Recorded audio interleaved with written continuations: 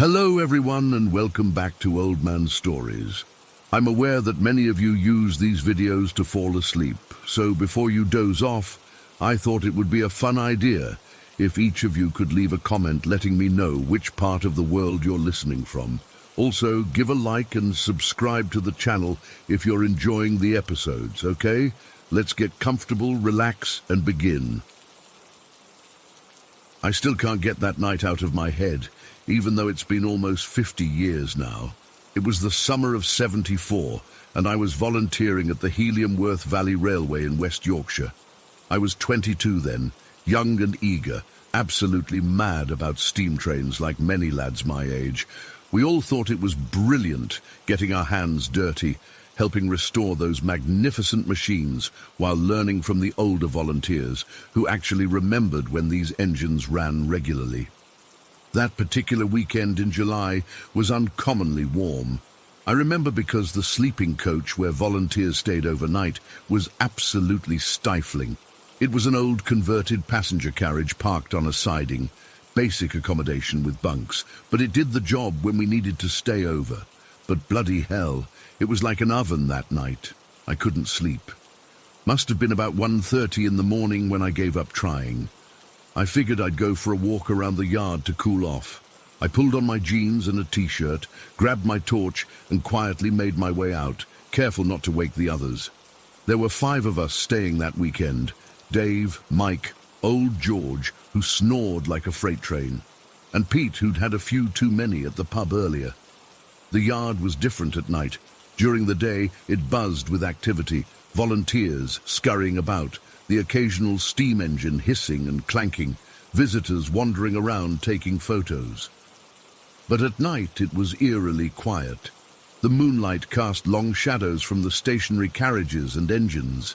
The goods shed loomed against the sky, and the old coal stage where they used to load the tenders stood silent. I remember standing there, taking it all in, enjoying the stillness and the cooler air. There wasn't a breath of wind, unusual for Yorkshire, and everything was dead quiet except for the distant hoot of an owl. I walked past the engine shed where we'd been working on a Class 4F locomotive earlier that day, then headed toward the Hallworth goods yard. The goods yard was the oldest part of the station, dating back to the 1860s. It had this big, weathered shed with sliding doors, piles of old sleepers stacked against one wall, and rusted rails embedded in the cracked concrete. Beyond it was just open land where coal wagons used to be shunted and sorted. During restoration, we mostly focused on the passenger side of operations, so this area remained largely untouched, almost forgotten. I was just strolling around, enjoying the night air and thinking about the work we needed to do on the locomotive's injectors the next day, when something caught my eye near the corner of the goods shed. At first I thought it was just shadows playing tricks on me, but then I stopped and looked properly. There was someone there. About 40 yards away, partially illuminated by the moonlight, stood the figure of an old man. He was holding what looked like a long pole or staff. I remember freezing on the spot, wondering who the hell would be out here at this time. My first thought was that it might be a trespasser, but he wasn't moving furtively like someone who shouldn't be there. He was just standing, watching. The pole he held must have been about 6 feet long, and he was resting it against his shoulder. He wore what looked like an old-fashioned coat, not a modern jacket, but something more like what you'd see in old photographs from the Victorian era, and a flat cap pulled down low over his face. "Hello?" I called out, my voice sounding oddly flat in the still air. He didn't respond, didn't move, just stood there. I took a few steps closer, and that's when I noticed something wasn't right. The figure was solid enough that I could make out details of his clothing and posture, but there was a haziness around him, almost like heat rising from pavement on a hot day. And the strangest thing, the part of the scene behind him seemed altered somehow, like I was looking at the goods shed through old glass that distorted the view. I rubbed my eyes, thinking maybe I was tired and seeing things, but when I looked again, He was still there, and now I could see his face a bit better, gaunt, with a scraggly beard, pale, eyes that seemed to be fixed on something I couldn't see. "Excuse me, mate," I called out again, louder this time. "The yard's closed. Are you lost?" Nothing, not even a glance in my direction. I'm not sure what made me do it, but I started walking toward him. I had this intense curiosity, mixed with a growing sense of unease. With each step, the temperature seemed to drop. It had been a warm night, but suddenly I could see my breath fogging in front of me. When I got to about 20 yards away, the figure finally moved. He turned slightly, and I swear to God, he looked right through me, not at me, through me, like I wasn't even there. Then he lifted the pole, pointed it toward where the old coal wagons would have been positioned, and made a gesture like he was giving directions. That's when it hit me. This wasn't just some old bloke who'd wandered in. There was something fundamentally wrong with what I was seeing. The area around him seemed to shift and waver, like I was looking at two different times layered on top of each other. Where we had open space in 1974, I could almost see the ghostly outlines of coal wagons and equipment that hadn't been there for decades. I stopped dead in my tracks, the hairs on my arms and the back of my neck standing up. My heart was hammering so hard I could feel it in my throat. I wasn't a superstitious person, never had been. But in that moment, I knew without a doubt I was looking at something that shouldn't be possible. "Who are you?" I whispered, my mouth dry as sandpaper. The figure lowered his pole and turned fully toward me. For a brief moment, his eyes met mine, deep-set, dark eyes in a weathered face. There was a sadness there, but also a sense of purpose. Like he was exactly where he was supposed to be, doing what he was meant to do. Then, like smoke dissolving in the air, he simply melted into the darkness. 1 second he was there, the next he was gone. No dramatic fade, no spectral light, nothing like you see in films. Just there, and then not there. The warm summer air rushed back in. The strange distortion disappeared. I was left standing alone in the goods yard, my legs shaking, trying to make sense of what I'd just witnessed. I spent a long time searching the area with my torch, looking for any logical explanation. Could it have been another volunteer playing a prank? Could I have dozed off, standing up and dreamed the whole thing? But deep down, I knew what I'd seen. I didn't get any more sleep that night. I sat on a bench near the main platform until dawn broke, too rattled to go back to the sleeping coach, too unsettled to do anything but wait for the world to return to normal with the daylight. When morning came and the others woke up, I told them what I'd seen. Dave and Mike laughed it off, of course. "Had a few extra pints without us, did you?" Mike joked. Pete was a bit more open-minded, but still skeptical. Only George stayed quiet, giving me an odd look over his mug of tea. I tried to forget about it and focus on the work. We spent the morning fixing the injector on the locomotive, and I kept my head down, embarrassed that I'd shared my experience. By lunchtime, it had become a running joke. "Watch out for the ghost when you're fetching tools," Dave would say, and the others would laugh. But I couldn't shake it. The image of that old man with his pole kept coming back to me. The way the air had changed around him. The absolute certainty I'd felt that I was looking at something impossible. After lunch, I was alone in the tool shed when George came in. He was in his 70s then, had worked on the railways since he was a boy, and knew more about steam locomotives than all of us combined. He closed the door behind him and looked at me seriously. "What you saw last night," he said without preamble. "Describe him again." So I did. The old-fashioned coat, the flat cap, the long pole, the gaunt face with the scraggly beard. George nodded slowly. "Thought so. That sounds like Binns." "Binns?" I asked. "Binns Bancroft. He wasn't railway staff. He was a local coal merchant back in Victorian times. Used to come to the goods yard almost daily to oversee his coal deliveries." I felt a chill run down my spine. How do you know about him? George sat down heavily on a crate. My dad worked this line from 1910 until it closed. He told me stories about bins. Apparently, he was a right pain in the arse, always interfering with the shunting operations, waving his bloody measuring pole around, shouting instructions at the railway workers like he owned the place. Dad said the old-timers who remembered him used to talk about how he'd caused no end of trouble. I leaned against the workbench, my legs suddenly feeling weak. What happened to him? George looked at me steadily.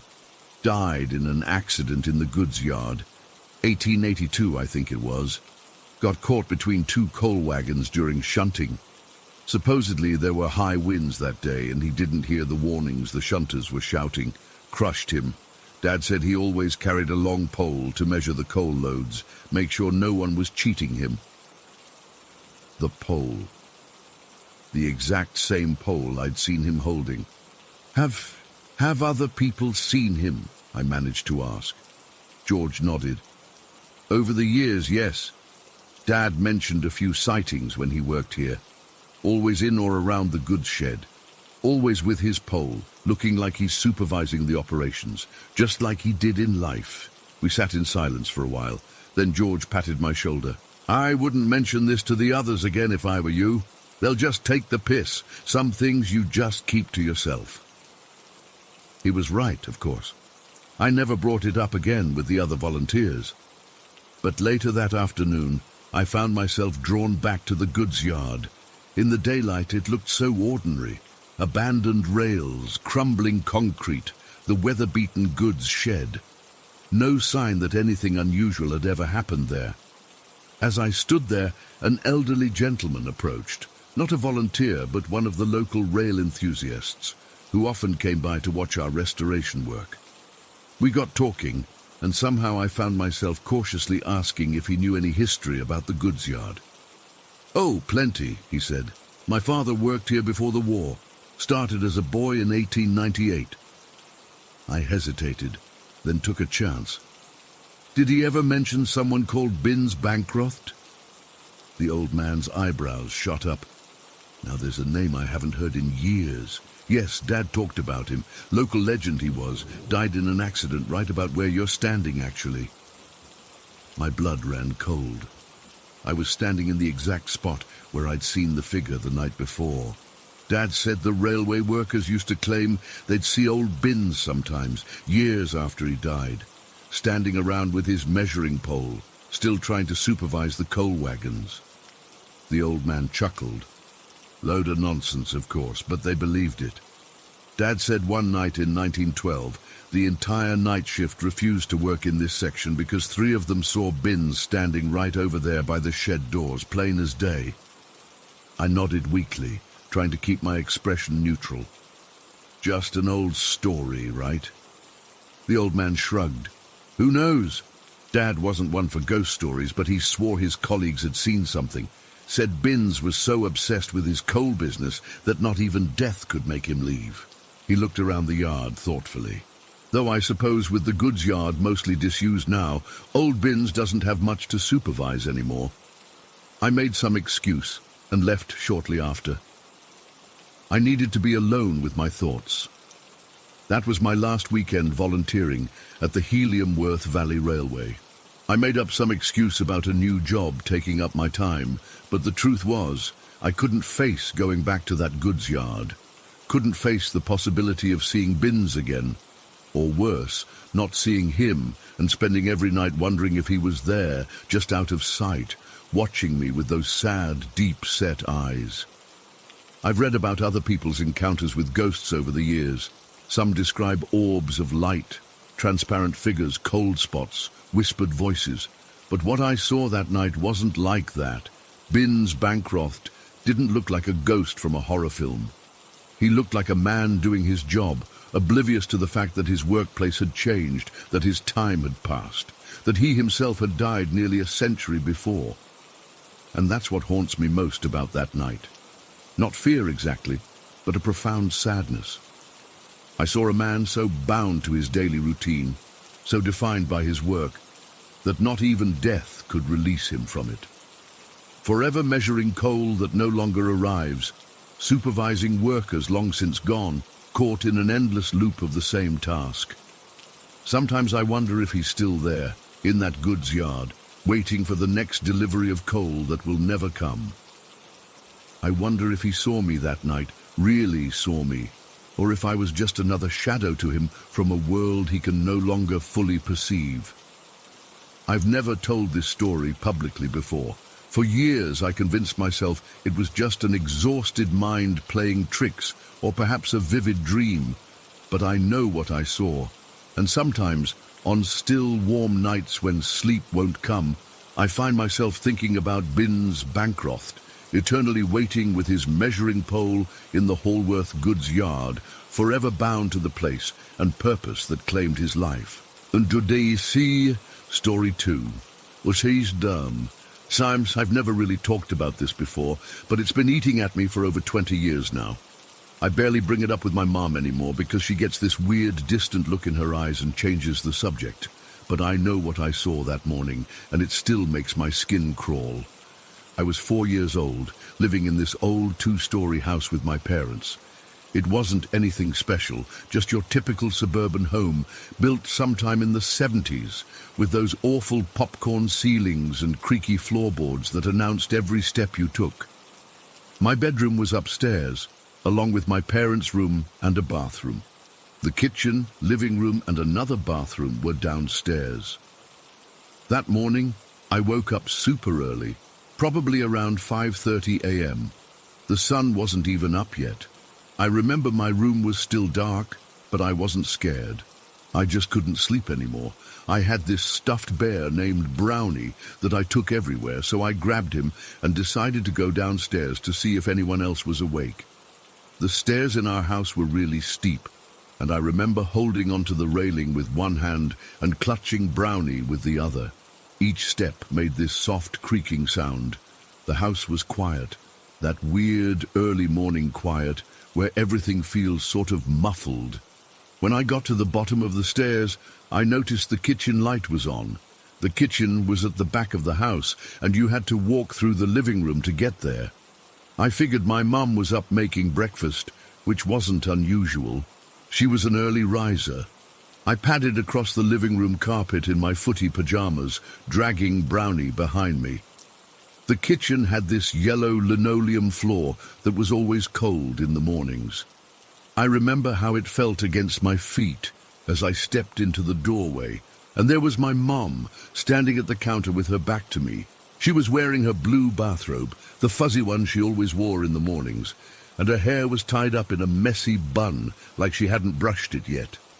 She was mixing something in a big bowl. I could hear the spoon scraping against the sides. "Mommy," I said. She turned around, and this is where things get weird. Her face, it wasn't quite right. It looked like my mum, but something was just a little off. Her smile seemed too wide, and her eyes didn't crinkle at the corners like they usually did when she smiled at me. It was subtle, but enough that even at 4 years old, I felt something was wrong. "Go back to bed, sweetie," she said. Her voice sounded normal enough. "It's too early to be up. I'm just making some muffins for later." I stood there for a moment, clutching Brownie tighter. The kitchen smelled like vanilla and something else I couldn't identify. There were ingredients spread across the counter: flour, eggs, a measuring cup full of something brown. "Can I help?" I asked, because that's what I always asked when she was baking. "Not today," she said, turning back to her bowl. "Go back upstairs. I'll call you when it's time for breakfast." Something about her tone made me not want to argue. I backed out of the kitchen and hurried across the living room. I wasn't exactly scared yet, just confused. Mom usually let me help in the kitchen, even if it was just letting me stir something or lick the spoon. I climbed back up the stairs, a little disappointed. The upstairs hallway was dark, with just a bit of grey, early morning light coming through the window at the end. I was heading back to my room when I noticed my parents' bedroom door was open. It usually stayed closed when they were sleeping. I peeked in, thinking maybe my dad was up. but what I saw made my little heart practically stop. Both my parents were in bed. My dad was snoring softly, and my mom was curled up beside him, fast asleep. She was wearing the same blue bathrobe I had just seen her wearing in the kitchen. I froze. My 4-year-old brain couldn't process what I was seeing. Mom was in bed, but I had just seen her downstairs in the kitchen. It wasn't possible. The layout of our house made it impossible for her to have beaten me upstairs. There was only one staircase, and I would have seen her if she'd passed me. I stood there for what felt like forever, just staring at my mom's sleeping form. Then fear finally kicked in. I rushed to the bed and started shaking her arm frantically. "Mommy! Mommy, wake up!" She stirred, making that confused sound people make when they're pulled suddenly from sleep. "What? What is it?" Her voice was thick and groggy. "You're in the kitchen," I said, tears starting to well up in my eyes. "But you're here too. How are you here and in the kitchen?" She blinked at me, confused. "What are you talking about, honey? I've been asleep." "No, you're downstairs making muffins. I saw you." My dad rolled over at this point, grumbling about the noise. Mom sat up and turned on the bedside lamp. The sudden yellow light made me squint. She looked at the clock. It was 5:47 a.m. "I haven't been in the kitchen," she said slowly, fully awake now. She was studying my face, and I could tell she was trying to figure out if I was having a nightmare or making up a story. "You were. You had your blue robe on, and your hair was up, and you were mixing stuff in a bowl, and you told me to go back to bed." I was crying now, partly from frustration that she didn't believe me, and partly from fear, because I knew what I had seen. Mom looked down at herself, at the blue robe she was wearing. Her hair was loose around her shoulders, not in a bun. She glanced at my dad, who was now sitting up and rubbing his eyes. "What's going on?" he mumbled. "Nothing. Go back to sleep," she told him. Then she turned to me. "Show me what you saw." She took my hand and led me into the hallway. Dad rolled over and was snoring again almost instantly. Mum and I stood at the top of the stairs, and I could feel her hand trembling slightly in mine. "You said I was in the kitchen," she asked, her voice weirdly calm. I nodded, suddenly not wanting to go back downstairs. "Making muffins." "And you're sure it was me, not just someone who looked like me?" I nodded again. "It was you, but different." She took a deep breath. "Different how?" I didn't know how to explain it at that age. "Just different. Your smile was weird." She seemed to get even more tense when I said that. She squeezed my hand. "Wait here a second." Mom went back to the bedroom and came out with a baseball bat my dad kept under the bed. Seeing that made my stomach feel tight and cold. "We're going to go downstairs together, okay?" She was trying to sound brave, but I could hear the fear in her voice. "Stay behind me." We descended the stairs slowly, Mom gripping the bat with white knuckles. Each creaking step seemed louder than before. When we got to the bottom, I half expected the kitchen light to be off, for it all to have been my imagination. But the light was still on, spilling a yellow glow into the living room. Mom stopped at the edge of the living room, her whole body rigid. "Stay here," she whispered to me. She moved forward slowly, bat raised slightly. I didn't stay put like she told me to. I crept along behind her, terrified, but needing to see. When we reached the kitchen doorway, Mom made a sound I'd never heard her make before, a sort of choked gasp. The kitchen wasn't empty. There were ingredients spread across the counter, just as I had seen them. A large mixing bowl sat on the counter with a spoon sticking out of it. The oven was on. I could hear its gentle hum, but there was no one there. Mom lowered the bat slowly. What was I making?" she asked, her voice barely audible. "Muffins," I whispered back. "You said you were making muffins." She approached the bowl cautiously and looked inside. Whatever was in there made her step back quickly. She turned to me, her face pale. "Go upstairs," she said. "Go to your room and close the door." "But now, Jessie," she snapped, not angrily, but with an urgency that scared me more than anything else. Go to your room and don't come out until I come get you. Take Brownie and go." I ran upstairs, terrified, clutching my bear to my chest. I shut my bedroom door and hid under my covers, shaking. I don't know how long I stayed there, but eventually I heard Mom coming up the stairs. She knocked softly on my door and came in. She sat on the edge of my bed and stroked my hair. Her hand was still trembling. "It's okay now," she said softly. "Everything's fine." "What was in the kitchen, Mommy? Who was pretending to be you?" She hesitated, then forced a smile. "No one, honey. You just had a very vivid dream. Sometimes that happens when you're little. You think you're awake, but you're actually still dreaming." I knew she was lying. 4-year-olds know more than adults give them credit for. "But the bowl was there," I said, "and the stuff to make muffins." "I was sleepwalking," she said after a pause. "Sometimes grown-ups do that. I must have gone downstairs in my sleep and started baking. Then I came back to bed and didn't remember. That's all it was." But her explanation didn't make sense. How could she have been in the kitchen talking to me if she was sleepwalking? And how did she get back upstairs without me seeing her? She must have seen the doubt on my face because she added, "Let's not talk about this anymore, okay? And let's not mention it to Daddy either. It would just worry him for no reason." That was the last we spoke of it for many years.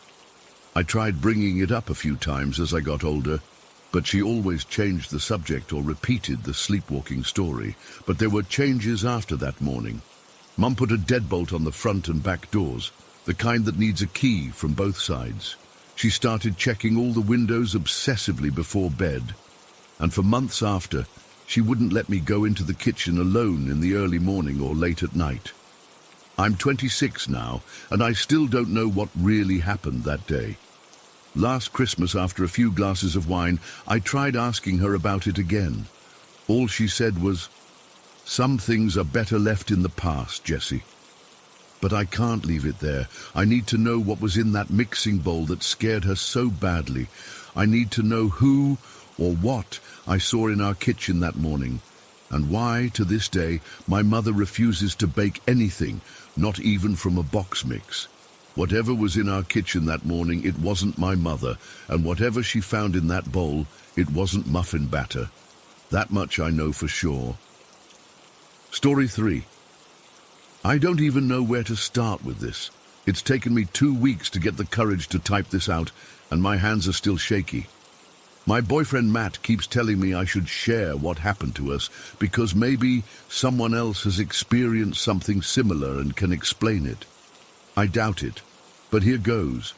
Matt and I have been dating for almost 2 years. We both work crazy hours. I'm in healthcare and he's in IT, so quality time together is precious. For Valentine's Day this year, I surprised him by booking this beautiful Airbnb about an hour and a half outside the city. It was this gorgeous A-frame house right on Willow Creek, totally secluded, with huge windows overlooking the water. The photos showed this amazing master bedroom with a king-sized bed and a clawfoot tub in the ensuite bathroom. It looked perfect. We arrived Friday evening around 7 p.m. The drive there was beautiful, winding through these dense woods. The sun was just starting to set when we pulled up to the house. It was even prettier in person, all dark wood with these dramatic angles, nestled among pine trees, with the creek gurgling just beyond the back deck. The host had left the porch light on, and there was a keypad lock on the front door. I punched in the code they'd sent me, and we went inside. The interior was gorgeous, open concept, with huge beams across the ceiling, a stone fireplace, and those floor-to-ceiling windows I mentioned facing the creek. The kitchen was all updated with nice appliances, and there were little touches everywhere that made it feel special. Soft throw blankets on the couch, artwork on the walls, even a basket with a bottle of wine and some local snacks. Matt looked at me like I was a genius for finding this place, which made me feel amazing. We brought in our bags, turned up the heat, it was freezing in February, and started settling in. We cooked dinner together in the kitchen, opened that bottle of wine, and then curled up in front of the fireplace. It was exactly the romantic night I had planned. Around midnight, we headed up to the loft bedroom. The room was beautiful, sloped ceilings with exposed beams, a skylight above the bed where you could see the stars, and a door leading to the bathroom with that amazing tub. We fell asleep pretty quickly, wrapped up in the thick comforter with the sound of the creak in the background. Then 6 a.m. happened. I woke up to this sound at the front door, the distinct beeping of someone pressing buttons on the keypad lock. At first, in my groggy state, I thought maybe it was checkout time and the owner had come by, but that made no sense. We had the place until Sunday.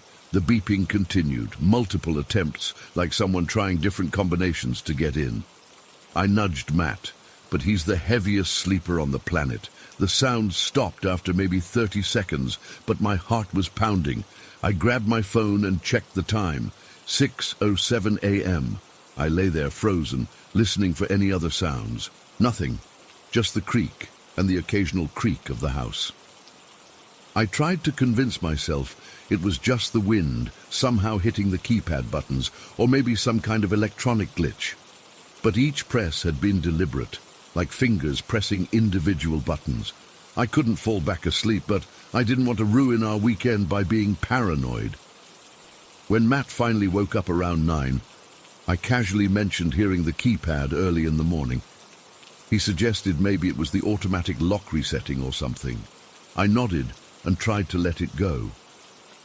We spent Saturday exploring the nearby town, hiking a short trail along the creek, and then came back to the house for an early dinner. I'd been feeling better throughout the day, chalking up the morning incident to my imagination or some logical explanation I hadn't thought of. We made a fire again, watched a movie on Matt's laptop, and opened another bottle of wine. By the time we headed up to bed around 11:30, I was relaxed again and excited about our last night in this beautiful place. We got ready for bed, brushed our teeth, and settled in under the covers. Matt fell asleep almost immediately, but I lay awake for a while, scrolling on my phone. I must have dozed off eventually, because the next thing I remember is sitting bolt upright in bed, my heart racing. It was the sound that woke me. A distinct, unmistakable sound of someone trying to open our bedroom door from the outside. Not just a gentle turning of the knob, but a forceful jiggling. The sound of metal scraping against metal as the mechanism was being manipulated. It was loud and deliberate. I looked at my phone, 12:34 a.m. "Matt," I whispered, shaking him hard. "Matt, wake up." He groaned and rolled over. "What's wrong?" "Someone's trying to get in." As I said it, the jiggling stopped. "What? Where?" He sat up now, suddenly alert. "The door," I whispered, pointing to our bedroom door. "Someone was trying to open it." We both stared at the door. It was still closed, the brass knob motionless now. Matt reached over and turned on the bedside lamp. The warm light illuminated our room, but cast strange shadows on the sloped ceiling. "I didn't hear anything," he said, but I could tell from his face he believed me. Maybe it was just the house settling? I shook my head. "No, it was someone trying to open the door. I know what that sounds like." Matt threw back the covers. "I'll go check." Before he could finish his sentence, we both jumped at a sharp, startling noise from across the room. The exact same sound, metal scraping against metal, a doorknob being forcefully jiggled. But this time, it was coming from the bathroom door. We both heard it, clear as day, aggressive, purposeful. Matt's face went pale. I couldn't breathe. The bathroom door was closed. We'd left it open when we came to bed. The jiggling continued for maybe 5 seconds, then stopped. The silence that followed was worse somehow. I could hear my pulse pounding in my ears. "What the fuck?" Matt whispered. It wasn't a question. I couldn't take my eyes off the bathroom door. "Matt, there's someone in there." He got out of bed slowly, grabbing his phone and turning on the flashlight. I wanted to tell him to stop, to just stay in bed. but I couldn't find my voice. He moved toward the bathroom door, each step cautious and deliberate.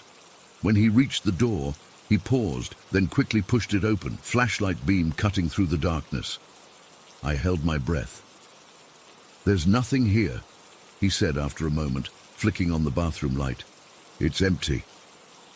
I could see past him into the bathroom, the clawfoot tub, the pedestal sink, the small window above the toilet that was much too small for a person to fit through. It was completely empty. "Check behind the shower curtain," I said. He did, pulling it back forcefully. Nothing. "Let's check the rest of the house," he said, trying to sound brave, but I could hear the shake in his voice. We went downstairs together, turning on every light as we went. The living room was exactly as we'd left it. Wine glasses on the coffee table, fire now just glowing embers. The kitchen was untouched. The front door was locked, deadbolt secured. We checked the small downstairs bedroom, empty. Closets empty. Even looked under the beds. There was nobody in the house but us. When we got back to our bedroom, Matt checked the doorknobs on both the bedroom and bathroom doors. They worked normally. No signs of malfunction, no explanation for the aggressive jiggling we'd both heard. "Maybe it was the wind somehow making the mechanism rattle," Matt suggested, but his voice lacked conviction. There was no wind that night. The trees outside were perfectly still. We sat on the edge of the bed, trying to make sense of it. That's when we noticed the temperature. The room was freezing cold, despite the heat being on. I could see my breath forming small clouds in front of my face. "I can't stay here," I whispered. "Matt, I can't." He nodded. "Let's go. We can drive home." It was almost 1:30 a.m. by the time we'd hastily packed our things, not bothering to fold clothes or organize anything, just shoving everything into our bags as quickly as possible. We didn't even clean up from dinner. The entire time, I kept looking over my shoulder, expecting to see someone or something standing in a doorway or at the top of the stairs. The rain started as we were loading the car. Heavy, pounding rain that seemed to come out of nowhere.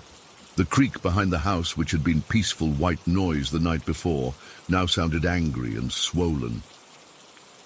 As Matt went back for our last bag, I waited in the passenger seat, doors locked, engine running. Through the rain-streaked windshield, I watched the house. All the lights were on, every window glowing, making it look warm and inviting from the outside. A lie. Matt came running through the rain and jumped into the driver's seat, soaking wet. He slammed his door and locked it immediately. "Did you see anything else?" I asked. He shook his head, wiping rain from his face. "No, but—" He hesitated. "What?" I heard it again when I went back upstairs for the toiletry bag, that same sound coming from our bedroom door. I felt sick. "Let's go. Now." The drive home was a nightmare. Pouring rain the entire way, barely able to see the road in front of us. We didn't talk much. What was there to say? We'd both experienced something we couldn't explain, something that made no logical sense. It's been 2 weeks, and I still wake up in the middle of the night, certain I can hear that sound, metal scraping against metal, someone trying to force their way in. Matt suggested I leave a review on Airbnb mentioning what happened, but what would I even say? Great location, lovely decor, haunted by something that tries to come through locked doors at midnight. I've tried researching the property, the area, looking for stories of deaths or tragedies near that creek. Nothing stands out. The Airbnb listing has dozens of positive reviews, no mentions of anything strange. Were we the only ones who experienced this, or do others just not talk about it? All I know is I'll never go back there. And now, every time I hear a doorknob turn, I freeze, wondering if this time whatever was trying to get to us that night will finally find its way through. I still have nightmares about what might have happened if one of those doors had actually opened. Story 4. I've never been able to make sense of the strange things that have happened to me over the years. Even now, typing this out, my hands are shaking a little. I'm not usually the type to share personal stuff online, but after keeping these experiences bottled up for so long, I need to tell someone who might understand or have gone through something similar. I grew up in São Paulo, in one of those tall apartment buildings that fill the city skyline. Most of my childhood was normal: school, friends, family gatherings with too much food. But there were moments, specific moments, that still make my skin crawl when I think about them. The first weird thing happened when I was around 4 years old. I remember it clearly because my mom couldn't stop talking about it for weeks afterward. I was in our bathroom, the small one with the blue tiles that always felt cold on my feet. Mom had left me there to brush my teeth while she went to answer the phone. I wasn't scared of being alone. It was just our normal routine. I was standing on my little step stool, looking in the mirror, struggling with my toothbrush, when I noticed someone else in the reflection, not clearly, just a sort of presence behind me. Instead of being scared, I turned around and started talking. According to my mom, who came back a few minutes later, she heard me having what sounded like a real conversation. "Who are you talking to, honey?" she asked, leaning against the doorframe. "I'm talking to Bisa," I said, like it was the most natural thing in the world. "She says she misses you a lot." My mom froze completely. The color drained from her face, and she grabbed the doorframe like she might fall over. I didn't understand her reaction at all. I just kept brushing my teeth, annoyed that she'd interrupted my conversation. Later that night, I heard her on the phone with my aunt, her voice cracking as she explained what happened. It was only years later that I understood why she was so shaken up. My great-grandmother, who everyone called Bisa, had died 2 years before I was born. There were no photos of her in our house. No one ever talked about her around me. My mom had deliberately avoided mentioning her death because she thought it might be too complicated for a small child to understand. Yet somehow, I knew her nickname. I described her white hair pulled back in a bun and the flowery dress she liked to wear, details that made my mom burst into tears when I mentioned them.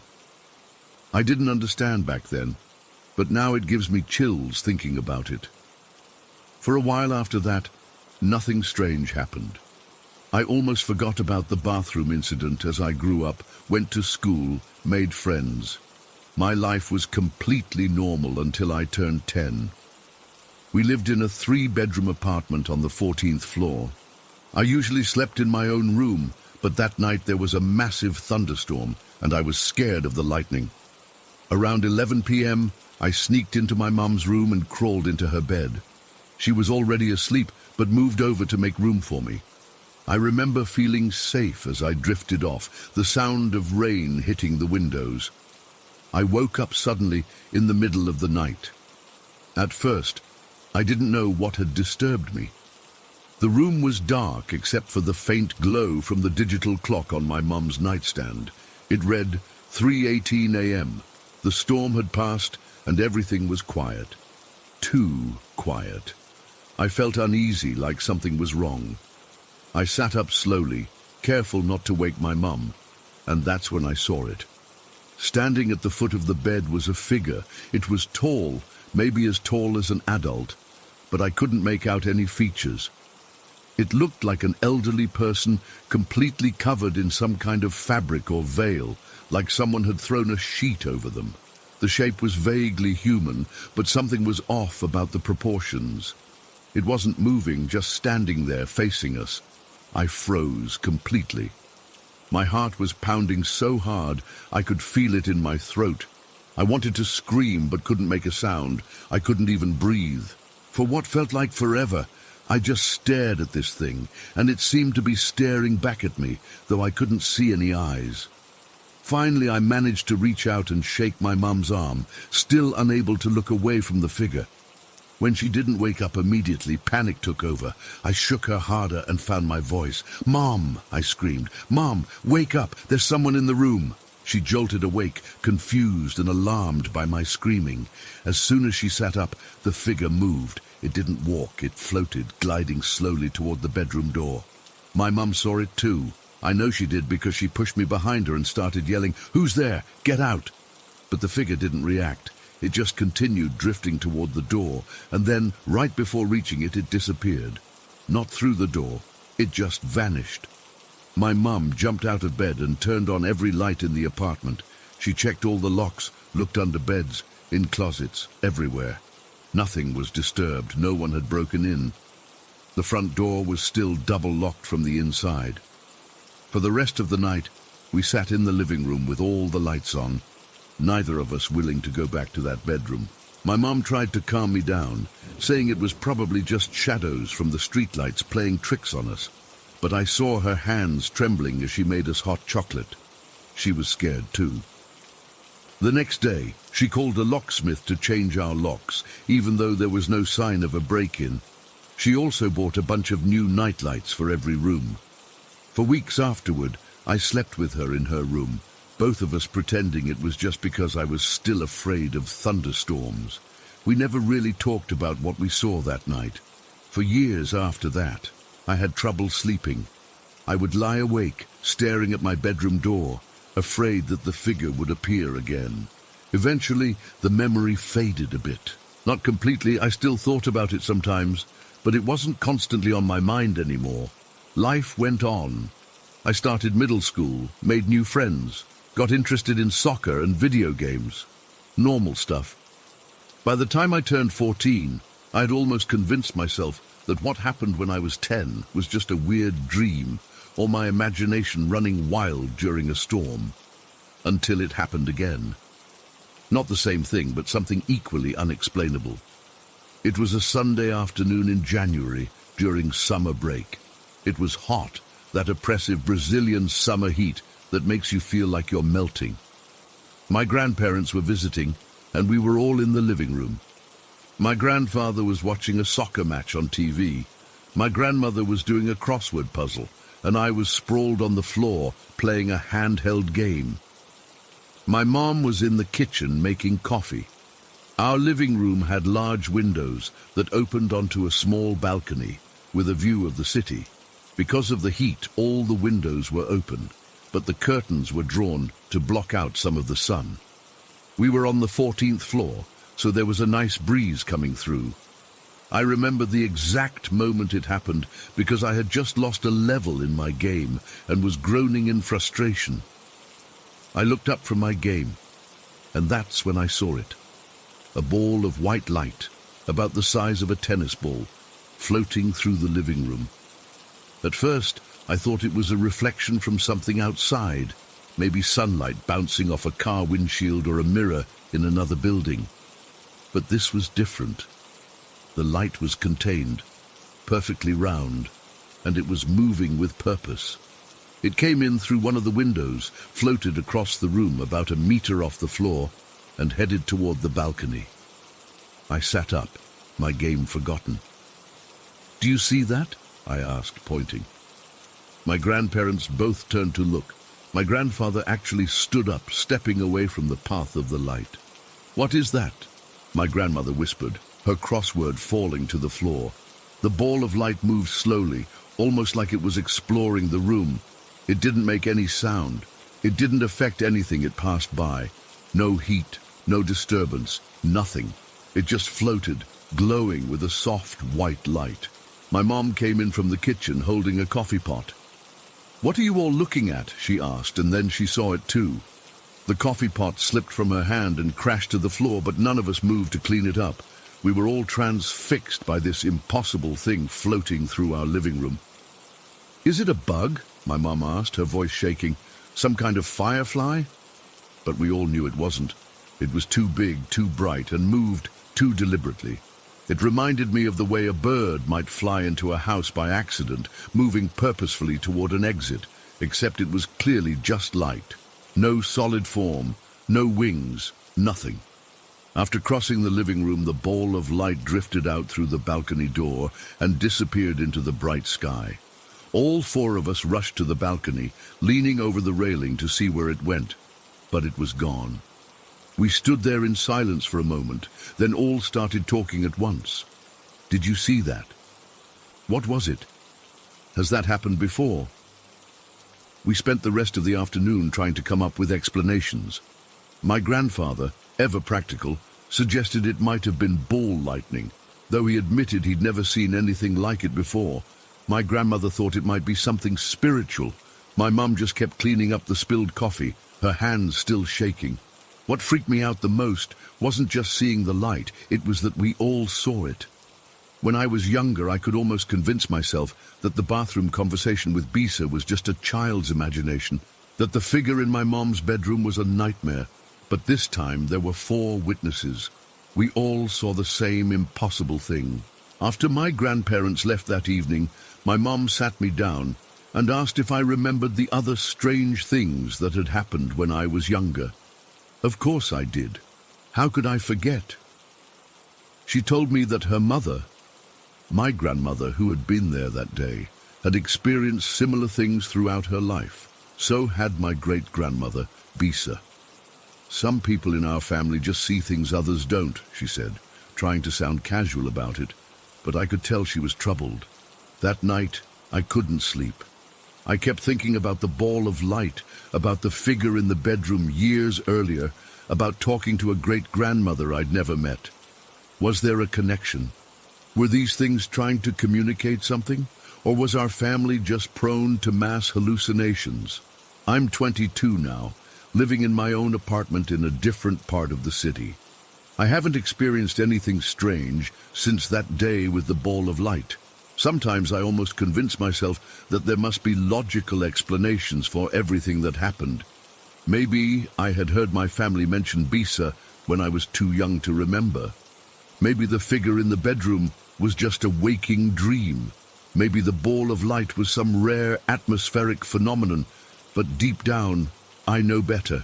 I know what I saw. What we all saw.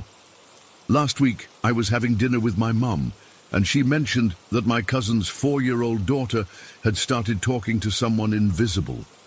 When my aunt asked who she was talking to, the little girl said it was the old lady who watches over the family. I felt a chill run through me, and I knew my mom felt it too. We looked at each other across the table, both remembering, both wondering what it means. I don't know why these things happen to me or to my family. I don't know if they'll happen again. All I know is that there are things in this world that can't be explained, things that exist in the corners of our vision or in the quiet moments when we're alone, things that remind us how little we actually understand about the world we live in. And sometimes, when I'm alone in my apartment at night, I find myself speaking out loud, just in case Bisa is still around, listening, watching over us, just in case she has something else to show me. Story 5. I still can't explain what happened that night in Hawaii. 20 years have passed, and it still gives me chills when I think about it. I was only 8 years old, but the memory is burned into my brain like it happened yesterday. My family had traveled from Kauai to Oahu to visit my aunt, who lived in the Walamino Reyes neighborhood. It was supposed to be a fun summer trip, swimming at the beach, eating shave ice, and just enjoying family time. My cousin Lily and I were inseparable when we visited. She was only a year older than me, and we shared everything during those visits, including her bed. My aunt's house wasn't anything special, just a typical single-story Hawaiian home with jalousie windows and tile floors that felt cool on your feet during hot days. The layout was pretty open. From the guest bedroom where Lily and I slept, you could see straight into the kitchen if the door was open, which it usually was because of the heat. That night had been completely normal. We had a barbecue in the backyard, chicken, rice, and mac salad. My uncle made his famous lilikoi juice that I always looked forward to. After dinner, Lily and I played board games while the adults talked story on the lanai. Normal stuff. Nothing that would suggest anything weird was about to happen. We went to bed around 9:30. I remember because my aunt let us stay up later than usual to watch some show Lily liked. The ceiling fan whirred above us, and the thin curtains on the windows fluttered with the night breeze. Lily fell asleep almost immediately, but I was still getting used to the different sounds of my aunt's neighborhood.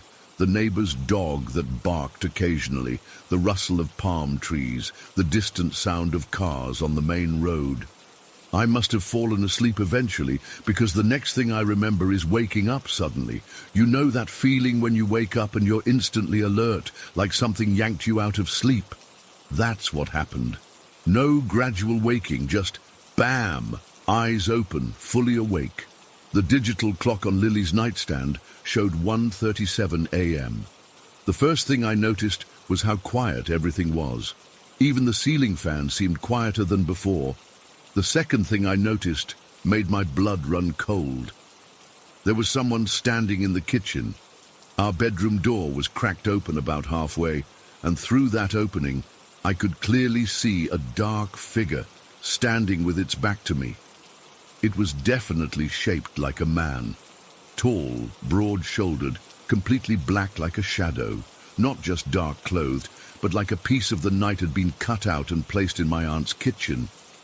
At first, my half-asleep brain tried to make sense of it. Maybe it was my uncle getting a midnight snack, but the shape was all wrong. Taller, broader, maybe it was my aunt's boyfriend. But he was built differently too. For a split second, I actually thought it might be my grandmother, which makes absolutely no sense in hindsight, because my grandmother was alive and well on Kauai, not in Oahu. Plus, this figure was clearly male. I think my brain was just desperately trying to find a normal explanation. I rubbed my eyes hard, thinking I must be seeing things. When I opened them again, the figure was still there, motionless. I even pinched my arm to make sure I wasn't dreaming. The sharp pain told me I was very much awake. The figure wasn't doing anything, just standing there, facing the sink. It wasn't moving around or searching through drawers, just standing. Somehow that was even more terrifying than if it had been actively doing something. I wanted to wake Lily, but I was paralyzed with fear. What if making noise alerted whatever that thing was? My heart was pounding so hard I was sure it would hear it anyway. I squinted, trying to make out more details, but there weren't any. It was like looking at a person-shaped void. No features, no clothes I could distinguish, just a solid black silhouette. The longer I stared, the more certain I became that this wasn't a real person. It didn't move like a person. It didn't seem to breathe. It just existed there in the kitchen, completely still, like it was waiting for something. After what felt like forever, but was probably only a minute or two, I managed to work up the courage to nudge Lily. I did it as gently as possible, keeping my eyes fixed on the figure the whole time. But Lily just mumbled something and rolled over. I was on my own. A crazy thought entered my mind. I needed to check if my aunt and her boyfriend were still in their room. If they were, then whatever was in the kitchen definitely wasn't supposed to be there. Their bedroom was across the hall from ours, but to get there, I'd have to get out of bed and possibly be seen by whatever was standing in the kitchen. I decided to try calling out instead. "Auntie," I whispered, my voice barely audible even to myself. The figure didn't react. It remained perfectly still. I tried again, a little louder. "Auntie Malia?" Nothing. No response from the figure, and no response from my aunt's room. My 8-year-old brain was racing. I remembered my mom telling me once that if you ever wake up and think someone's in the house, you should check if the doors and windows are locked. If they are, then you're probably just imagining things. From where I was lying, I could see the front door's deadbolt was engaged. The sliding glass door to the backyard was also visible from my angle, and I could see it was closed with the security bar in place. The windows were all shut tight. My aunt always closed them at night because she said the night air wasn't good for you. So by my mom's logic, I must have been imagining things, but the figure was still there, as real and solid looking as the refrigerator next to it. I had one more idea. I'd turn on the bedside lamp. Surely under the light, I'd see it was just shadows playing tricks on me. I slowly reached out toward the lamp, trying not to make the bed creak. My fingers had just touched the switch when the figure moved. It was just a slight shift of posture, like it was adjusting its stance, but it was enough to make me freeze in absolute terror. This wasn't my imagination. Whatever it was real. It was in the kitchen, and it had just moved. I yanked my hand back and sank deeper under the covers. My heart was pounding so hard, I felt like I might throw up. I pulled the blanket up to my chin, childishly believing it would offer some protection. Then I heard it. A sound so faint I almost missed it over the hammering of my heartbeat. A soft scraping noise, like someone slowly dragging their fingernails across the kitchen counter. I knew I should look to see what was happening, but I couldn't bring myself to do it. Instead, I shut my eyes tight and did the only thing my terrified 8-year-old self could think to do. I prayed. I wasn't even particularly religious, but my tutu had taught me to pray when I was scared, so I silently recited every prayer I could remember over and over. I don't know how long I stayed like that, eyes squeezed shut, blanket pulled tight, silently praying. It could have been minutes or hours. Time seemed to stop making sense. Eventually, exhaustion must have overtaken fear, because the next thing I knew, sunlight was streaming through the windows, and Lily was shaking me awake for breakfast. The events of the night came rushing back, and I immediately looked toward the kitchen. Bright morning sunlight filled the space. My aunt was at the stove making pancakes, and her boyfriend was sitting at the table reading the newspaper. Everything looked completely normal. No shadowy figure, no sense of dread, just a regular Hawaiian morning with the scent of coffee and pancakes in the air. I wanted to ask if anyone else had been up during the night, but something stopped me. Partly fear they wouldn't believe me, and partly fear they would confirm something had indeed been in the house. As I helped set the table, I carefully examined the kitchen for any signs of disturbance. Nothing seemed out of place.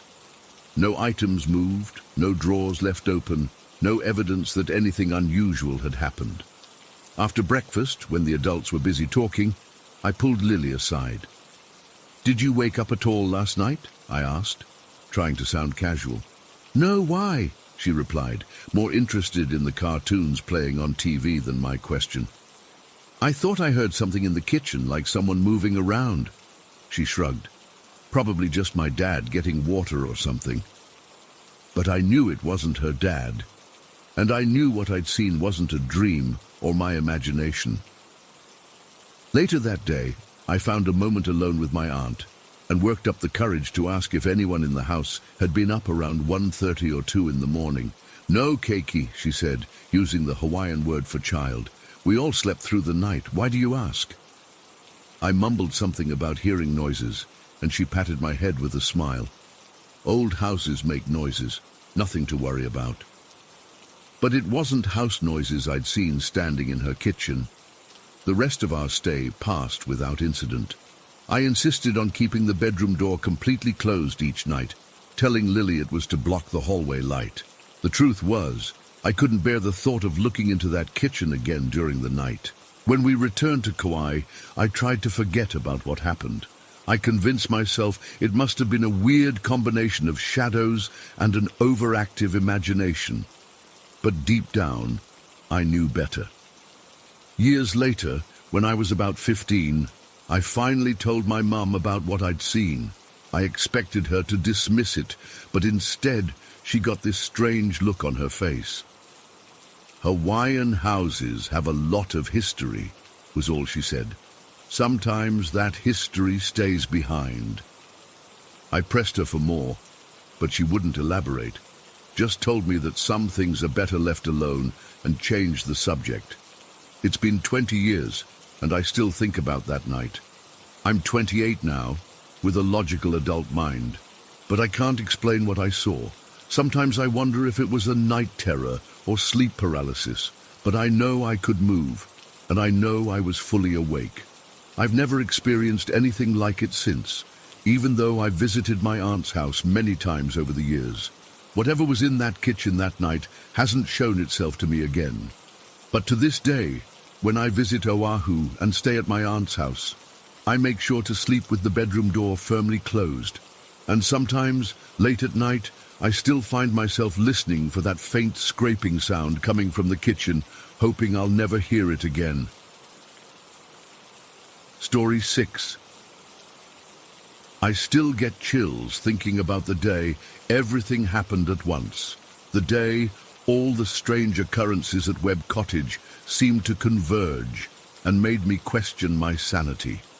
After 16 years of living there, I thought I'd grown accustomed to the peculiarities of the house, but nothing could have prepared me for what happened that cold November evening last year.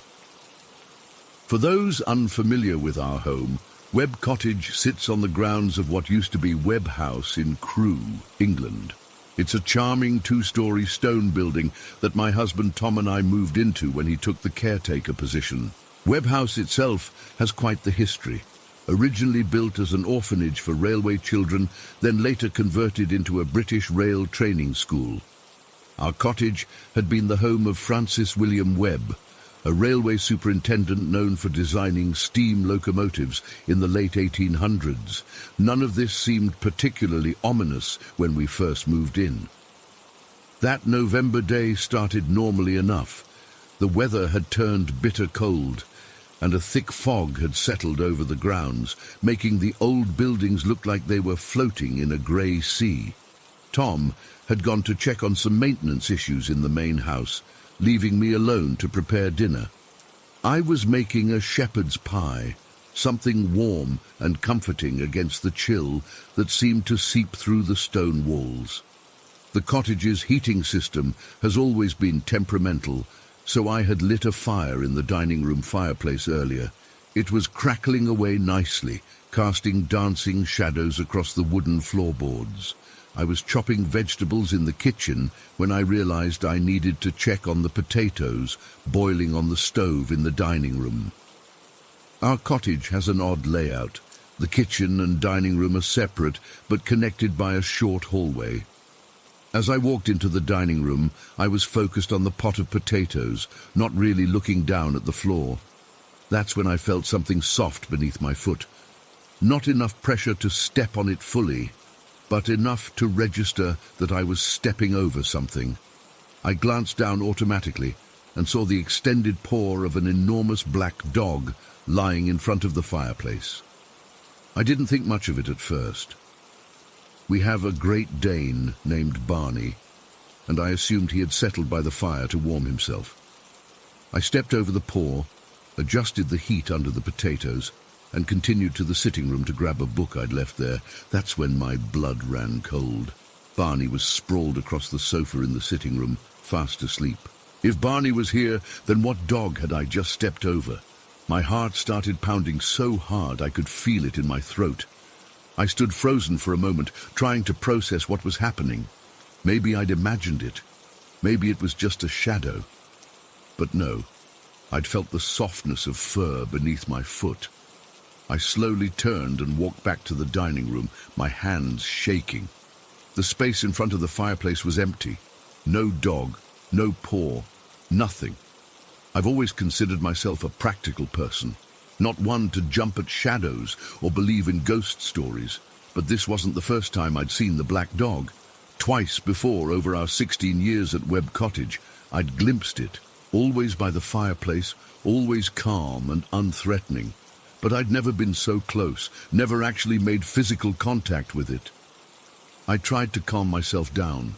I returned to the kitchen and continued preparing dinner, though my hands trembled as I chopped the carrots.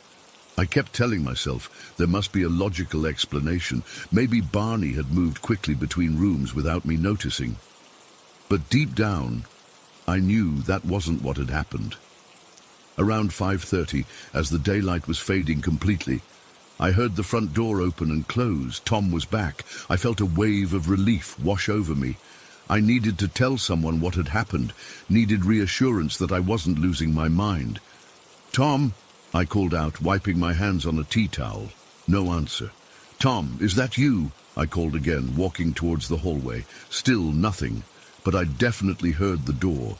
The floorboards in the entryway always creak in a particular way when someone comes in. I stepped into the hallway, expecting to see my husband hanging up his coat.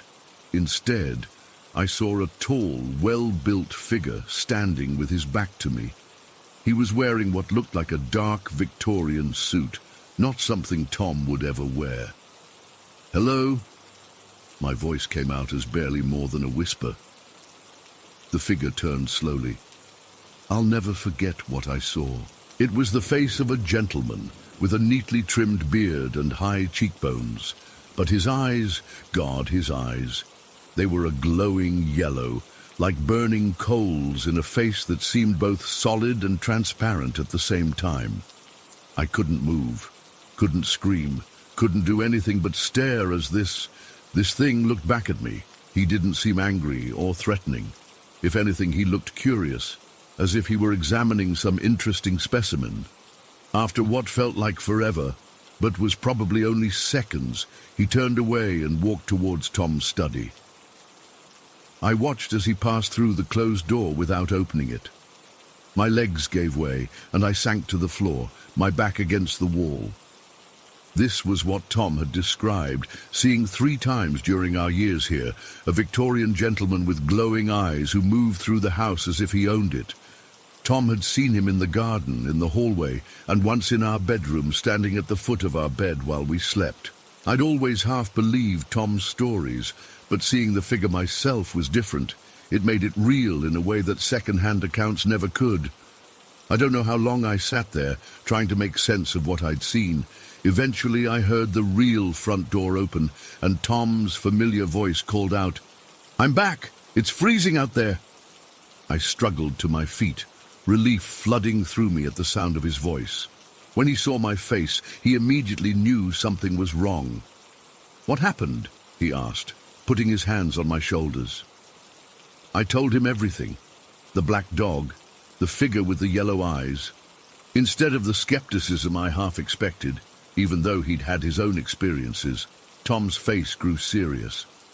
"You've never seen him before," he said quietly. "And you've only seen the dog twice in all these years, both on the same day. That's unusual." Tom guided me to the kitchen and sat me down at the table.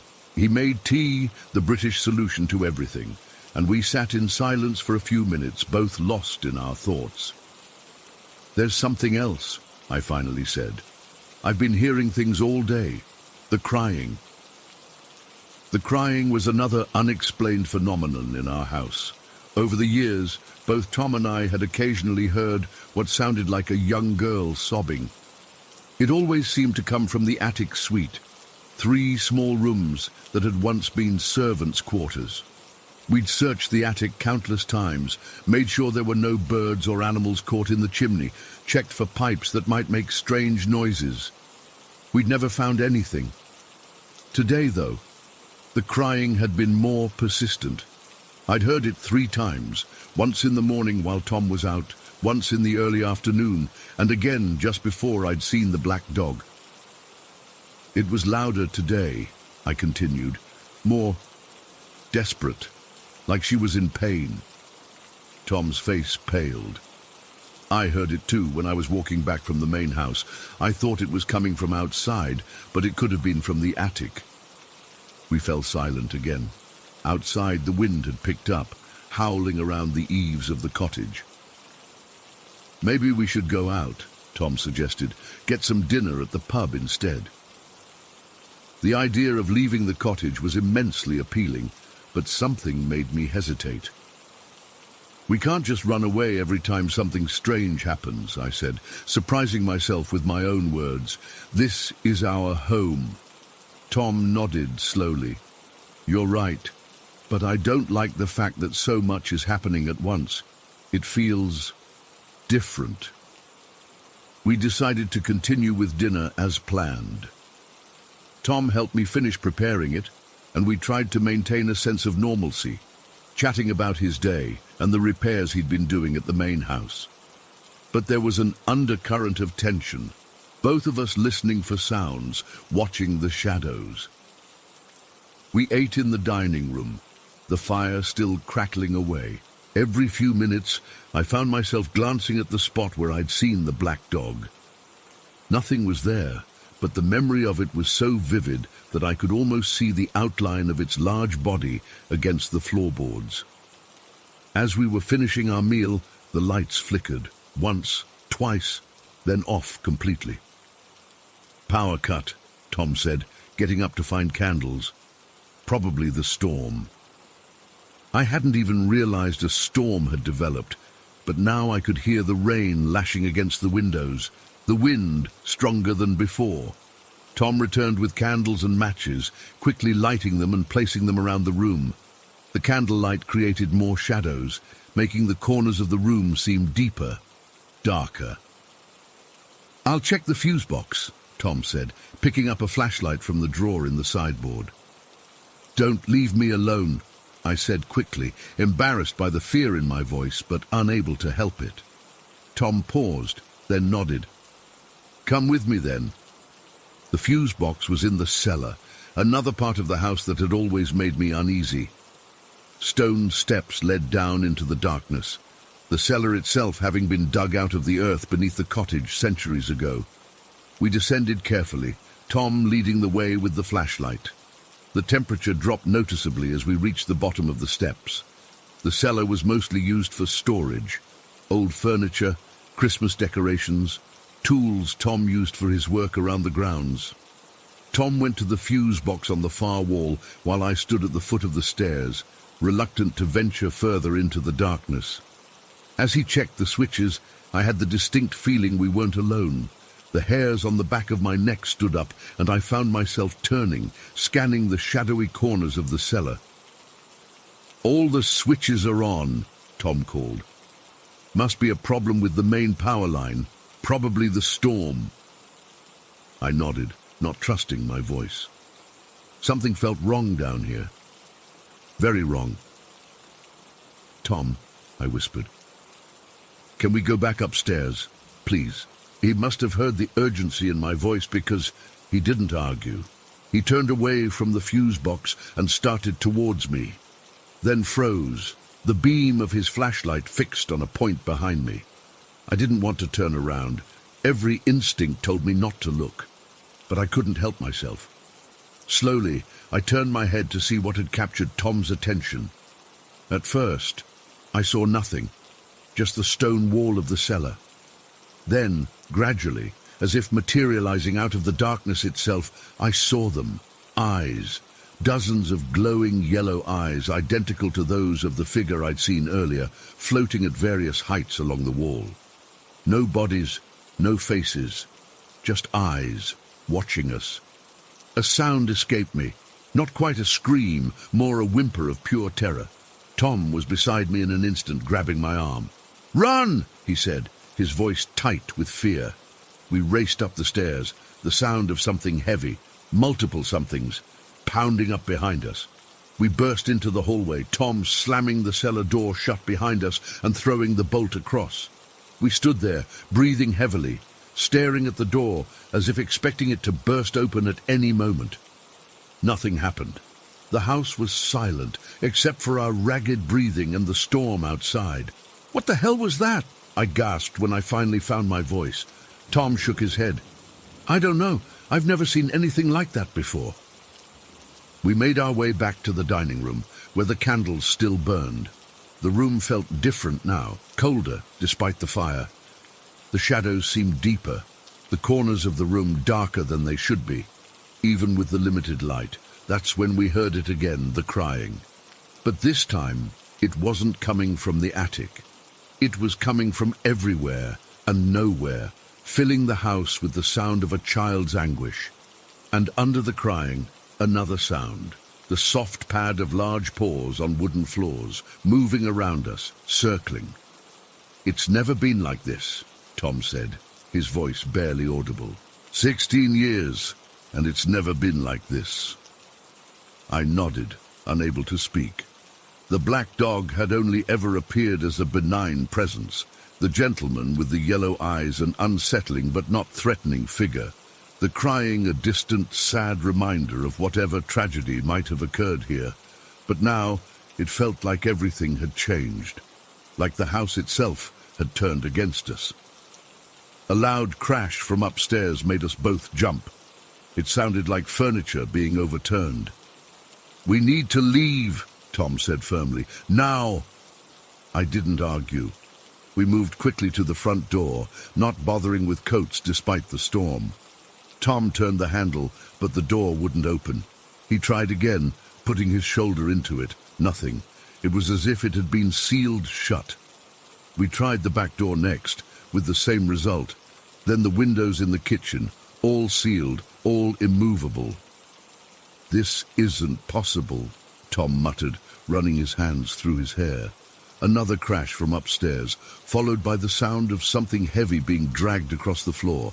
The crying had stopped, replaced by a low, guttural growling that seemed to come from the walls themselves. We retreated to the dining room, standing back to back in the center, watching all the entrances. The candles flickered, though there was no draught. The fire in the fireplace suddenly roared higher, flames leaping up the chimney. And then silence, complete and utter silence. The storm outside seemed to have stopped, or perhaps we just couldn't hear it anymore. The house held its breath, and so did we. The dining room door slowly swung open. Standing in the doorway was the black dog, massive, its head level with my chest, its coat so dark it seemed to absorb the candlelight rather than reflect it. Its eyes were not yellow like those in the cellar, but a deep, intelligent brown. It padded into the room, circling us once, before settling in front of the fireplace, exactly where I'd seen it earlier. It looked at us expectantly. I think it wants us to follow it," I whispered to Tom. Before he could respond, the dog stood up and walked towards the door, looking back at us as if to confirm my suspicion. We followed, having no better options. The dog led us upstairs, to the door that opened onto the narrow staircase leading to the attic suite. The door was ajar, though I was certain it had been closed earlier. The dog sat beside the door, waiting. When we hesitated, it gave a low whine, the first sound we'd heard it make. "I don't like this," Tom said quietly. "Neither do I," I replied. "But I don't think we have a choice." We climbed the stairs to the attic, the dog following behind us. At the top was a small landing with 3 doors leading to the former servants' rooms. The middle door was open. In the room beyond, illuminated by a strange bluish light that seemed to have no source, stood the figure of the Victorian gentleman. Beside him was a small girl, perhaps 8 or 9 years old, in a white nightgown. They stood hand in hand, looking at us without expression. The black dog pushed past us, going to sit at the gentleman's feet. The man, or the ghost of a man, nodded once to the dog, then looked at us. "Francis Webb," Tom said suddenly. "You're Francis Webb, aren't you?" The figure inclined his head slightly, neither confirming nor denying. "Who is she?" I asked, looking at the little girl. The girl looked up at the man, who squeezed her hand gently. Then she stepped forward, her movements oddly fluid, as if she were moving through water rather than air.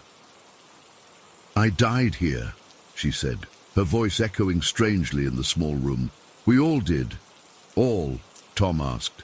The girl gestured, and suddenly the room seemed to expand, the walls pushing outward to reveal more figures. Men, women, children, all with the same translucent quality, all watching us with the same impassive expressions. "The orphanage," the girl continued. "The fire. They couldn't get us out in time." I felt a chill run through me. "There was a fire at the orphanage." The girl nodded. 1897, 28 children, 6 adults. She paused. "And 1 dog." As if on cue, the black dog raised its head, its brown eyes now glowing with the same yellow light as the others. "What do you want from us?" Tom asked, his voice steadier than I expected. Francis Webb spoke for the first time, his voice deep and resonant. "Recognition, remembrance, You live in my home, yet you know nothing of its history, of our history. We'll learn, I said quickly. We'll research the fire, make sure people know what happened here. Webb nodded slowly. That would be acceptable. One by one, the figures began to fade, becoming more transparent until they disappeared completely. The girl was the last to go, giving us a small, sad smile before she too vanished. The black dog remained, watching us with those now brown eyes again. Then it turned and walked through the wall as if it were mist. The strange blue light faded, leaving us in darkness. From downstairs we heard the sounds of the power coming back on, lights flickering, the hum of the refrigerator, the ticking of the clock in the hallway. We stood in the darkness of the attic room for a long moment, neither of us speaking. Finally, Tom reached for my hand. "Let's go downstairs," he said softly. We descended in silence, finding the house exactly as we'd left it, except the front door was now unlocked, the wind and rain from the continuing storm blowing in through the gap where it stood slightly ajar. I've researched extensively since that night. There was indeed a fire at Webb House in 1897 when it was an orphanage. 28 children and 6 adults perished, and in one account there's mention of the railway superintendent's hunting dog also being lost in the blaze. We still live at Webb Cottage. The black dog still appears occasionally, always by the fireplace. We hear the crying sometimes, but it's less frequent, less desperate. And Francis Webb with his glowing eyes. He watches from a distance now, a guardian rather than an intruder. I still can't explain what happened that night. Why all the spirits chose to reveal themselves at once, why they allowed us to see so clearly into their world. All I know is that the cottage feels different now. Not completely peaceful, but accepting. As if we've reached an understanding with whatever forces share our home. And sometimes, on cold nights when the wind howls around the eaves, I swear I can hear a child's laughter mingling with the soft padding of large paws on the floorboards above. Story 7. I'm finally going to write this down. I need to tell someone, anyone, before I completely lose my mind. I haven't slept properly in weeks, and I'm starting to see things even when I'm wide awake. I've lived in this house my entire life, 18 years, and I thought I'd forgotten all the weird stuff that happened when I was little.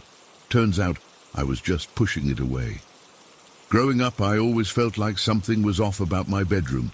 Nothing dramatic enough to really freak me out as I got older. Just small things that I could brush off. Objects not being where I left them. Cold spots near my closet. The feeling of being watched when I was alone. My parents always dismissed it as my imagination. Maybe they were right.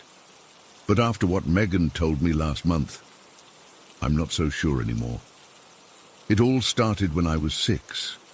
I remember it so clearly now, like it just happened yesterday instead of 12 years ago. I was sleeping in my bed, the nightlight casting this soft blue glow across my stuffed animals. Something woke me up in the middle of the night. At first, I thought it was my mom checking on me like she sometimes did, but then I heard them. Voices. Multiple voices. They were whispering, but not quietly enough that I couldn't hear them. I couldn't make out what they were saying exactly, just murmurs and fragments. They sounded like they were standing right beside my bed, talking about me. I remember pulling my blanket up to my chin, trying to be brave. I whispered, "Please be quiet, I'm trying to sleep." Like a 6-year-old telling off adults at a party or something. That's when everything went crazy. The whispers suddenly turned into yelling, like I'd made them angry. So many voices shouting at once, some deep and growling, others high-pitched and sharp. I couldn't understand what they were saying, but I could feel their anger. It felt like it was pressing down on my chest, making it hard to breathe. I screamed louder than I ever had before.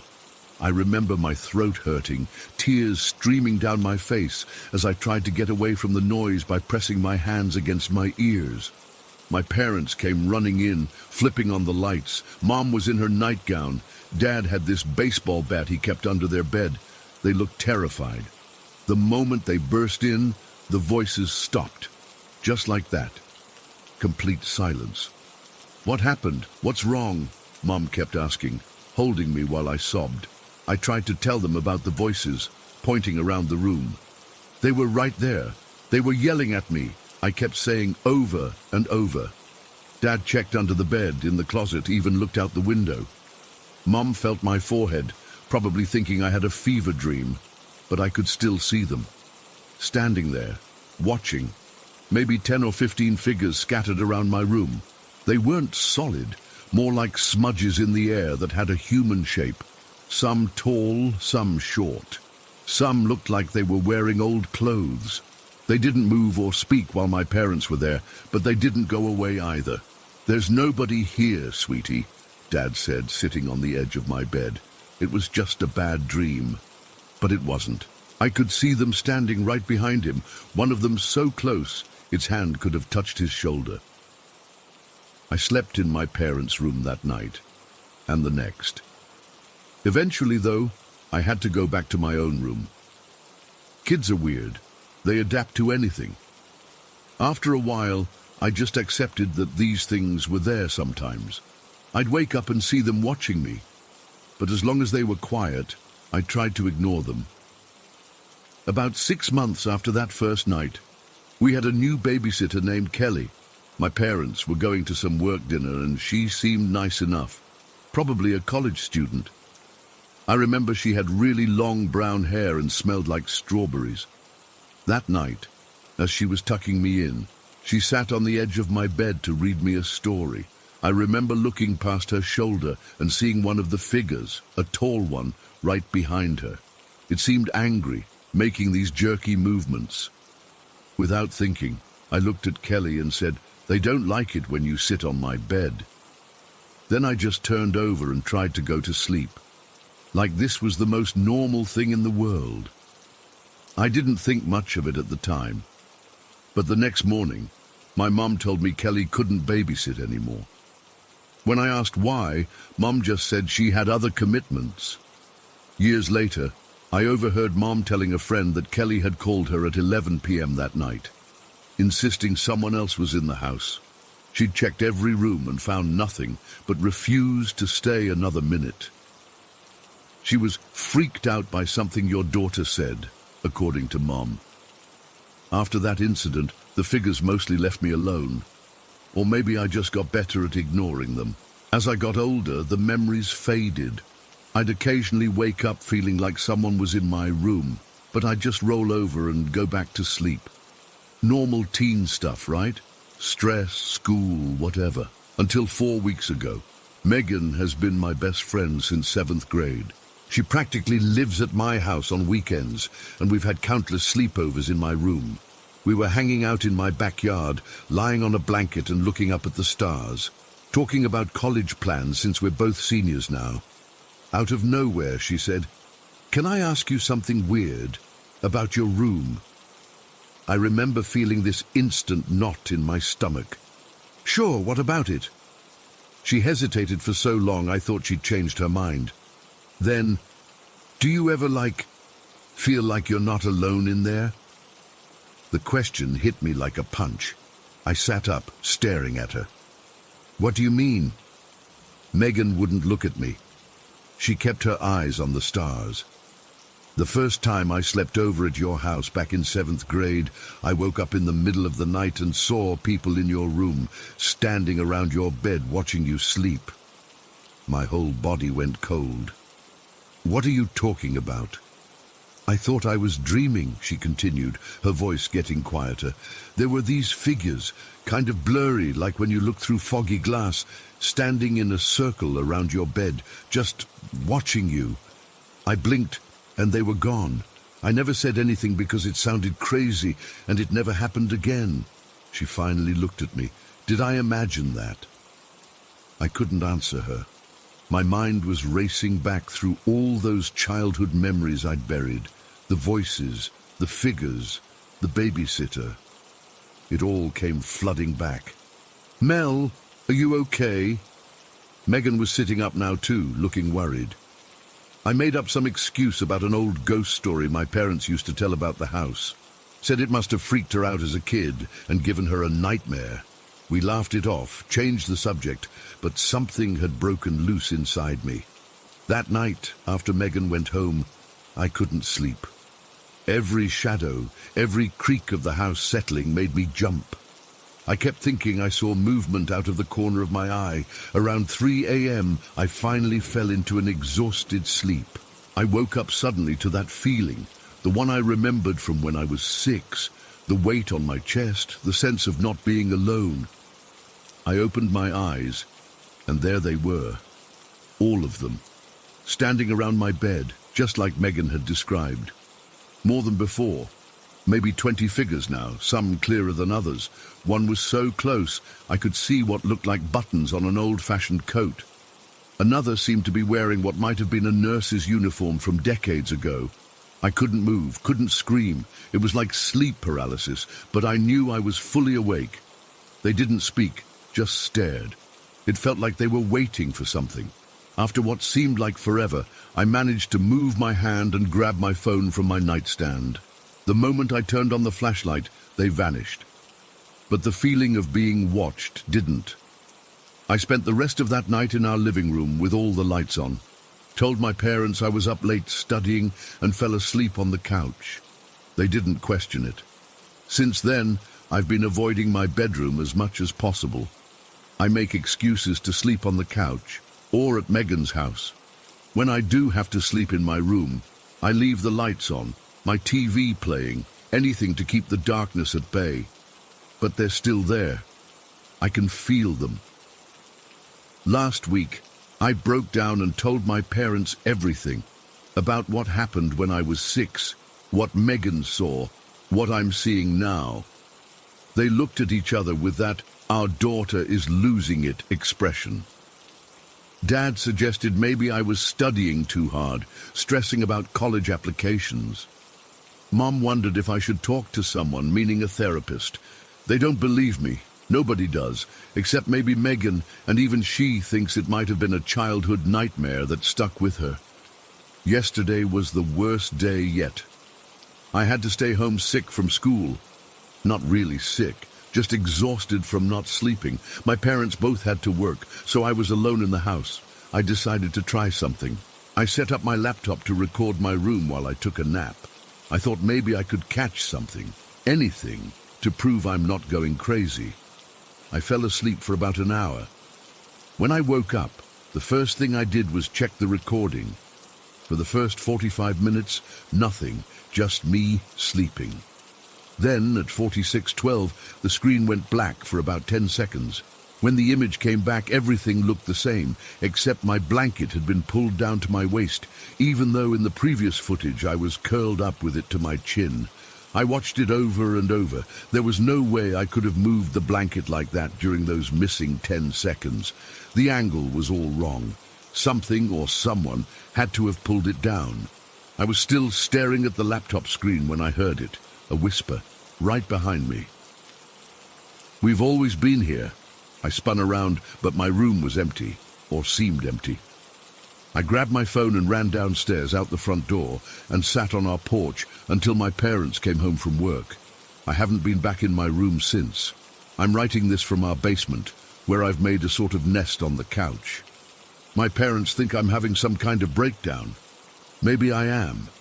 But I know what I heard. I know what I've seen. I don't know what to do. I can't just leave.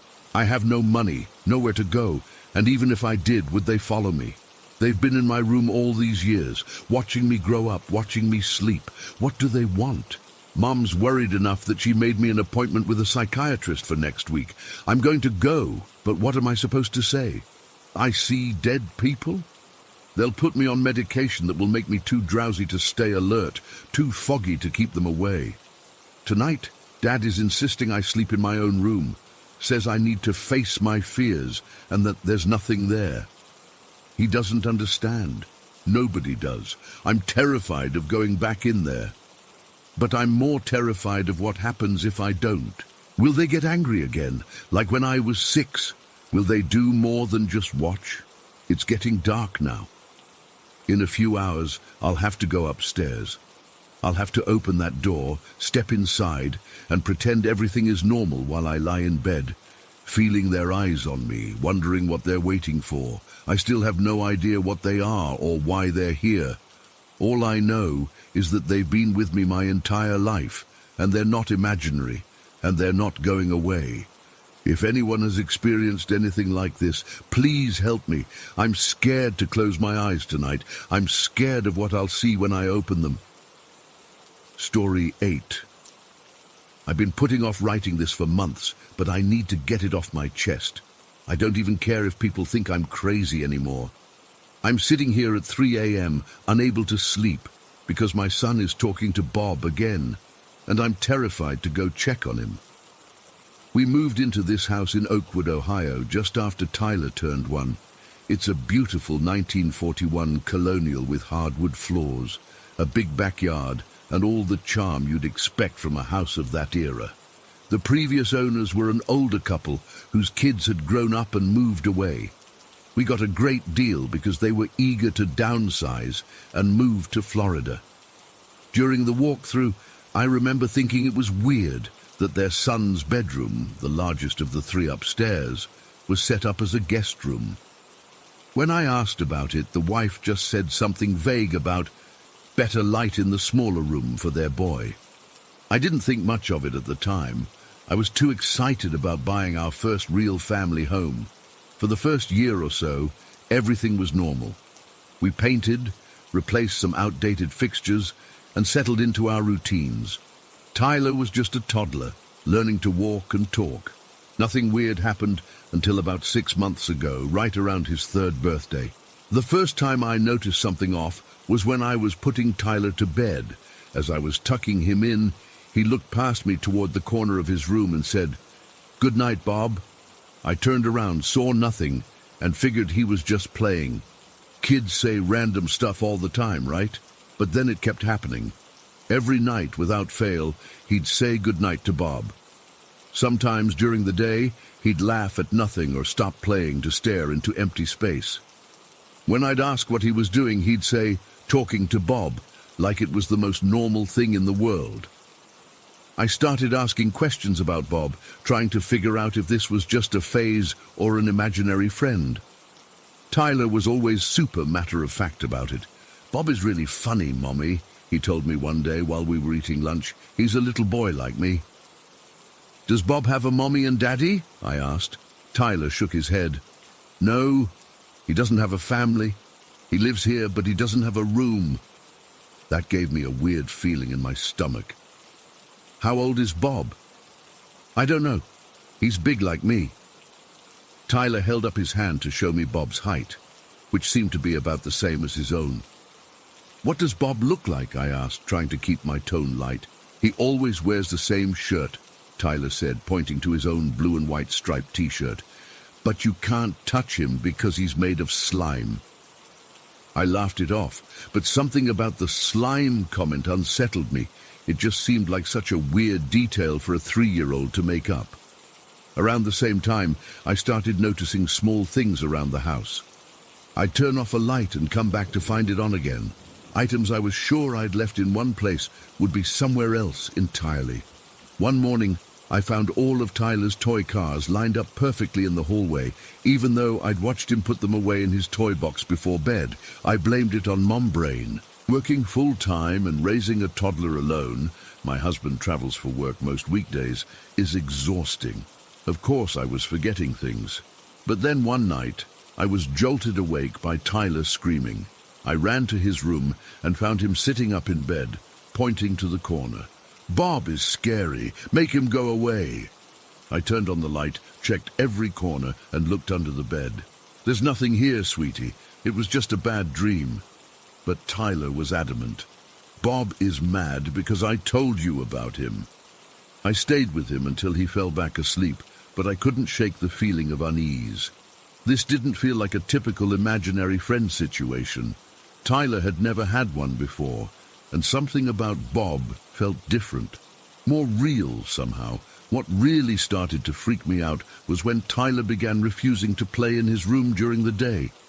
"It's scary in there," he'd say whenever I suggested he go play with his toys. "What's scary about it?" I'd ask. "It gets cold, and Bob doesn't like me touching his things." "What things are Bob's?" Tyler pointed to the closet. "The things in there, they're not mine." I opened the closet, expecting to find some forgotten toys, but there was nothing unusual, just Tyler's clothes and a few storage boxes of my own. Still, I found myself avoiding that room too. I'd grab Tyler's clothes for the day and bring them downstairs, rather than dressing him in his room. I started feeling a heaviness when I walked in there, like the air was thicker somehow. Last week, things escalated. I was doing laundry in the basement when I heard Tyler talking upstairs. I assumed he was playing, so I kept working. Then I heard another voice, faint, but distinctive enough that it made me freeze. It sounded like a child, but not Tyler. The words were unclear, but the tone was wrong, like an adult trying to sound like a kid. I dropped the laundry basket and ran upstairs. Tyler was in the living room, sitting cross-legged in front of the empty fireplace, looking up as if someone was standing there talking to him. "Who are you talking to?" I asked, trying to keep my voice steady. "Bob wants to know if he can eat dinner with us tonight," Tyler said, completely unconcerned. "Tell Bob he can have dinner with us if he shows himself to me," I said, immediately regretting the challenge. Tyler tilted his head like he was listening, then looked back at me. "He said you wouldn't like that." That night I set 3 places at the dinner table, 1 for me, 1 for Tyler, and 1 for Bob. I felt ridiculous doing it, but I wanted to see what would happen. Tyler seemed delighted and kept looking at the empty chair, giggling occasionally like someone was telling him jokes. Halfway through dinner, Tyler's cup slid across the table and tipped over, spilling juice everywhere. There was no reason for it to move. The table wasn't tilted, and neither of us had touched it. I cleaned up the spill with shaking hands, while Tyler said, "Bob says sorry. He didn't mean to." That was the moment I decided to do some research on the house. I couldn't keep pretending this was normal. I spent hours online, looking up the history of our address. Most of what I found was mundane. Property tax records, sale listings, that sort of thing. But then I found an old newspaper article from 1978 about a family that had lived here back then. According to the article, their 7-year-old son had gone missing. He was last seen playing in his bedroom, the same room that is now Tyler's. They never found him. The article mentioned that the boy had been wearing his favorite blue and white striped shirt when he disappeared. I felt sick reading it. The missing boy's name wasn't Bob. It was Robert. But a 7-year-old Robert would absolutely be called Bob. I didn't tell Tyler what I'd found. Instead, I asked more questions about Bob. "Does Bob ever leave the house?" I asked one morning over breakfast. Tyler shook his head. "He can't. He has to stay here forever." "Why?" Tyler shrugged. "He just does. He says this is his home." "What does Bob do when we're not here? When we go to the store or you go to preschool?" "He waits. Sometimes he gets lonely, and that's when he gets mad." "Has he ever hurt you?" I asked, my heart pounding. Tyler looked confused. "No. Bob is my friend, but sometimes he scares me when he's mad." "What makes him mad?" "When I touch his things or when I won't play with him." I called my husband that night and told him everything. He thought I was overreacting, said it was just a phase, that all kids have imaginary friends. But he agreed to come home for the weekend to see for himself. The night before he was due to arrive, I was awakened by Tyler screaming again. This time, when I ran to his room, all of his toys were scattered across the floor. Toys that had definitely been in his toy box when I put him to bed. Tyler was huddled under his blanket, shaking. "Bob is really mad," he whispered. "He doesn't want Daddy to come home. He says Daddy won't let him stay." I grabbed Tyler and his blanket and took him to my room. We both slept there with the lights on until morning. My husband arrived the next day, and of course nothing unusual happened while he was home. Tyler didn't mention Bob once, and there were no moving objects or strange noises. By Sunday evening, my husband was convinced I was just stressed and imagining things. "Kids have phases," he said as he packed his bag to leave. "Remember when he was 2 and insisted on wearing his rain boots every day, even in the bathtub? This is no different." But it was different. I could feel it. The night after my husband left, I put Tyler to bed in my room and went downstairs to clean up from dinner. I was loading the dishwasher when I heard it, the sound of Tyler's toy box opening upstairs. I froze, listening. Tyler was asleep in my bed. No one else was in the house. Slowly, I crept upstairs. The door to Tyler's room was closed, but I could hear movement inside, the unmistakable sound of toys being moved around. Part of me wanted to run back downstairs, grab Tyler and leave the house, but another part needed to see, to know for sure that I wasn't losing my mind. I pushed the door open slowly. The room was freezing cold. I could see my breath in front of my face. And there, in the middle of the floor, was a small figure bent over the toy box. It wasn't solid, more like a shadow with substance, slightly transparent but definitely there. It was about Tyler's size, and it seemed to be wearing what looked like a striped shirt. I couldn't move, I couldn't breathe, I couldn't even scream. The figure must have sensed me because it turned around. I couldn't make out a face exactly, but I got the impression of eyes looking at me. Then it spoke, in that same voice I'd heard before, childlike but wrong. "You shouldn't be in here," it said. "This is my room." I backed out of the doorway, slammed the door shut, and ran to my bedroom. I grabbed Tyler, still half asleep, wrapped him in a blanket, and carried him downstairs. We spent the night in the car, parked in the driveway. In the morning light, I convinced myself it had been a dream. It had to be, right? Ghosts aren't real. This isn't a movie. But when we went back inside, every single toy from Tyler's toy box was arranged in a perfect circle in the middle of his bedroom floor. We're staying at a hotel now. I told my husband everything, and this time he believed me enough to agree that we shouldn't stay in the house until we figure this out. I've contacted a local paranormal research group, though I never thought I'd be the kind of person to do that. They're coming to investigate next week. Tyler keeps asking when we can go home to see Bob. He doesn't seem scared anymore, just concerned that his friend is lonely. "Bob gets sad when he's alone," he told me this morning. "He needs us there. I don't know what to do. I don't know if I'm crazy or if my house is actually haunted by the ghost of a missing boy from the 1970s.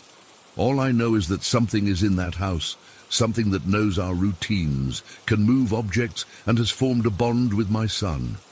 And right now, as I sit in this hotel room watching Tyler sleep, I can't shake the feeling that Bob isn't just going to let us stay away." Twice now, I've found Tyler's toy cars lined up on the hotel room floor when I wake up. Cars we definitely didn't bring with us. I'm scared to go back to the house, but I'm starting to think we can't escape Bob just by leaving. Whatever he is, wherever he came from, he's attached himself to my son, and I have no idea how to protect Tyler from something I can't even see. Story 9.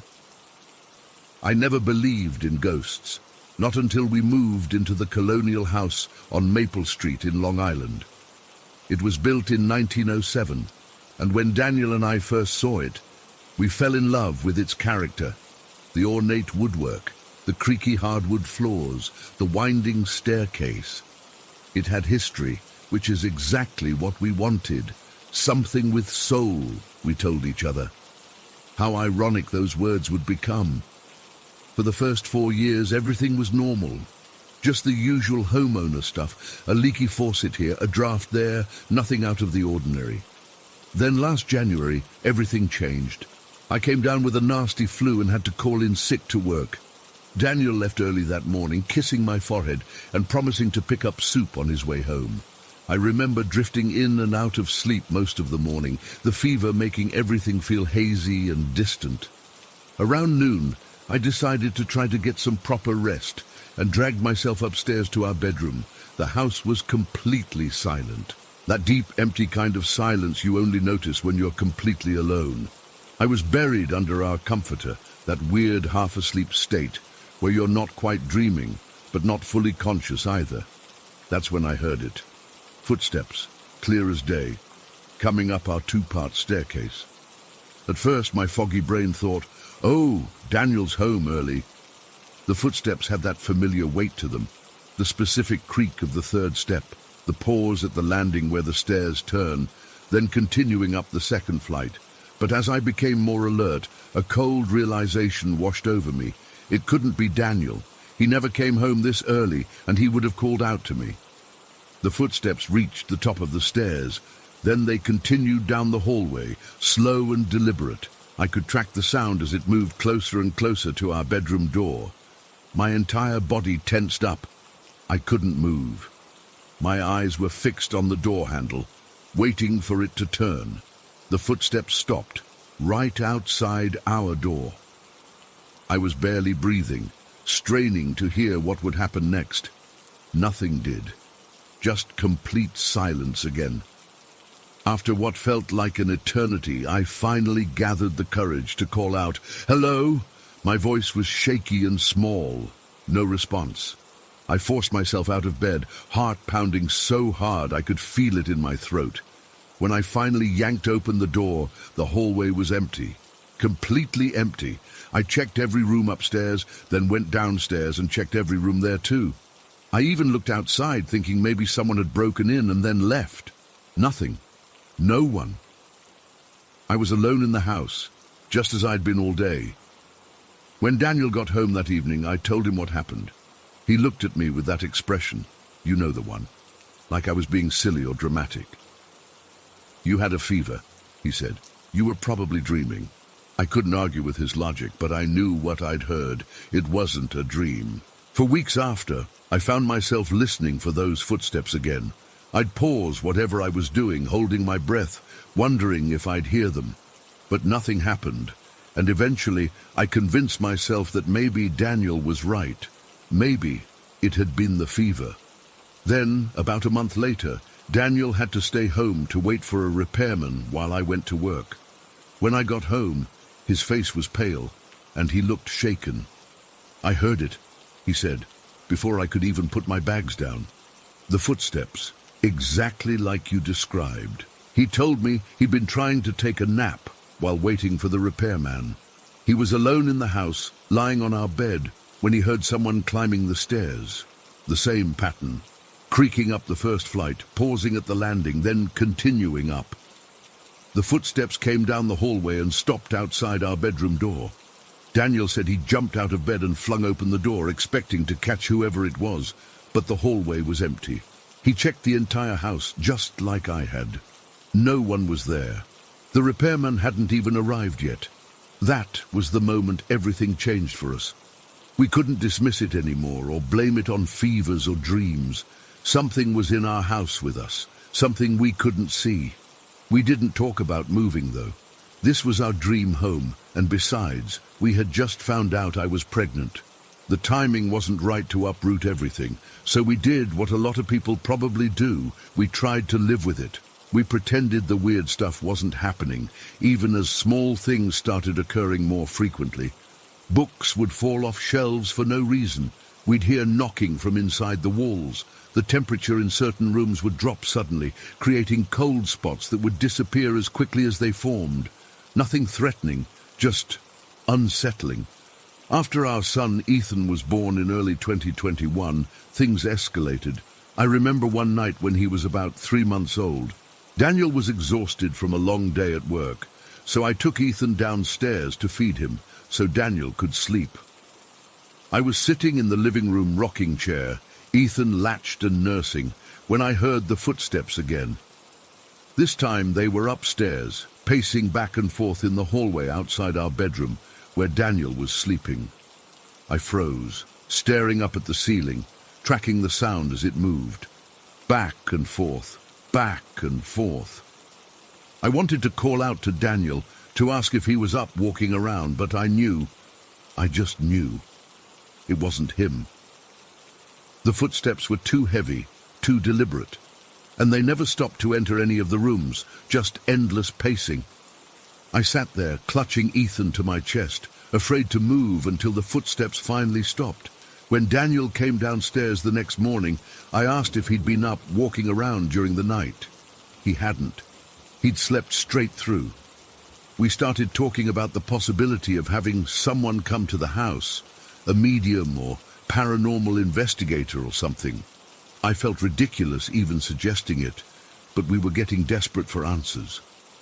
Before we could make any arrangements, though, my mom came to visit from Ohio to help with Ethan for a week. We didn't tell her about the strange occurrences. What would we say? "Hey, Mom, by the way, our house might be haunted, but don't worry about it." So we kept quiet, hoping nothing would happen while she was there, but on her third night with us, it did. Daniel and I had gone out for dinner, our first date night since Ethan was born. When we got home, my mum was sitting in the kitchen with all the lights on, looking visibly shaken. "Something happened," she said when we walked in. She told us she had been in the guest bedroom, holding Ethan, who had fallen asleep in her arms. She was about to put him down in his crib when she heard heavy footsteps in the hallway. She assumed it was us coming home early, so she wasn't alarmed. But then the footsteps stopped right outside the guest room door. What happened next made my blood run cold. My mum said there were 3 loud, angry bangs on the door, not like knocking, but like someone was pounding their fists against it in rage. It was so violent that the door shook in its frame. Terrified, but also angry that someone might wake Ethan, she marched over and yanked open the door, ready to confront whoever was there. The hallway was empty, completely empty. She checked the entire house, even went outside to see if kids were playing a prank. Nothing. She was alone with Ethan, who somehow had slept through the whole thing. That was the breaking point for me. Whatever was in our house had gone from merely unsettling to downright threatening. I wanted to leave, to pack up and never come back, but Daniel convinced me to wait. "It's not hurting us," he said. "It's just trying to get our attention." Get our attention for what, though? That's what I couldn't figure out.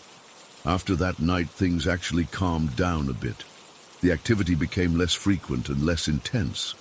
We'd still occasionally hear the footsteps, but they weren't as loud or deliberate. The knocking inside the walls continued, but seemed more like gentle tapping than aggressive pounding. It was almost like whatever was there had made its point and was now just reminding us of its presence. Fast forward to about 6 months ago. Ethan was just over 2 years old and starting to talk more. One morning, I went to get him from his room and found him sitting up in his crib, babbling away as if he was having a conversation with someone. When he saw me, he smiled and said, "Mommy, the walls talk to me." A chill ran down my spine. "What do you mean, sweetie? What do the walls say?" He just giggled and said, "Silly stories, nice stories." I tried to probe further, but he changed the subject the way toddlers do, pointing at his stuffed animals and asking for breakfast. I told Daniel about it later, and we both tried to convince ourselves it was just a toddler's imagination. Kids say weird things all the time, right? But then, last month, something happened that I still can't explain. Daniel's father passed away when Daniel was in college. Ethan never met him, has never even seen pictures of him since Daniel keeps them stored away. The grief is still raw even after all these years. His dad was a musician who played in local bands in the 70s and 80s. He always wore his hair long, past his shoulders, which was a constant source of tension between him and Daniel's very conservative mother. One evening, Ethan was playing in the living room while I folded laundry. Out of nowhere, he looked up at me and said, "My other grandpa has long hair like a girl." I froze mid-fold. "What other grandpa, honey?" "The one who plays with me sometimes. He has long hair and he flies up to the sky with his wings. I must have looked as shocked as I felt, because Ethan immediately went back to his toys, seemingly uninterested in my reaction. I called Daniel into the room and asked Ethan to repeat what he'd said. When he described his other grandpa again, the color drained from Daniel's face. That's my dad," he whispered to me. "The long hair, the musician thing, but Ethan's never seen him, not even in photos." We didn't know what to make of it. Was it possible that the presence in our house was Daniel's father, watching over his grandson, protecting him? It would explain why the activity calmed down after that frightening incident with my mom. Maybe he realized he'd scared us and backed off. Since then, we've made peace with whatever or whoever shares our home. The footsteps still come and go. We still hear the occasional knocking or tapping. Sometimes objects move or disappear, only to reappear in odd places. But it no longer feels threatening. It just feels like, I don't know, like having a roommate you never see but know is there. Ethan still talks about his other grandpa sometimes. He'll tell us about songs they sing together or games they play when he's alone in his room. We don't discourage it. If it really is Daniel's dad, I find comfort in knowing he's watching over Ethan. Just yesterday, I was home alone doing some cleaning when I heard those familiar footsteps climbing the stairs. Instead of freezing in fear like I used to, I just paused and listened. They went up the first flight, stopped at the landing, then continued up to the second floor. I heard them walk down the hallway and stop outside Ethan's empty room. I found myself saying out loud, "He's not home right now. Daniel took him to the park." The footsteps paused for a moment, then turned and went back down the hallway, down the stairs, and faded away. I don't know what's happening in our house. I don't know if we're sharing our space with Daniel's father or some other entity that's taken an interest in our family. All I know is that our colonial house on Maple Street has never been empty, not really. And somehow, I've come to accept that. But there are still nights when I wake up to those footsteps climbing the stairs, and I lie perfectly still, holding my breath, wondering what would happen if one night, instead of stopping outside the door, whatever it is finally decides to come in. Story 10. I've been debating whether to share this for months. Even now, typing this out, my hands are shaking. I'm not sure if writing about it will bring it all back, but I need to get this off my chest. Maybe someone here has experienced something similar or can make sense of what happened to us last summer. We're just an ordinary family living in a regular council estate house outside Birmingham. Nothing special about the place. 2 bedrooms, small garden, built sometime in the 40s or 50s. Me, my partner Emma, our 3-year-old daughter Lily, and our cat Milo. We'd been living there for about 2 years with absolutely no issues. Normal family stuff, normal house stuff, no weird vibes, no strange feelings, nothing, until summer 2020. It started on a Tuesday night in July. Emma and I were in bed watching some rubbish on Netflix when we heard it. 3 distinct knocks on our bedroom wall. Not loud, but clear enough that we both looked at each other. "Did you hear that?" Emma whispered. I nodded and paused the TV. We waited, and then it happened again. 3 knocks, evenly spaced, like someone tapping their knuckles against the wall. Here's the thing, though. That wall faces the outside of the house. Our bedroom is on the first floor, so whatever was knocking would have been suspended about 20 feet in the air. There's no tree near that side of the house, no way for anyone to reach that wall without a massive ladder. I got up and checked outside our window. Nothing. Just the empty street below, no ladder, no people, nothing that could explain it. I even went downstairs and checked the garden. Empty. We brushed it off as maybe pipes, or the house settling, even though deep down I knew it wasn't that. The knocks sounded deliberate, like someone wanting to get our attention. Nothing happened for about a week after that. Then came the doorbell incident. It was around 11 p.m. on a Friday. Emma and I were getting ready for bed. Our Ring doorbell chimed, indicating motion at the front door. I checked the app on my phone, but the camera showed nothing, just our empty front path and garden gate. The motion sensor had definitely been triggered, but there was nobody there. I turned to tell Emma when we heard it, a massive bang on our bedroom door. Not a knock, but like someone had slammed their fist against it with incredible force. The door actually shuddered. My blood went cold. Emma gasped and grabbed my arm so tight it hurt. For a few seconds, we just stood there, frozen, staring at the door. Finally, I managed to move. I walked over and slowly opened the door, half expecting to see someone standing there. But the hallway was empty. The only thing there was Milo, our cat, sitting calmly at the top of the stairs as if nothing had happened. I checked on Lily, who was fast asleep in her room. I looked all through the house. Nothing out of place, no windows or doors open, nobody hiding anywhere. It made no sense. After that night, we started noticing small things. Items moved from where we'd left them. The TV turning on by itself in the middle of the night. Lights flickering occasionally. But the real horror came about 2 weeks later.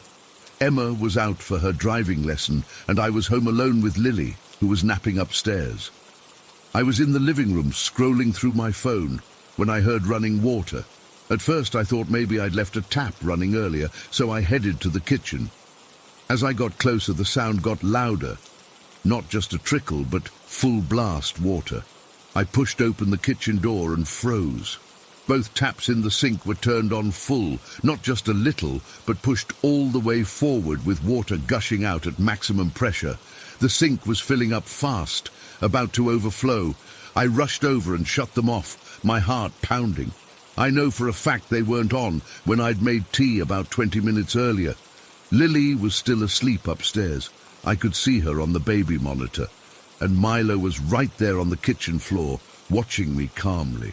I was so freaked out I video called my mum, hands shaking so badly I could barely hold the phone. I needed someone else to witness what was happening because I was starting to think I was losing my mind. "Mum," I said when she answered, trying to keep my voice steady. "Something really weird is happening in our house." I told her about the knocks, the door slam, and now the taps. She tried to calm me down, suggesting logical explanations.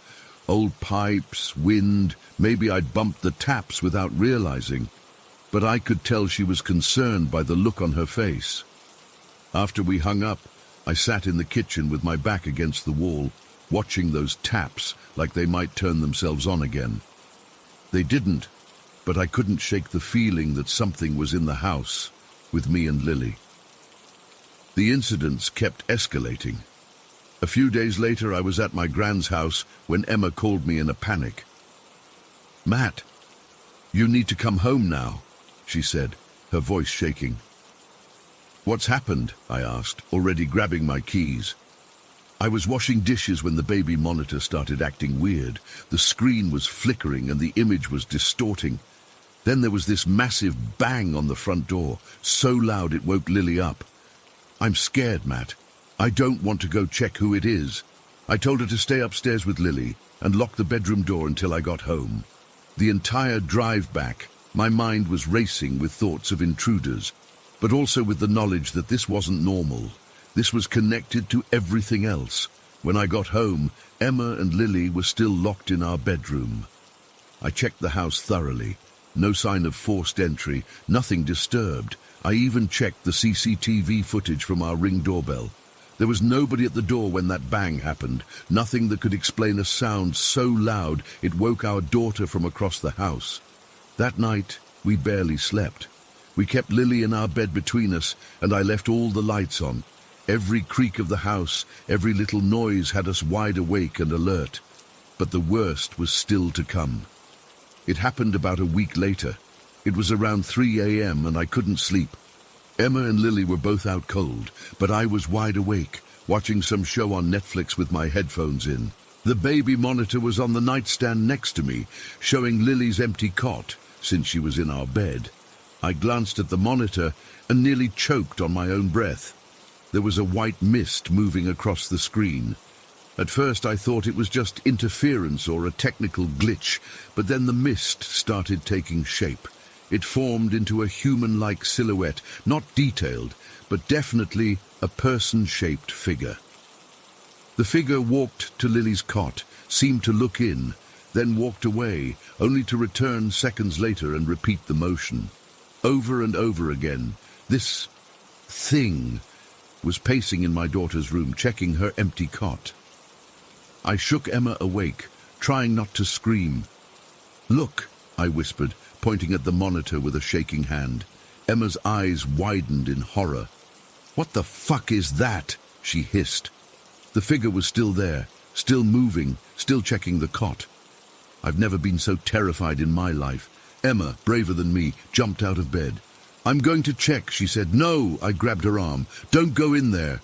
Our daughter sleeps in that room," she said firmly. "I need to know what's in there." She took her phone, put the torch on, and left our bedroom. I watched her on the monitor as she entered Lily's room.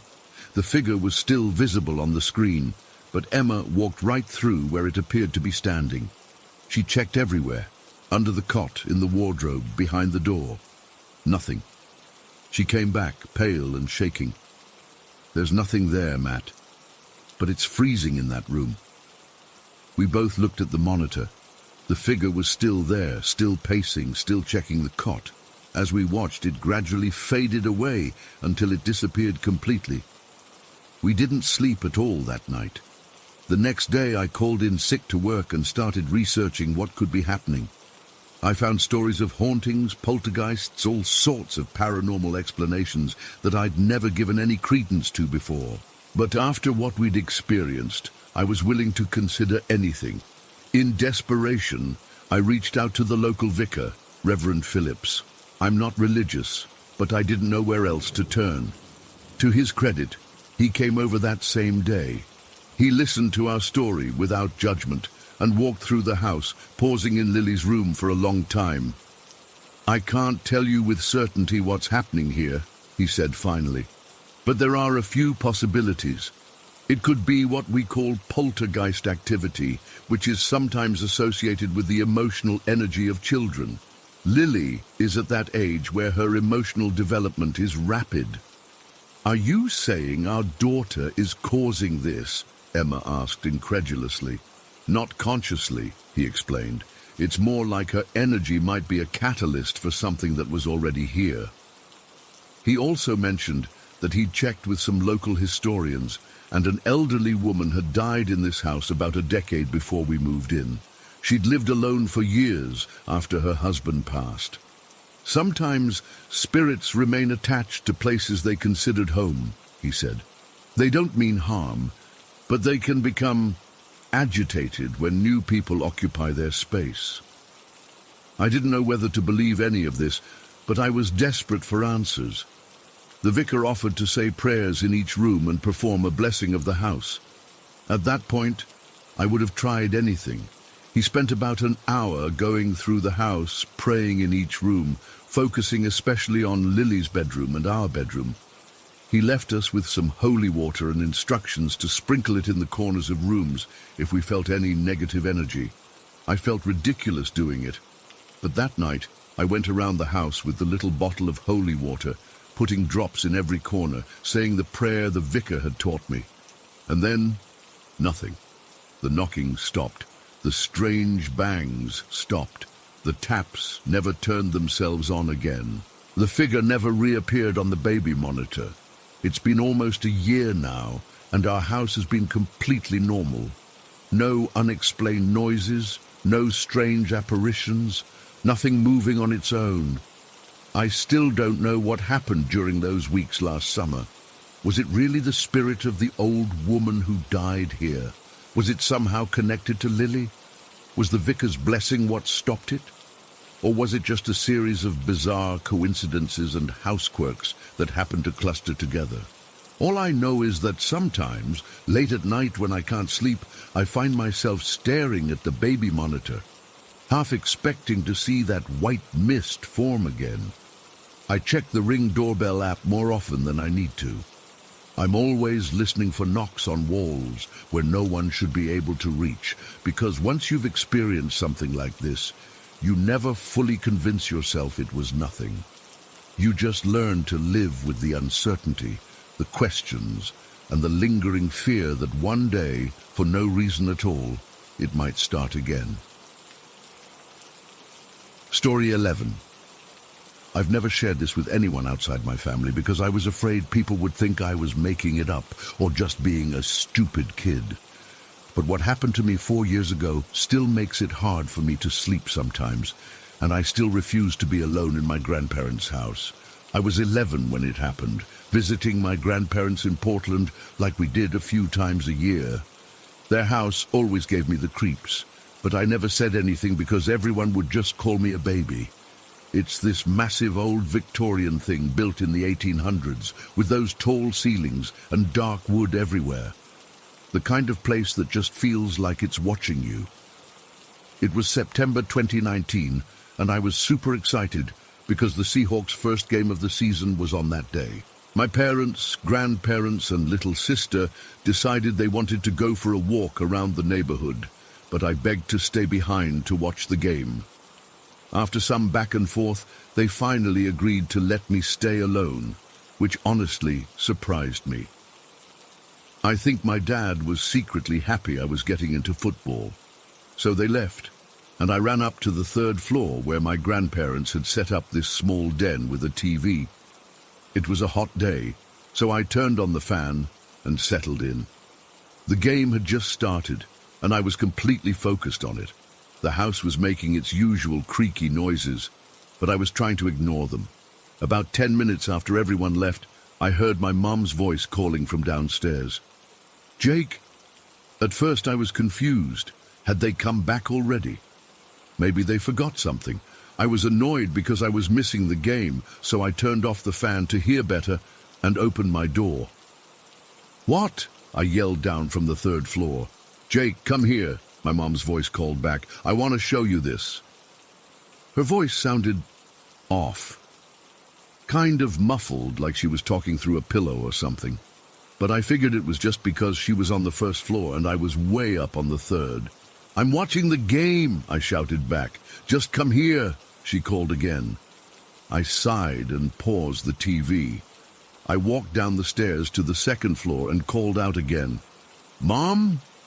"I'm here," she replied, but her voice was definitely coming from the 1st floor now. I went down to the 1st floor and looked around. The living room was empty. The kitchen was empty. The dining room was empty. I checked my grandparents' bedroom on the 1st floor. Empty. "Mom!" I called out, starting to get a weird feeling in my stomach. "Where are you?" "Here," came the reply, but it sounded wrong. The voice was still my mum's, but it was like someone was trying to imitate her and not quite getting it right. The sound seemed to be coming from near the basement door. The basement in my grandparents' house is the one place I absolutely refuse to go. It's unfinished, with a dirt floor in some parts, and has these tiny windows that barely let in any light. My grandfather kept his tools down there, but otherwise it was just full of old junk and spider webs. I stood in the hallway, staring at the closed basement door. There was no way my mum would be down there. And besides, they had all left together. I had watched them walk down the street from the window upstairs.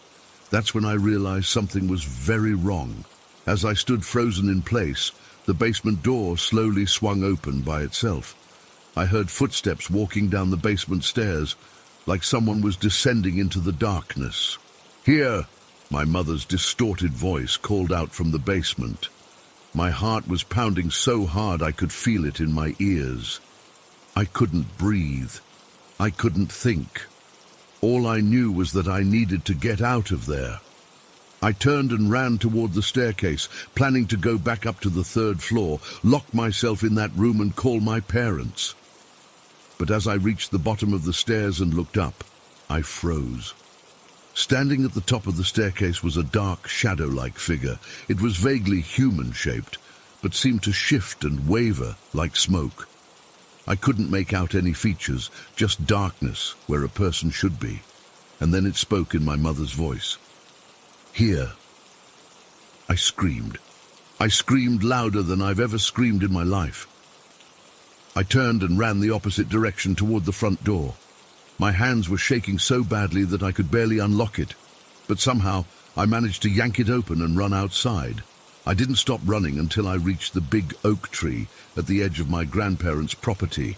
I was gasping for breath, crying and shaking all over. I turned to look back at the house, half expecting to see that shadow thing coming after me, but there was nothing. I couldn't bring myself to go back inside. What if that thing was still in there? What if it was waiting for me? So I just sat under that tree, hugging my knees to my chest, watching the house and waiting for my family to come back. It felt like hours, but it was probably only about 45 minutes before I saw them walking up the street.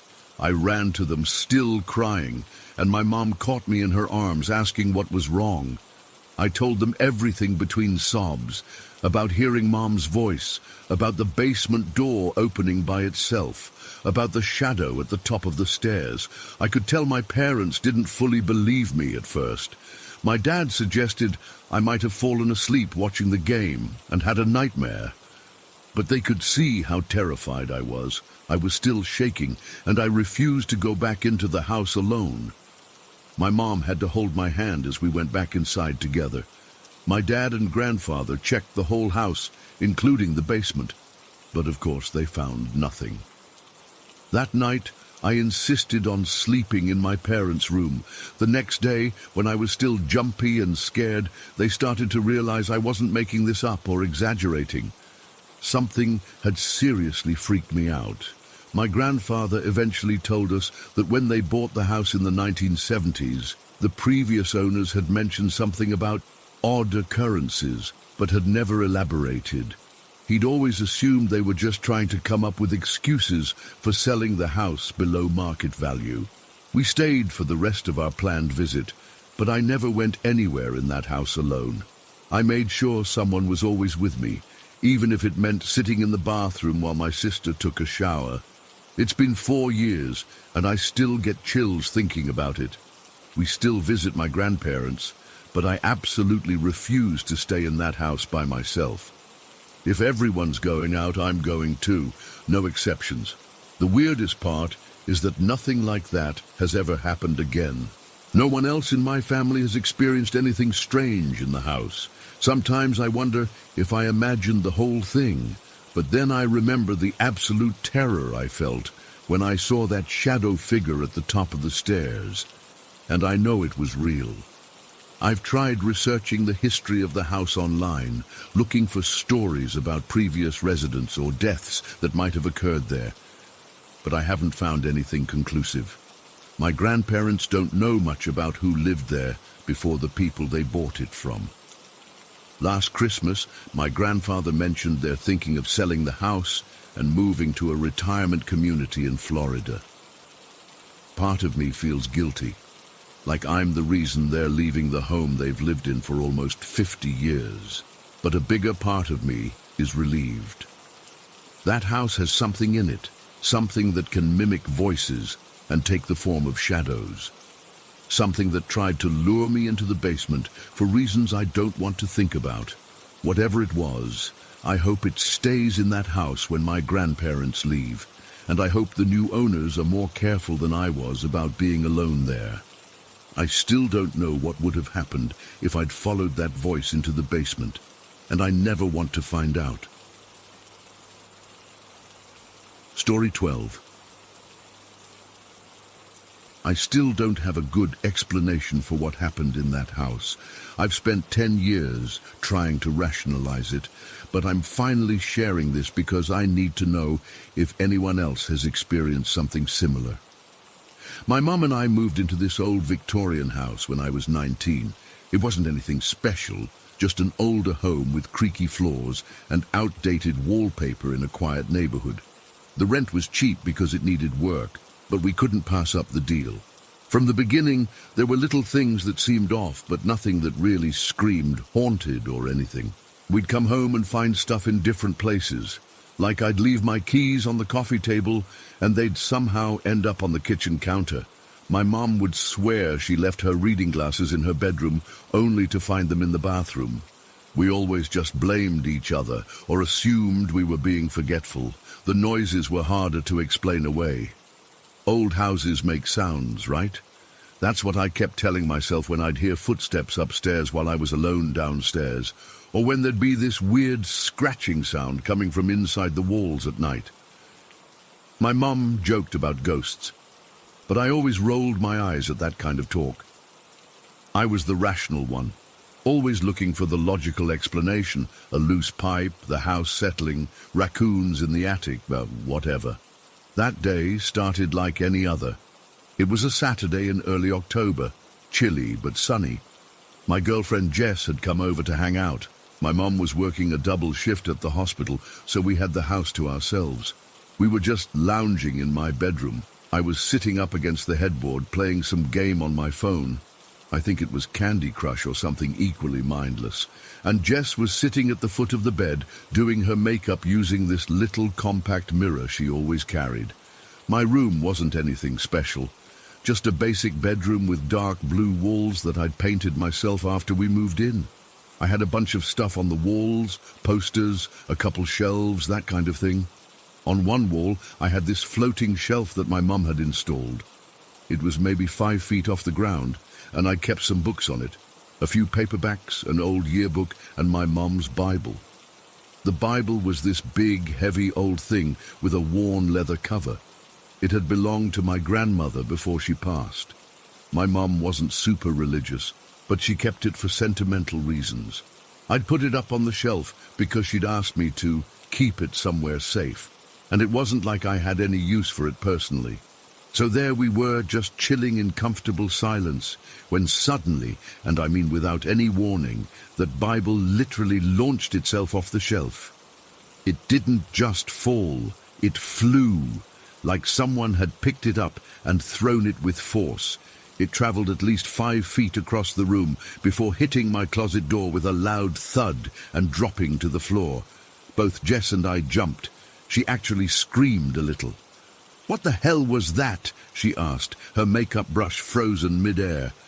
I got up to investigate, my heart racing a bit. I picked up the Bible, which had fallen open to some random page, and examined the shelf. It was perfectly level. There was no obvious reason why anything would just fly off of it like that. "Must have been balanced weird," I said, even though I knew that made no sense. The Bible had been sitting flat in the middle of the shelf with other books on either side of it. It couldn't have just fallen, and it definitely couldn't have launched itself like that. Jess looked skeptical, but didn't push it. I put the Bible back exactly where it had been, making sure it was stable, and we went back to what we were doing. I tried to focus on my game, but I kept glancing at the shelf, half expecting something else to happen. Nothing did, though, and eventually I forgot about it. We spent the rest of the day watching movies downstairs, ordered pizza, and just hung out. Jess left around 8 p.m., and my mom got home from her shift around 9. She looked exhausted, her nurse scrubs wrinkled and her hair falling out of its bun. She dropped her bag by the door and slumped onto the couch next to me. I was watching some random show on Netflix, not really paying attention. "How was your day?" she asked, kicking off her shoes. "Actually, something weird happened," I said, remembering the Bible incident. "You know that shelf in my room with your Bible on it? The Bible flew off the shelf today, literally flew across the room." My mom raised an eyebrow, looking more amused than concerned. "What do you mean flew?" "I don't know how else to describe it. It just launched itself off the shelf. Jess saw it too." She chuckled. "Maybe the house is trying to tell you something. Should have gone to church with me last Easter." I rolled my eyes. "Very funny. Come on, I'll show you." We went up to my room, and I pointed at the shelf where I'd replaced the Bible. It was sitting right there, and then it just... I didn't even get to finish my sentence.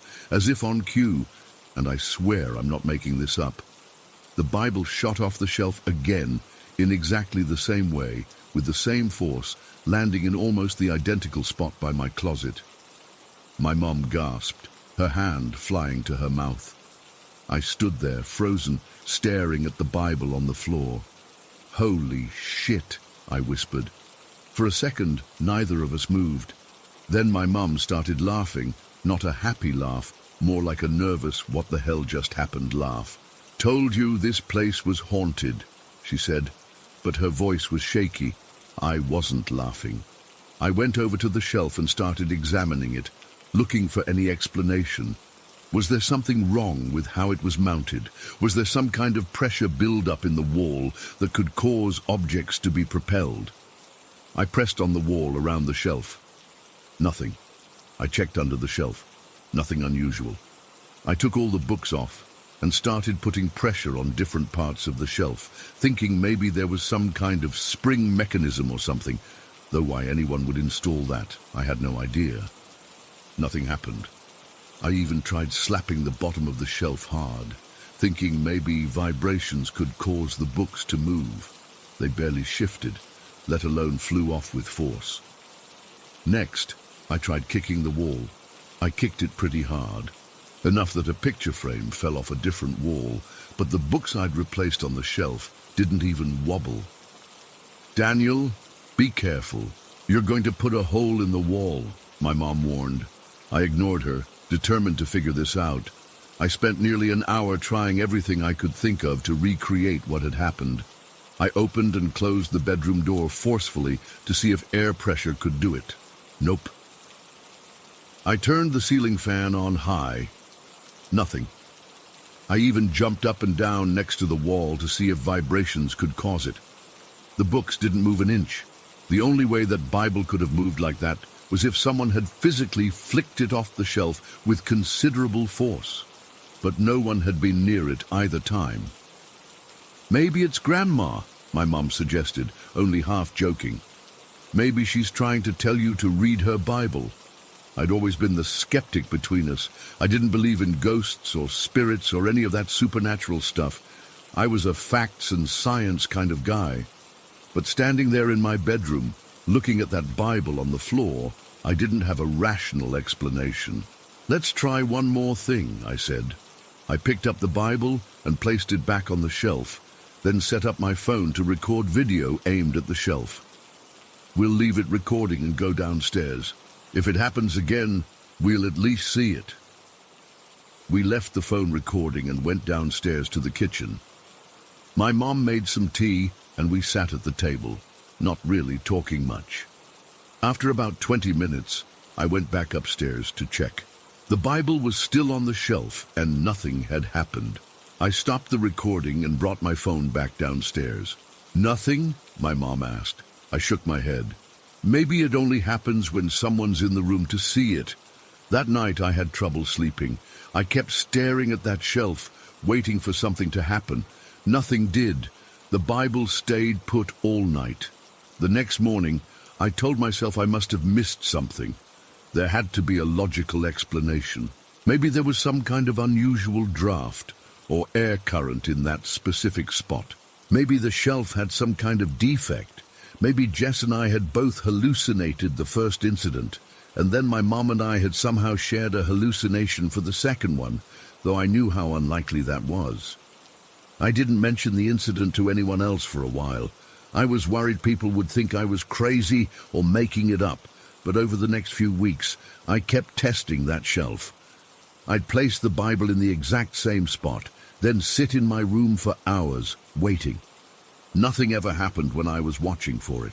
Other strange things continued in the house, items moving, unexplained noises, but nothing as dramatic as the flying Bible. My mom seemed to accept the weird occurrences more easily than I did. She'd just shrug and say, "That's our house for you."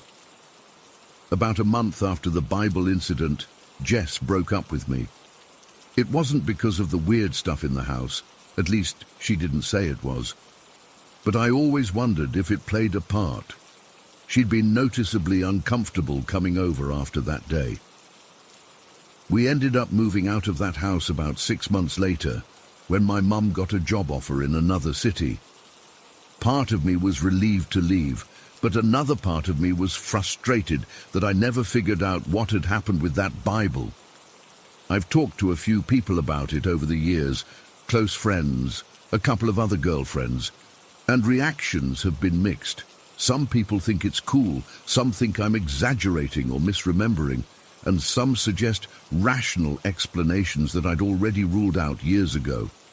One friend suggested that maybe the shelf had been installed on a stud that was somehow connected to the plumbing, and when someone flushed a toilet or turned on a faucet somewhere in the house, it created a vibration that sometimes, under very specific conditions, could launch an object off the shelf. But that doesn't explain why it only ever happened with the Bible, or why it happened the second time, right when I was telling my mom about the first time. Another theory someone suggested was that it could have been caused by a sudden change in air pressure, maybe from a passing truck, creating a vacuum effect near that particular wall. But again, why only the Bible? And why those specific moments? I'm not religious. I wasn't raised with any strong beliefs one way or another. But that experience in the Victorian house made me question things I'd always taken for granted about how the world works. If I couldn't explain something I saw with my own eyes, something that happened twice, with a witness each time, then what else might be out there that defies explanation? I still don't believe in ghosts exactly, but I'm less certain about it than I used to be. Sometimes I think about trying to track down the current residents of that house to ask if they've experienced anything similar, but I've never followed through. Part of me doesn't want to know. All I know for sure is what I saw.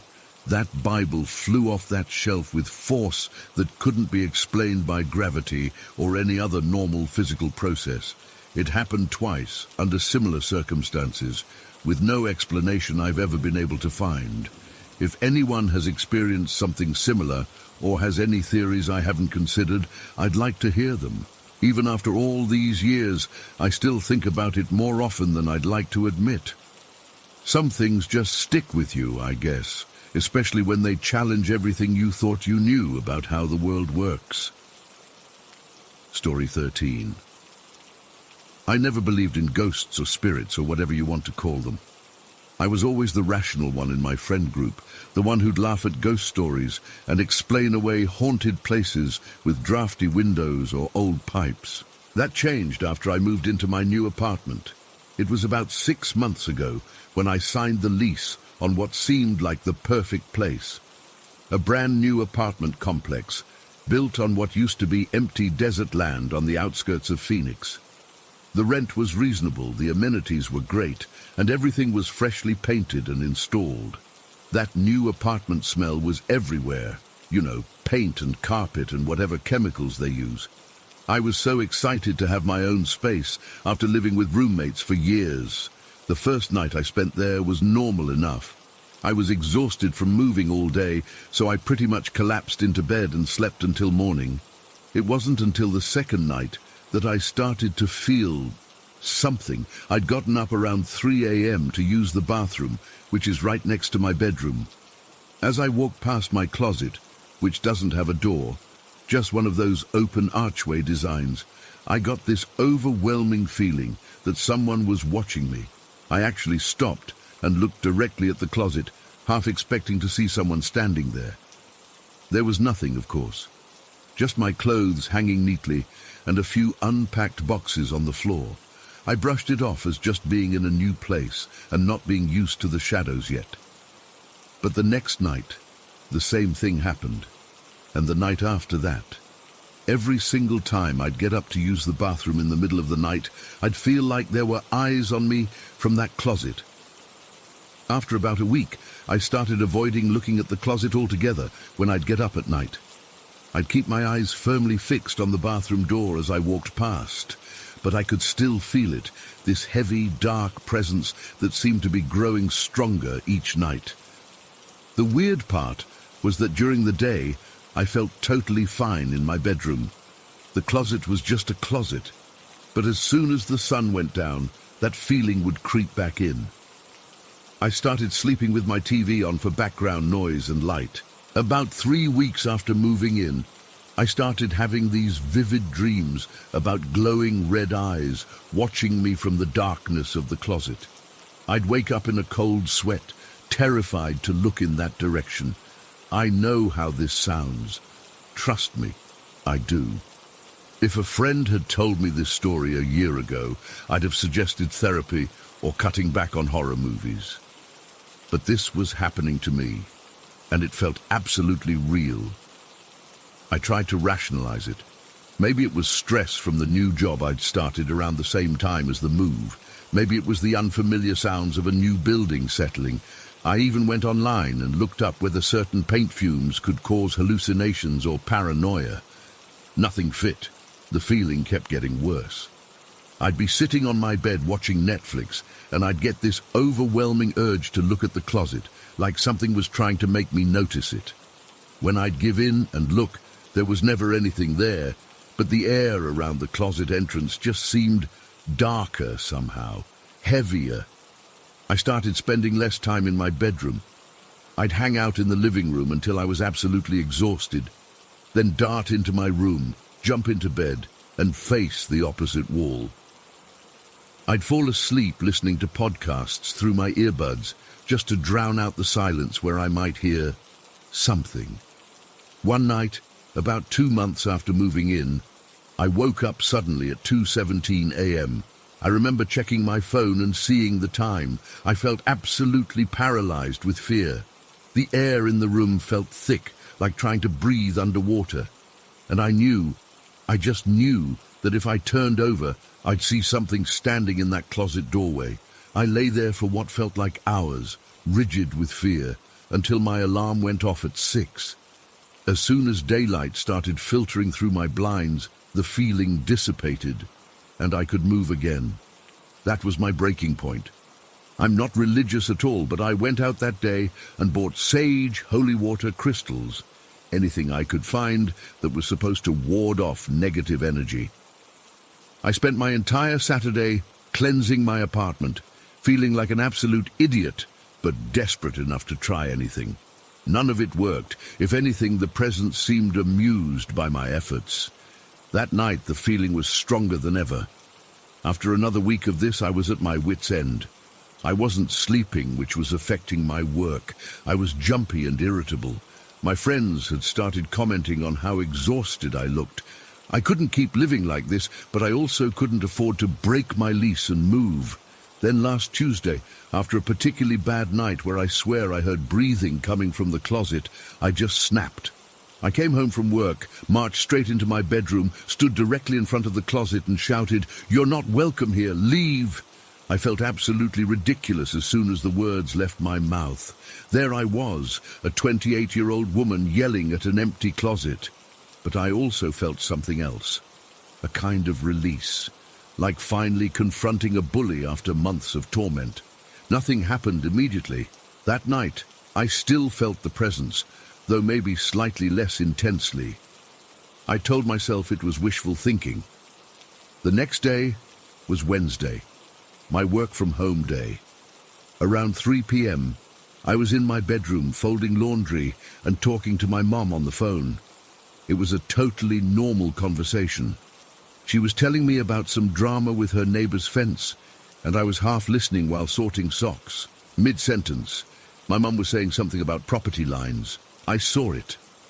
A shadow, darker than the ambient darkness of the closet, moving. Not just shifting or changing shape like shadows do when light changes, but walking. It was distinctly human-shaped, about my height, but completely featureless.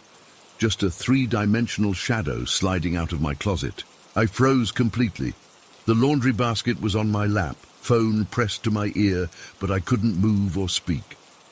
I watched as this shadow figure walked deliberately across my bedroom floor toward the bathroom.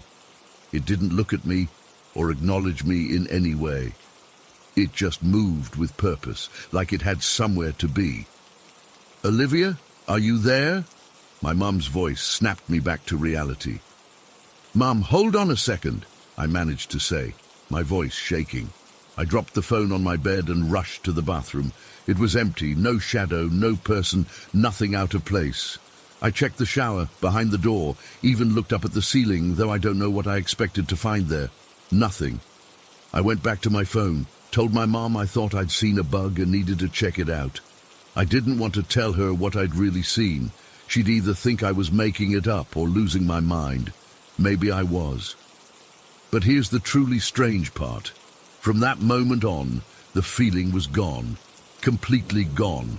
The oppressive, watching presence that had dominated my bedroom for months just vanished.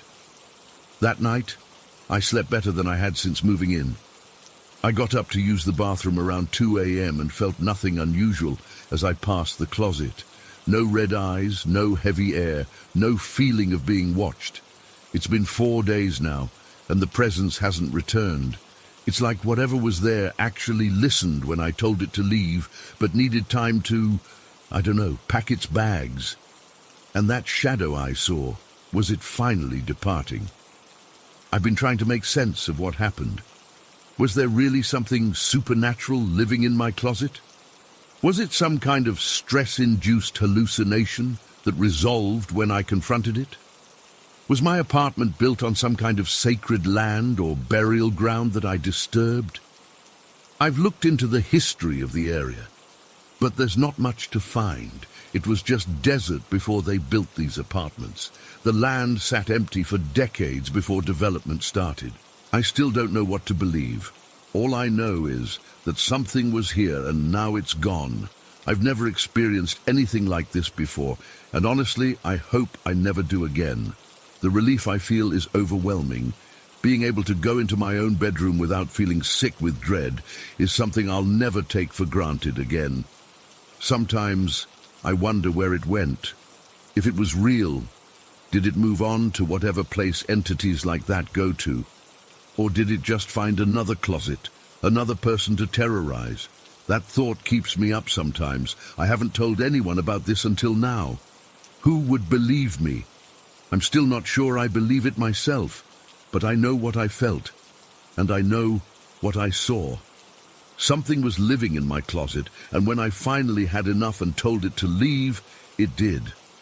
I don't have any photos or recordings or evidence of any kind, just my experience and the lingering question of what exactly was sharing my apartment with me for those months, and the knowledge that sometimes just confronting something head-on can make it disappear.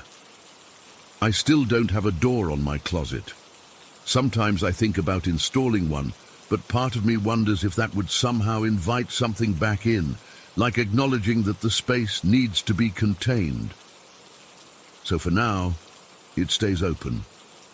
Empty. Just a closet again. Story 14. I still remember the exact moment when I met Adam. It was halfway through 7th grade, and our teacher introduced him as a new student from Belgium. He had this easy smile that made everyone like him right away. I was shy back then, but somehow we clicked. Maybe it was because I was one of the first people to actually talk to him, or maybe he just decided I was worth his time. Either way, we became friends pretty quickly. Looking back now, there were so many signs, so many little moments that should have made me realize something wasn't right with him. But when you're 13, you don't think your friend could be capable of something so horrific. Adam was talented, especially at drawing.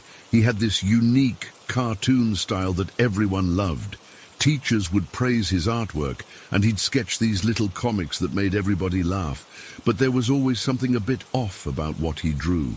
The characters were often in pain or suffering.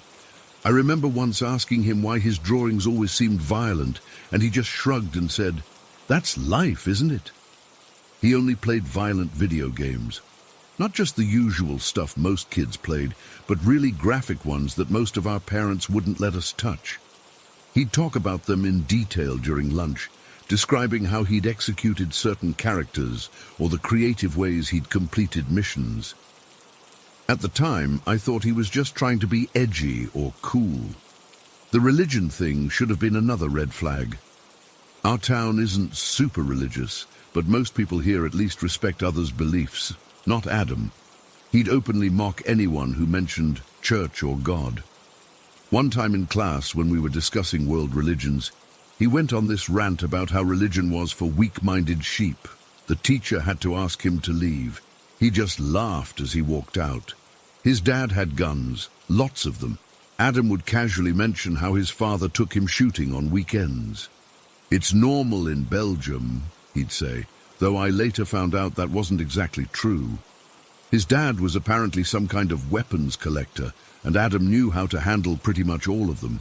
He'd brag about it sometimes, showing off pictures on his phone of him shooting at targets. By 10th grade, I'd transferred to another school across town. It wasn't because of Adam or anything. My parents thought the other school had better programs for what I wanted to study. I still kept in touch with friends from my old school, though, especially Sarah, who would later become my wife, though of course I didn't know that back then. Sarah actually dated Adam briefly after I left. It was just for a couple weeks, and she broke it off because he was getting really possessive. She told me he'd call her constantly, wanting to know where she was and who she was with. When she ended things, he didn't take it well. He left dozens of messages, alternating between begging her to come back and calling her horrible names. The rumors about Adam got worse after I left. My friends would tell me stuff that made my skin crawl.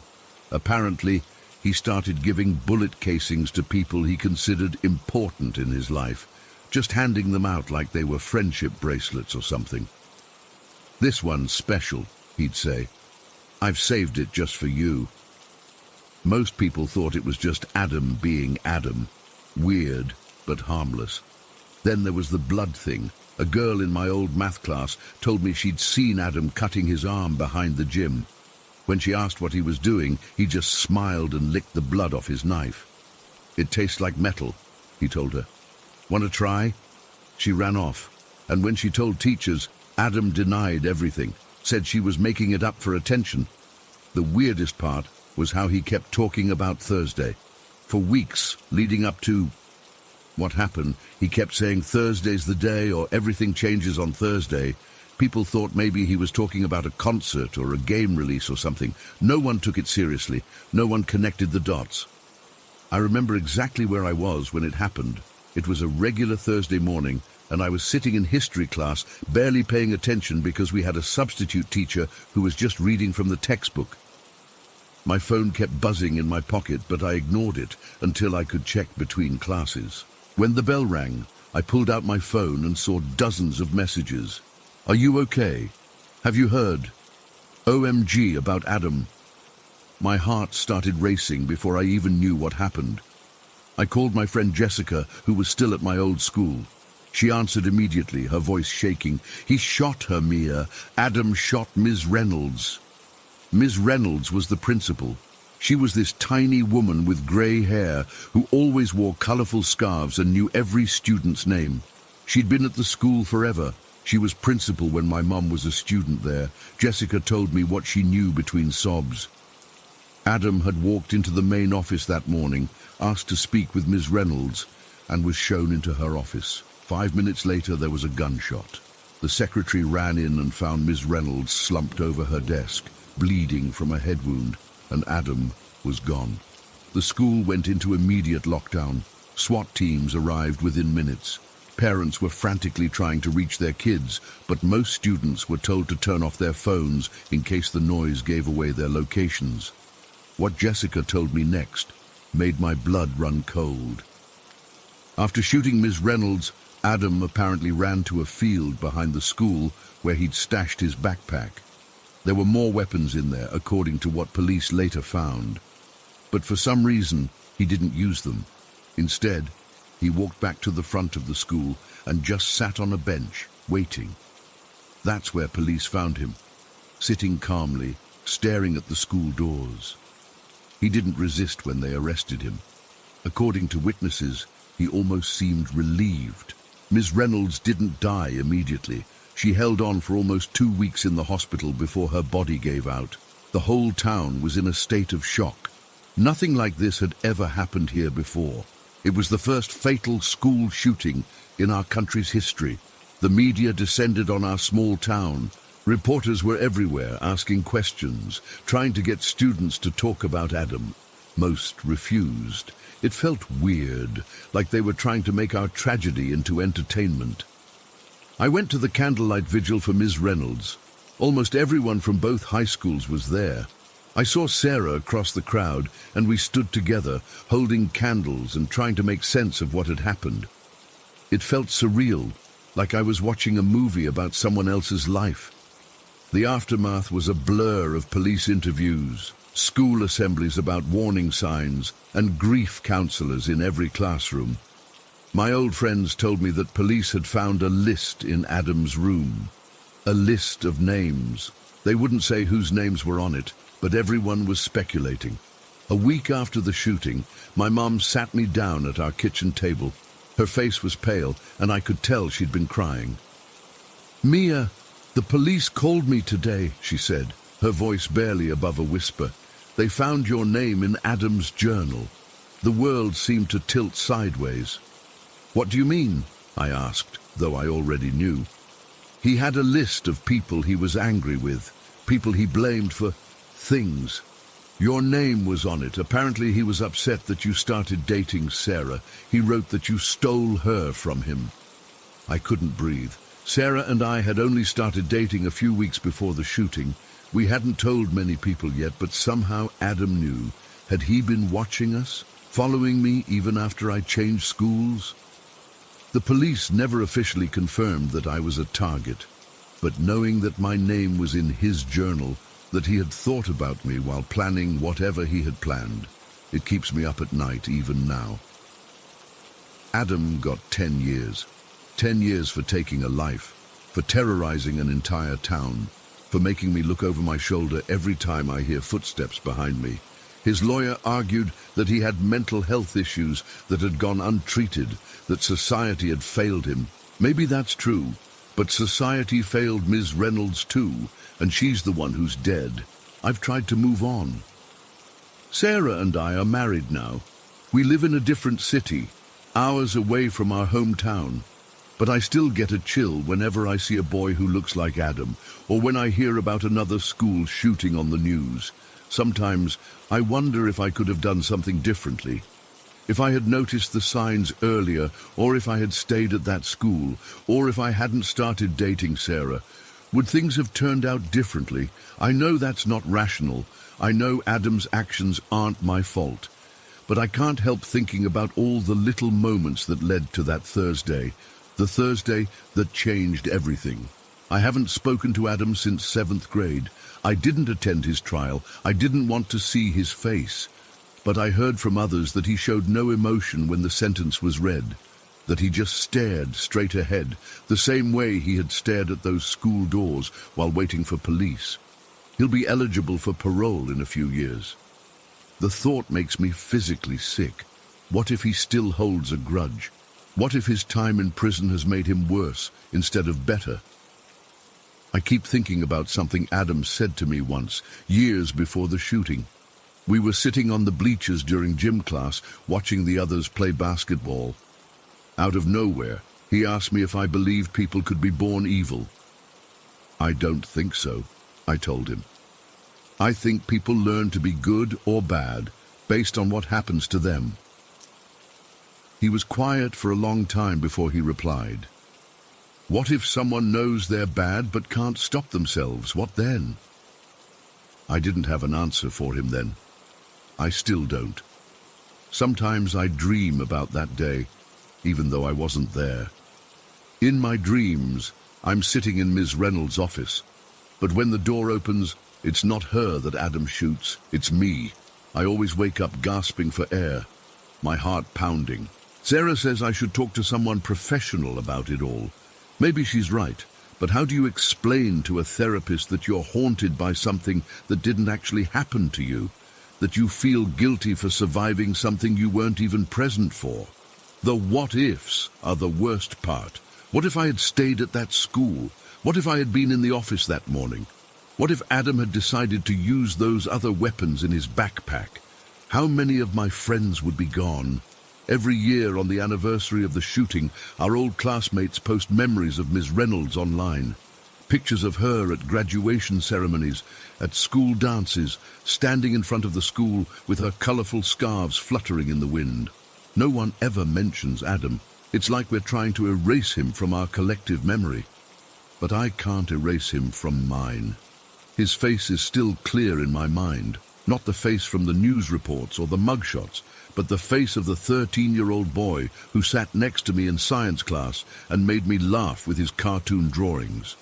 The boy who asked me if people could be born evil. I'll never know why he did what he did. I'll never understand what was going through his mind when he walked into that office with a gun. Maybe that's for the best. Some darkness is too deep to comprehend. All I know is that on a Thursday that seemed like any other, the boy I once called a friend became a killer, and somehow, by pure chance or fate or whatever you want to call it, I wasn't there when it happened. I'll be looking over my shoulder for the rest of my life, wondering if someday Adam will decide to finish whatever he started that day. Story 15. I still can't talk about April 17, 2001 without getting shaky. It was supposed to be a normal Tuesday. I remember it was raining that morning, and I was annoyed because my hair got frizzy and I'd spent like 20 minutes straightening it. Such a stupid thing to care about looking back. I was 14, a freshman at Westfield High. Our geography class was being held in the library that day because Mrs. Chambers wanted us to work on our country projects using the reference books. I remember being happy about that because the library had these comfy chairs, way better than the hard plastic ones in our regular classroom. We were about 20 minutes into class. I was sitting at a table with my friends Jess and Amber near the reference section, flipping through this huge atlas, trying to find information on Argentina for my project. The library was in this weird spot in our school, kind of tucked away in the back of the first floor with no windows.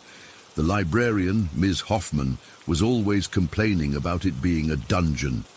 I remember I was just about to ask Mrs. Chambers if I could use the bathroom when the intercom crackled on. Usually, announcements were made at the beginning of first period, so hearing it mid-morning was strange. Then I heard Principal Garfield's voice and immediately knew something was wrong. His voice was shaking, something I'd never heard before. Attention all staff and students, this is not a drill. We are in lockdown. I repeat, we are in lockdown. Teachers, secure your classrooms immediately.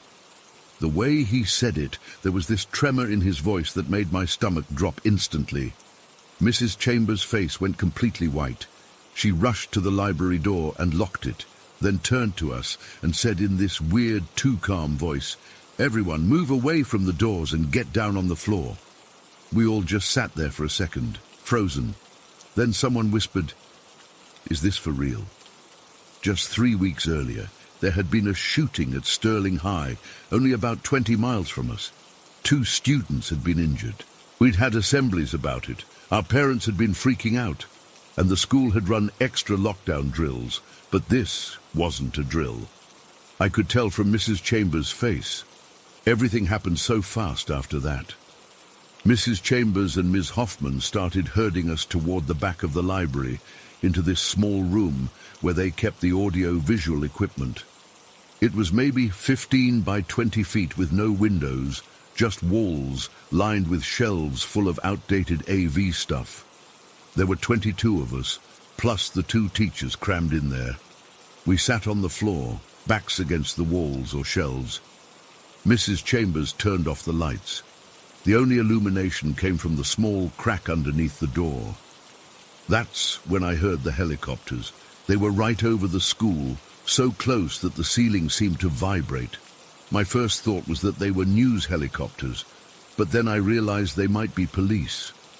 I remember checking my pocket for my Nokia phone, but I'd left it in my locker because Mrs. Chambers had a strict no-phone policy. I desperately wanted to call my parents. Both of them were police officers, and I kept thinking they must be freaking out if they'd heard about whatever was happening. The first hour was the worst. Nobody knew anything.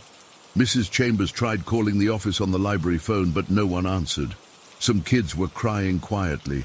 Others just sat there, knees pulled up to their chests, staring at nothing. A few were praying. I remember Jess next to me was hyperventilating, and Amber was rubbing her back trying to calm her down. I sat there on the scratchy carpet, my back against a metal shelf that was digging into my spine, and all I could think about was Columbine. The shooters had specifically targeted the library there. Everyone knew that. And here we were, in the library. I kept staring at the door, imagining someone bursting through with a gun. I calculated how far I was from the door, wondering if I'd be one of the first targets, or if I could maybe hide behind one of the shelves. Time moved so weirdly. Minutes felt like hours. I remember my legs started cramping from sitting in the same position, but I was too scared to move. The helicopter sounds would fade and then come back stronger. Sometimes we'd hear distant sirens. At one point I heard footsteps in the library. Heavy steps. Multiple people. My heart started pounding so hard I thought it might break my ribs. Mrs. Chambers put her finger to her lips, though none of us were making a sound anyway. We were all holding our breath. The footsteps moved around, then faded. Someone in the corner started crying softly. I think it was Brian, this really quiet kid who usually sat alone at lunch. Watching him cry made my own eyes well up. I'd been keeping it together until then.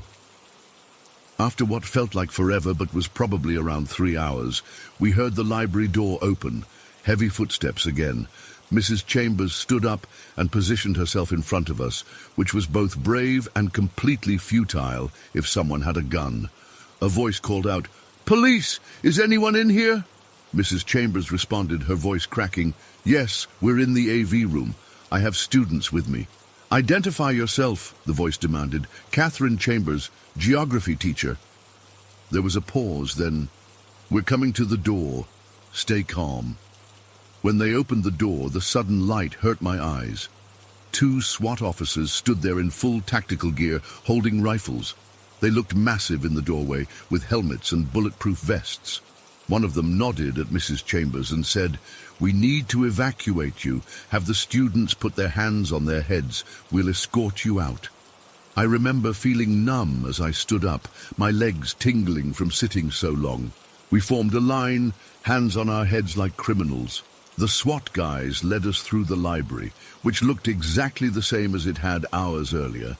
Our backpacks and papers still scattered on the tables, as if waiting for us to return to our normal day. As we walked through the hallways, I saw more officers with guns. Some were checking classrooms, others were standing guard at intersections. It felt like being in a war zone. The hallways were completely empty, which was the weirdest thing. I'd never seen our school so quiet during the day. They led us out the front entrance. The moment we stepped outside, I was hit by sensory overload. Red and blue lights flashing everywhere, police cars, ambulances, news vans. The parking lot was full of people, parents, police, reporters. Yellow tape surrounded the area. Helicopters still hovered overhead. Some kids broke down completely when we got outside. The release of tension was too much. I remember scanning the crowd frantically for my parents. Students around me were reuniting with their families, lots of crying and hugging. A reporter with a microphone actually tried to approach me asking, "Can you tell us what it was like inside? Were you afraid?" I just stared at her, unable to process the question or why someone would ask it right then. A police officer intervened and told her to back off. I finally spotted my mom in her uniform near the command post. She saw me at the same moment and ran over, pulling me into a hug so tight I could barely breathe. She was crying, which scared me because my mom never cried. My dad joined us seconds later, still in his tactical gear. He must have been one of the responding officers. "Are you okay? Are you hurt?" Mom kept asking, holding my face in her hands and looking me over. I wasn't hurt, but I wasn't okay either. I felt disconnected from everything, like I was watching the scene from outside my body. It wasn't until we were in the car, driving home, that they told me what had happened. A senior student had brought a shotgun to school and fired at the administration office window. By some miracle, a police officer had been on campus that day. They'd stationed one at each school in the district after the Sterling High incident. He confronted the shooter almost immediately, and the kid surrendered without firing any more shots. The worst part came when my parents told me who the shooter was. Jake Mercer, a senior who had sat next to me in art class the semester before. We weren't friends, but we'd talked sometimes when we were working on projects. He was awkward and kept to himself mostly. Sometimes he'd get frustrated and snap at people, but nothing that seemed out of the ordinary for high school. He'd let me borrow his good eraser once when I'd messed up a drawing. I couldn't process it. Jake with a gun? Jake shooting at the school? It didn't compute. He wasn't one of the scary kids, not one of the ones you'd look at and think, yeah, I could see them doing something like that. He was just there, unremarkable. That night, I couldn't sleep. Every time I closed my eyes, I saw the library door, expecting it to burst open. I kept hearing phantom helicopters. My parents let me sleep in their room, something I hadn't done since I was little. School was cancelled for the rest of the week. When we went back, everything had changed. There were police officers in the hallways. We had to go through metal detectors. Teachers tried to act normal, but nothing was normal. The library stayed closed for 2 weeks while they repaired the bullet damage to the main office wall on the other side. The nightmares started a few days after. In them, I was always back in that AV room, but instead of SWAT officers, it was Jake who opened the door.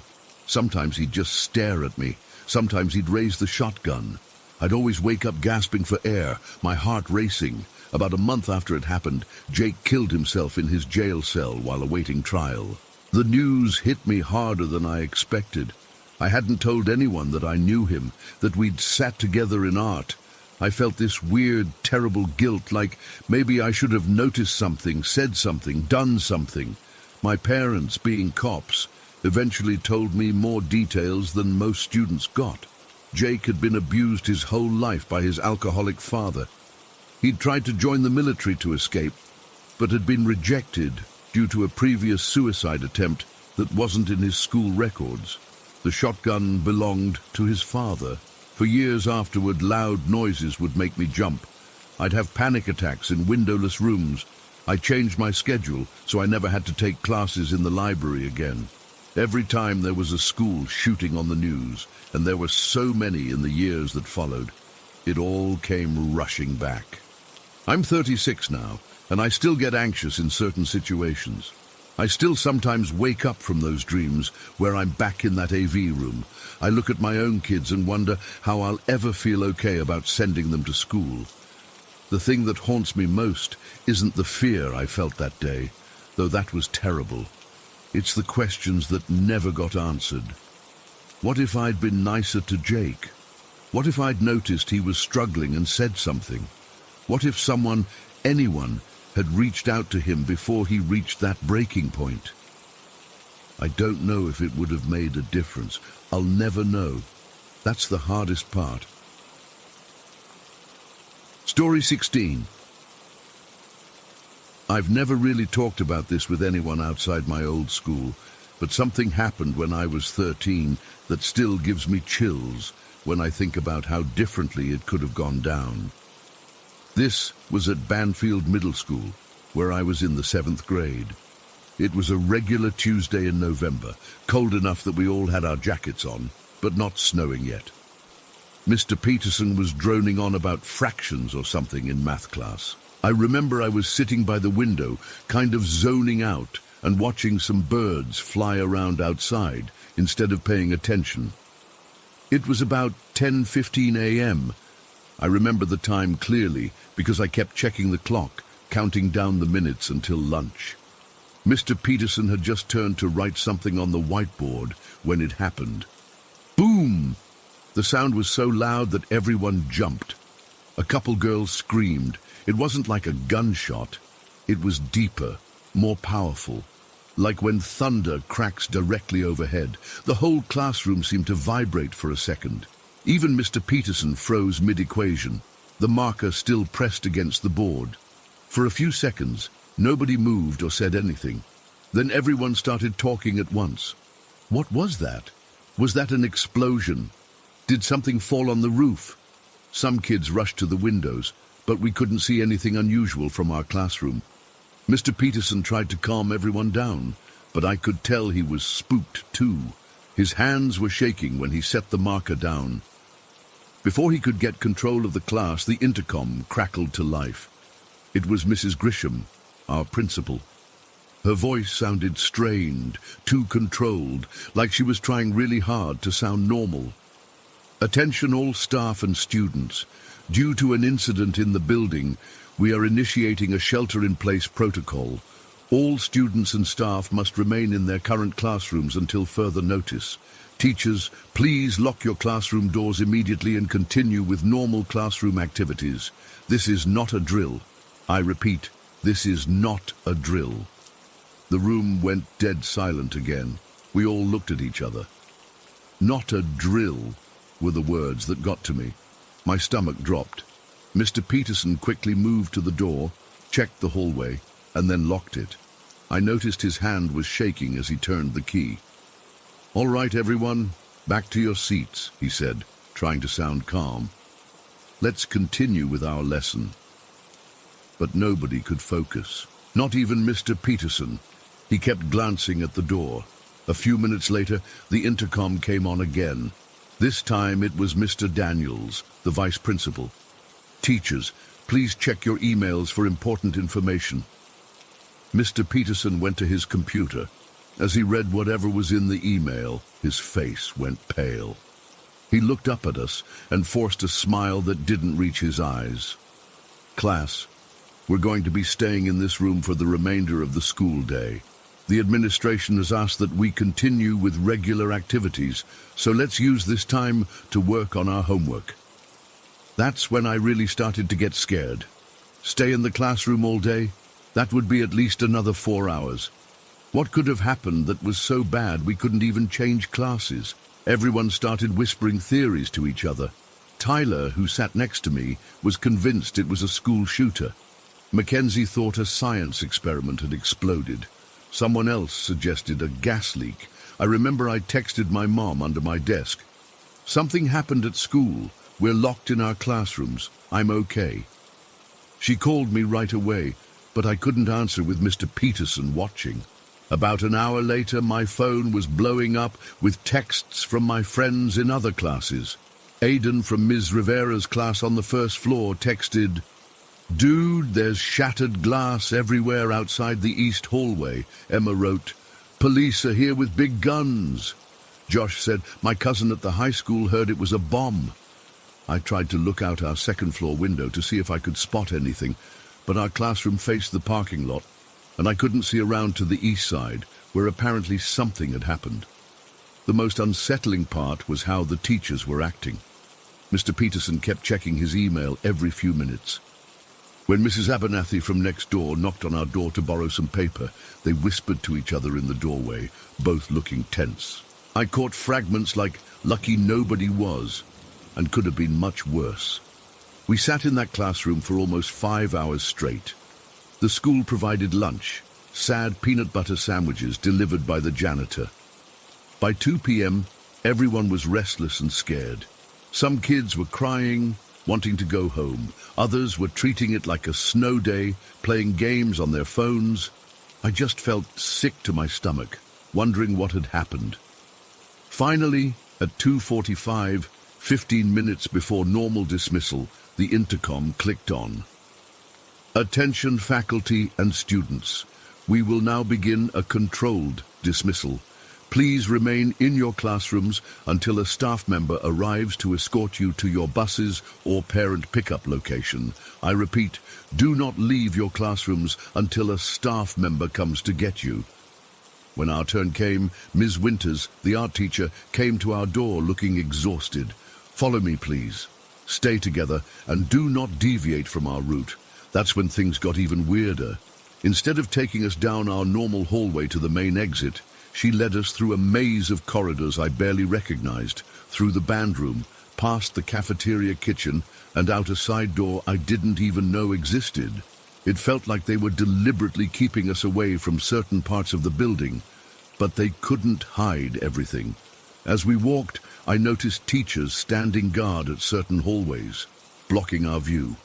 And there was a strange smell in the air, something chemical and burnt, like when you light too many fireworks too close together. When we finally exited the building, I could see why they'd been so secretive. There were 3 police cruisers parked at the east entrance. 2 officers stood by the doors, holding what I recognized from video games as MP5 submachine guns. They weren't pointing them at anything, just holding them ready, which was somehow more terrifying. And the windows, 4 huge windows that lined the east hallway, where the 8th grade lockers were completely gone. Not just cracked, but shattered. Glass was everywhere, glittering on the sidewalk and grass. Yellow police tape cordoned off the entire area. A police officer was taking photos of something on the ground, while another talked into his radio. They had these serious expressions, not the kind of faces adults make when kids are in trouble for a prank.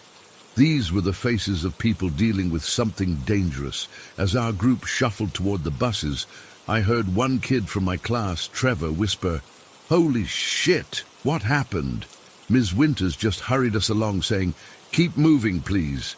On the bus ride home, everyone was talking at once. Theories flew back and forth, most of them ridiculous. It was terrorists. No, it was a science experiment gone wrong. My brother's friend said someone brought a gun to school. But then Jaden, whose dad was a volunteer firefighter, showed us a text from his dad. School incident was explosive device. No injuries. Police investigating. An explosive device. A bomb. In our school.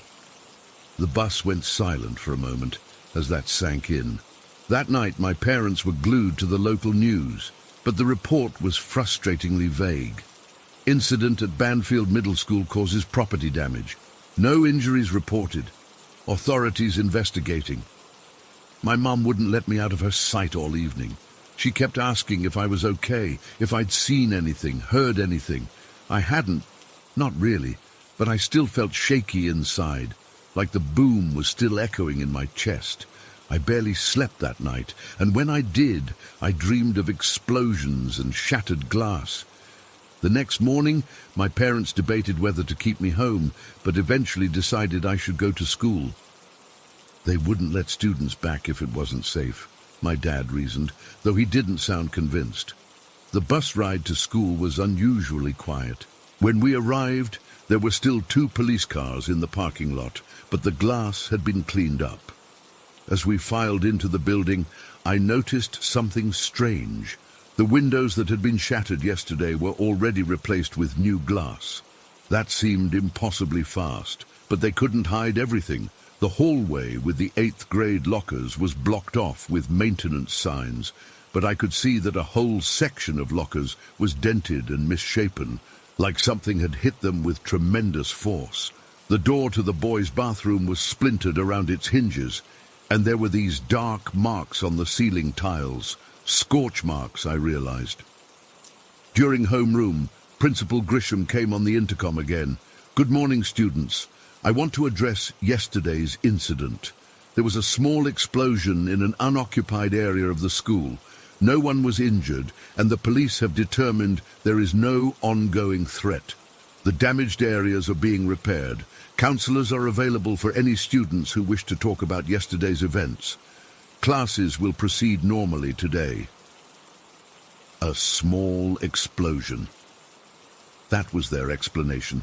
It felt insulting, like they thought we were too dumb to understand what had happened. Throughout the day, teachers avoided talking about it, changing the subject whenever a student brought it up. But during lunch, the real story started to emerge in fragments, passed from student to student in whispers. Apparently, some seniors had created a homemade firework, except it wasn't just a normal firework. They'd packed it with way too much powder, essentially turning it into a small bomb. They'd set it up by the 8th grade lockers and rigged a time delay fuse using cigarettes. You know, how people stack cigarettes so they burn down one after another. The plan was for it to go off in the middle of the night when nobody was around. But something went wrong. Maybe they miscalculated, or maybe the cigarettes burned faster than expected. Instead of going off at 2 a.m., it detonated at 10:15 a.m., when the school was full of kids. The only reason nobody got hurt was pure luck. The explosion happened during class time when that particular hallway was empty. If it had gone off 5 minutes earlier or later, during class change, dozens of kids would have been walking past. Later that week, the truth finally came out officially. 3 seniors were arrested. The principal held an assembly about making good choices, without specifically mentioning what had happened. The damaged section of the school was repaired over the next few weeks, but you could still tell which ceiling tiles were new if you looked closely. The thing is, I forgot about this for years. It became just another middle school memory, filed away with field trips and awkward dances. But last month, I was watching the news about that school shooting in Michigan, and all these memories came flooding back. I keep thinking about how differently that day could have gone, if that makeshift bomb had gone off during passing period, if it had been planted closer to a classroom instead of in the hallway, if it had been bigger or contained nails or other shrapnel like real bombs do. What scares me most now, looking back, is how close we all came to disaster without even realizing it, and how quickly everyone tried to pretend it never happened. Within a month, nobody talked about it anymore. The school never implemented any new security measures, no metal detectors, no bag searches, nothing. Sometimes I wonder if those seniors ever think about what they did, how their stupid prank could have killed people. My little brother goes to that school now, and every time I drop him off, I get a flash of those shattered windows, those armed police officers. That sound, that deep, powerful boom that shook the whole building. I can still hear it perfectly in my head, and I still wonder, what would have happened if that explosion had gone off just 5 minutes later? Story 17. Look, I'm not someone who believes in ghost stories. I was a government contractor in Iraq back in 2003, working security details with my military background. I'd seen combat before, knew how to handle myself in dangerous situations. But what happened at Camp Babylon? That wasn't in any training manual. It started during a routine convoy operation in late October 2003. We were transporting supplies between bases, taking the route that passed by Camp Babylon. The camp itself was built right on top of ancient ruins, supposedly the original Tower of Babel from biblical times. During the day, you could see crumbling stone structures, partial walls, and archaeological excavations everywhere around the camp perimeter. The whole place had this weight to it, like you could feel the centuries pressing down. That first time, we were about a half-mile from the camp entrance when we took small arms fire from somewhere near the ruins. Standard procedure? We stopped the convoy, established a defensive perimeter, and returned fire while our engineers swept for IEDs. Nothing unusual yet. This kind of thing happened every few days. What was strange was that we couldn't find any enemy combatants, not a single one. No blood trails, no shell casings, no footprints in the soft sand, nothing. But I swear on my life we all heard the shots. Our whole team did. While we were securing the area, I noticed something that made my skin crawl. There were shapes moving around the ruins, human-sized shadows slipping between fallen columns and crumbling walls. At first I thought they were insurgents trying to flank us, so I signaled to 2 of my guys to cover that area. "We got movement in the ruins 2 o'clock, I said into my radio. "I see it," replied Martinez, one of our best marksmen. 4. Who'd know? 5 individuals moving between structures. But when we trained our thermal scopes on the area, nothing. No heat signatures at all. Yet we could all still see them with our naked eyes, these dark silhouettes moving unnaturally fast, appearing in one spot, then seemingly teleporting to another. "What the fuck?" Martinez whispered beside me. "You seeing this shit, Miller?" I nodded, unable to form words. The figures weren't running between hiding spots. They were literally disappearing and reappearing. No person moves like that. It was like watching a video with frames missing. After about 30 minutes with no further gunfire, we got the all clear and continued our mission. I filed it away as a weird occurrence, maybe a trick of the light or fatigue playing with our perception. Little did I know it was just a preview of what was coming. About a month later, late November, we were on another convoy run. The weather had turned cold. Desert nights in Iraq can drop near freezing in winter, and this was one of those nights. The kind of cold that seeps into your bones and makes everything ache. We were running behind schedule due to a checkpoint delay earlier, and darkness had fully settled by the time we approached the Camp Babylon area again. That's when our bad luck doubled down. One of our vehicles started sputtering and died about a quarter mile from the camp entrance, right in the shadow of those damn ruins. "Transmission's fried," our mechanic announced after a quick look. "Need to tow it or come back with parts tomorrow." The convoy commander made the call to set up a defensive position while we waited for a recovery vehicle. Standard procedure, no big deal. We'd done it dozens of times.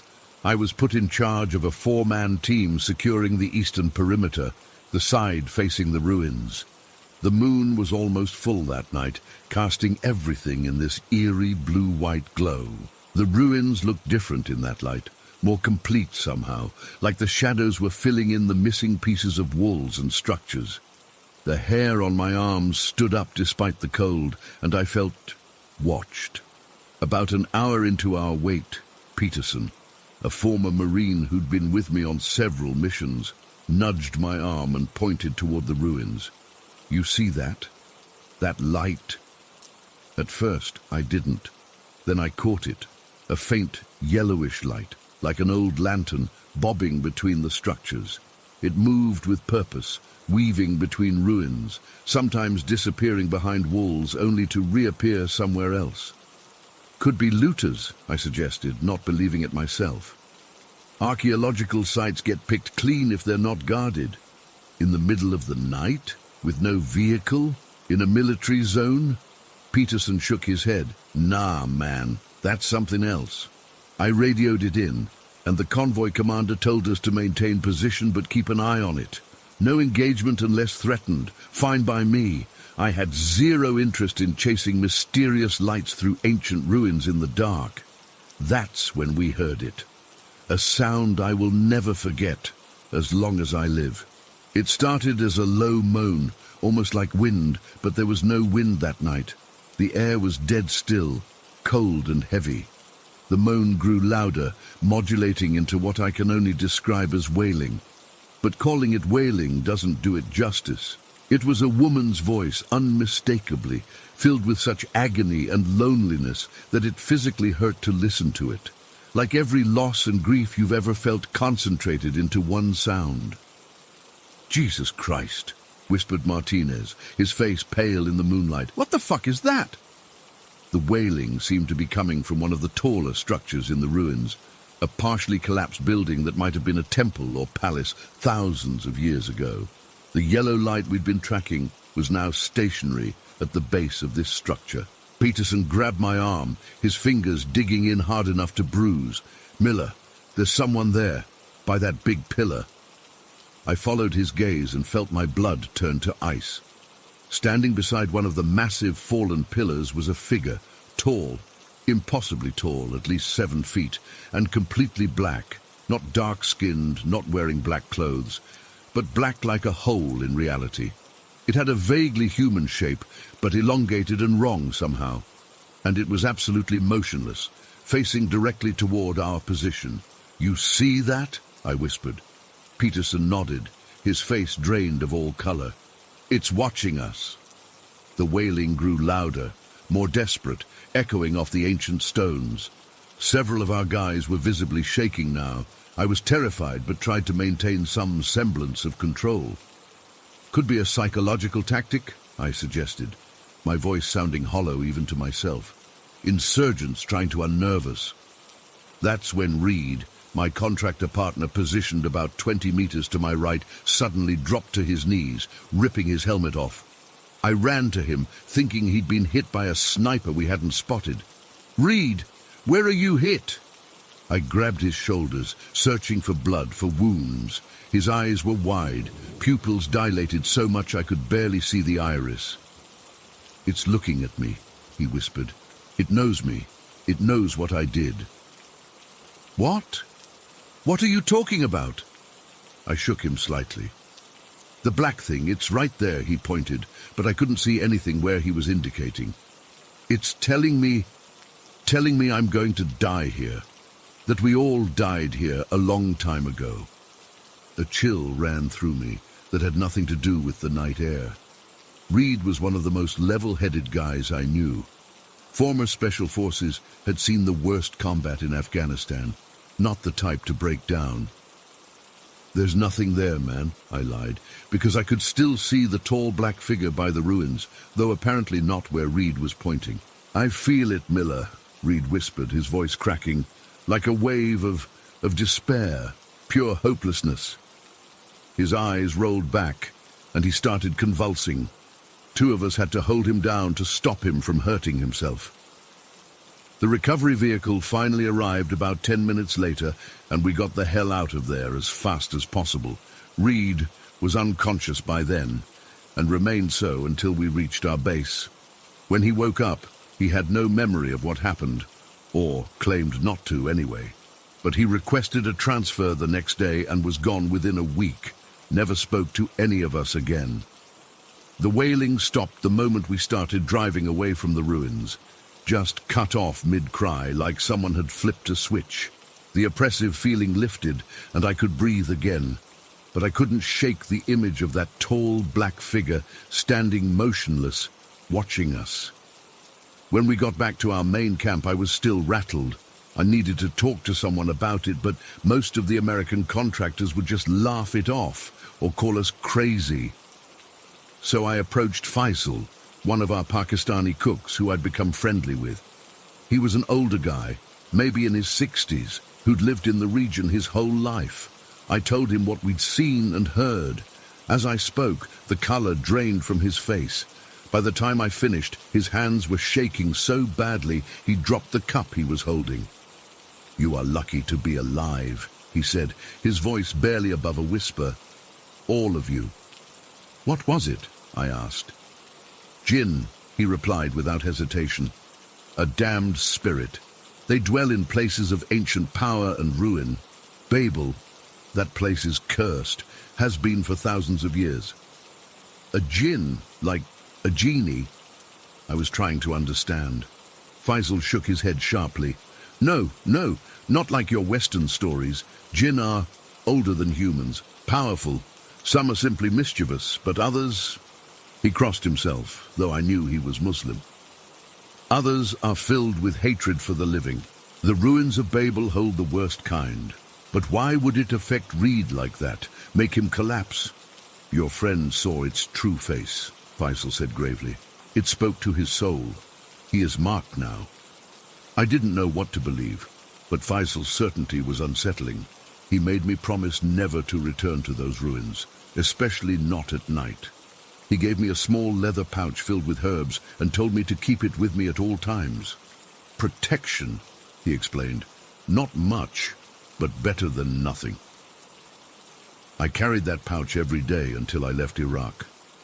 Maybe it was superstition, but I wasn't taking any chances. We were rerouted after that incident, and I never had to pass by Camp Babylon again during my contract. But I heard stories from other teams who did, electrical equipment failing for no reason, GPS systems showing them in completely wrong locations, voices calling team members by name from empty ruins. One team even reported their vehicle being lifted and moved 10 feet sideways while they were inside it. The locals refused to work in or near the camp after dark. They knew better. It's been almost 2 decades now. I've written books about haunted places, interviewed hundreds of people who've had supernatural experiences, but nothing, absolutely nothing, has compared to what we encountered at the ruins of Babel. I still don't know what to make of it. Was it mass hysteria? Some kind of natural phenomenon we don't understand? Or was Faisal right? Did we encounter something ancient and malevolent that night? Sometimes when I'm alone in my house late at night, I swear I can hear that wailing again, faint but unmistakable. And in the corner of my eye, I occasionally catch a glimpse of something tall and black, watching me from the shadows. Reed committed suicide 3 years after leaving Iraq. Never left a note. I often wonder if what he saw that night followed him home too. Whatever was in those ruins, it wasn't human, it wasn't natural, and I'm convinced it's still there, waiting for more visitors to stumble into its domain. If you ever find yourself near ancient ruins in the Iraqi desert, especially anywhere near the old Babylon site, do yourself a favor. Stay away when the sun goes down.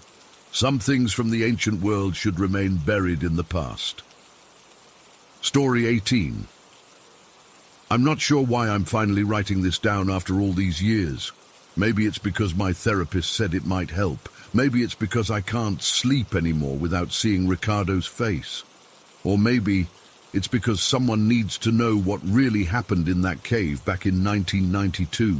I was just a corporal then, serving in the Brazilian Marine Corps alongside Sergeant Ricardo Oliveira. We were stationed at the training facility on Ilha Marambaia, this isolated island off the coast of Rio that the military used for jungle warfare training. Beautiful place on the surface, dense Atlantic rainforest, pristine beaches, crystal clear water. But there was always something off about it. The island had this weird history. It was home to a Quilombola community, descendants of escaped slaves who'd lived there for generations. The military and these people had this uneasy coexistence. We used their land for training exercises, and they mostly kept to themselves. Ricardo wasn't like the other officers. While most treated the locals with casual indifference or even disdain, he actually talked to them. He was fascinated by their stories, their history. At first I thought it was just his natural friendliness, his way of respecting the island's original inhabitants. Now I know better. It was during our 3rd rotation on the island when things started to change. Ricardo had been spending evenings with an older Quilombola man named Paulo. I joined them a few times around the fire, listening as Paulo shared local legends. Most were the usual stuff. Ghost stories, folk tales, things to keep kids from wandering off at night. But there was one story that lit something in Ricardo's eyes. Paulo told us about a cave somewhere deep in the island's interior. According to him, back in the imperial days, a group of thieves had been transporting stolen gold and jewels by ship when they were caught in a storm. They wrecked on Marambaia, but managed to salvage their treasure and hide it in this cave before they died or were caught. The story wasn't clear on that part. Many have tried to find it, Paulo had said, his weathered face serious in the firelight. But those who enter never return. The spirits of the thieves protect what they stole. I remember laughing it off. Just another superstition, right? But Ricardo didn't laugh. He asked questions, specific questions. Where exactly was this cave? Were there any markings? Had anyone actually seen the treasure? Paulo wouldn't say much more, just shook his head and warned, "The cave brings only death, Sergeant. My grandfather's brother went looking. They found only his shoes at the entrance." I didn't think much of it then, but over the next few weeks I noticed Ricardo spending more time with the locals, especially the older ones. He'd disappear after training exercises, returning to camp hours later with mud on his boots and a distracted look on his face. One night, after a few cachaças in the mess hall, he finally opened up to me. "They know where it is, Carlos," he whispered, leaning close. His breath reeked of alcohol, but his eyes were clear, focused. "The old-timers, they know exactly where the cave is." "So what if they do?" I asked. "It's just a story, man." He shook his head, almost pitying my naivety. "My sister's kid needs surgery. Special kind they don't do in public hospitals. My father's store is going under. Military pay is shit, you know that. I did know. We all did. But still. You're not seriously thinking of looking for some pirate treasure? Based on some local ghost story? His face hardened. I've seen a map, Carlos. An actual hand-drawn map from the 1800s. One of the old men showed me. It's real. I tried to talk him out of it. Reminded him of our duty, the risks of going AWOL in the jungle, the dangers of unexplored caves. I even tried appealing to his respect for the locals. If they warned against it so strongly, shouldn't he listen? They're just superstitious, he said, waving away my concerns. Spirits and curses. It's the 90s, man. They're sitting on a fortune and too scared of ghosts to claim it. 2 days later, Ricardo came to me with a plan. We had a 3-day leave coming up while some VIPs were using the training facilities. Most guys were heading to the mainland, but Ricardo was staying. He'd convinced a young Quilombola named Diego to show him the general area where the cave was supposedly located. Come with me, he urged. 2 of us is safer than 1. We'll be back before anyone notices. I refused. I had a bad feeling about the whole thing. Something in Paulo's warnings had gotten under my skin, despite my skepticism. And honestly, I was angry at Ricardo for pushing this so hard, for risking his career over a fairy tale. You're being an idiot, I told him. This isn't worth it. When I come back rich, you'll see who the idiot is, he shot back. That was the last real conversation we had. The next morning, most of us boarded the transport to the mainland. Ricardo stayed behind, telling our commanding officer he had some personal project to work on. I spent my leave distracted, worried. I tried calling the base from Rio, but couldn't get through to Ricardo. By the time we returned to the island 3 days later, I'd almost convinced myself everything was fine. Ricardo had probably realized the stupidity of his treasure hunt and given up, but he wasn't at formation the next morning. His bunk hadn't been slept in. At first, the officers weren't too concerned. It wasn't unheard of for someone to overstay their leave or get drunk in one of the fishing villages. But when a full day passed with no sign of him, they launched a search.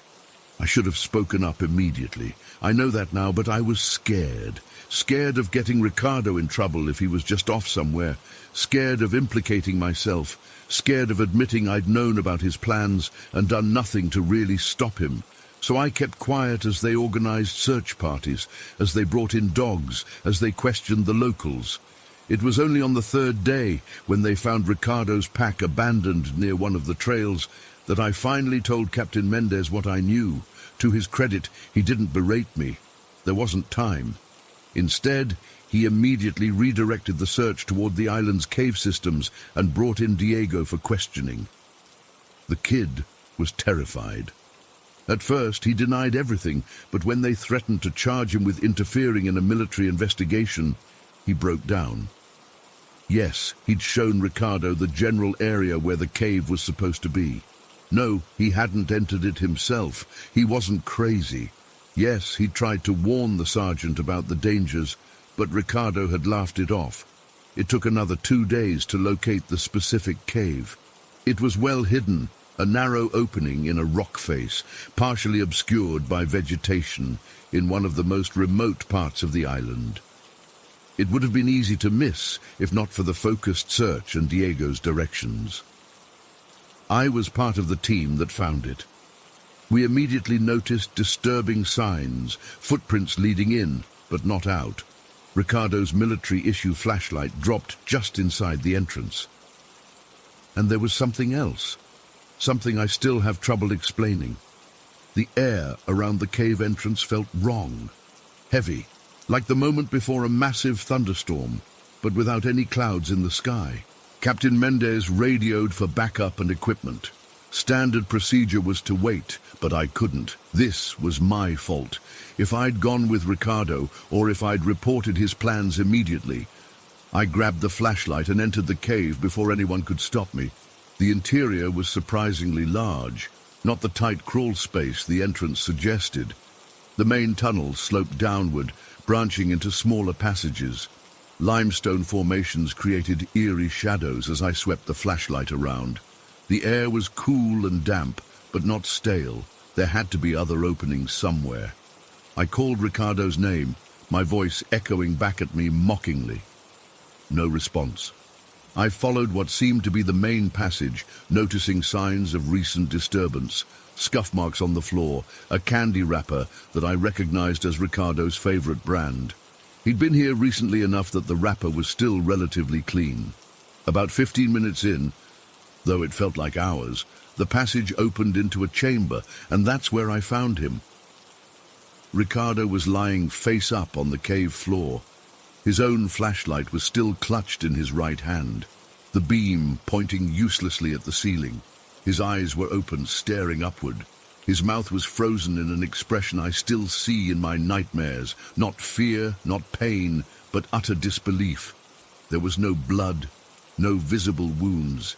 He looked untouched, like he'd simply laid down and died of shock. I rushed to him, felt for a pulse even though I knew it was useless.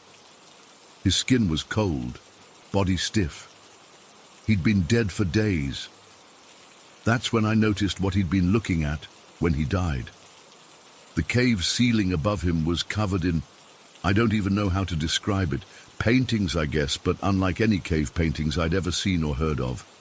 They weren't primitive. They were incredibly detailed, almost photorealistic despite appearing ancient. They depicted people, European-looking men in old-fashioned clothing, alongside indigenous people and African slaves. And scattered throughout the images were symbols I didn't recognize, complex patterns that seemed to shift when viewed from different angles. But the most disturbing part was that one of the European faces looked exactly like Ricardo. Not similar, identical, down to the small scar on his chin from a training accident the year before. It was impossible. The painting had to be centuries old, yet there was Ricardo, staring back at me from the cave ceiling. I don't remember screaming, but I must have, because suddenly there were other Marines beside me, pulling me away, checking Ricardo's body. Everyone was talking at once, radios squawking, flashlight beams dancing across the walls. But when I tried to show them the painting, it was gone. The ceiling was just ordinary limestone, dotted with stalactites. No paintings, no symbols, no impossibly prophetic image of Ricardo. They thought I was hysterical with grief. Maybe I was. The official report listed Ricardo's death as misadventure. Probably a heart attack brought on by dehydration and exhaustion, they said. They found no treasure, no sign that anyone else had been in the cave recently. Just a foolish sergeant who'd gotten lost and died alone in the dark. The body was removed, the cave was marked as dangerous on military maps, and within a week, training had resumed as normal. Ricardo's family received compensation and a sanitized version of events. I was ordered to undergo a psychological evaluation, but was ultimately cleared for duty. But I know what I saw, and I'm not the only one who noticed strange things in the aftermath. The search team that helped recover Ricardo's body, all of them requested transfers within a month. Captain Mendez retired early, despite being on track for promotion. And Diego, the young quilombola who'd shown Ricardo the way, his family moved off the island entirely, something almost unheard of in their community. The military buried the incident as thoroughly as they could. We were all encouraged to forget it, to move on. Training continued on Ilha Marambaya like nothing had happened. I left the Marines when my commitment ended the following year. I couldn't stay, not with the memories of that cave haunting me. I've spent years trying to make sense of what I saw, researching cave paintings, local history, folklore about the island. Nothing explains it. Sometimes I wonder if Paula was right, if some kind of spirit or curse really does protect that cave. Other times, I think more rationally about gas pockets causing hallucinations, stress-induced delusions, trick of light and shadow. But then I remember Ricardo's face, frozen in that look of horrified recognition, and I wonder, What did he see in those final moments? Did he realize he was looking at himself on that ancient cave wall? Did he understand what it meant before he died? I've never returned to Ilha Marambaya. I've heard rumors that the military has restricted access to that part of the island entirely now. Maybe they know more than they admitted. Maybe others have seen what I saw. All I know for certain is that Ricardo went looking for treasure and found something else entirely. Something old and patient and impossible. And sometimes, when I wake up sweating in the middle of the night, I swear I can feel it watching me, waiting for me to make the same mistake. Because here's the thing, I've never told anyone until now.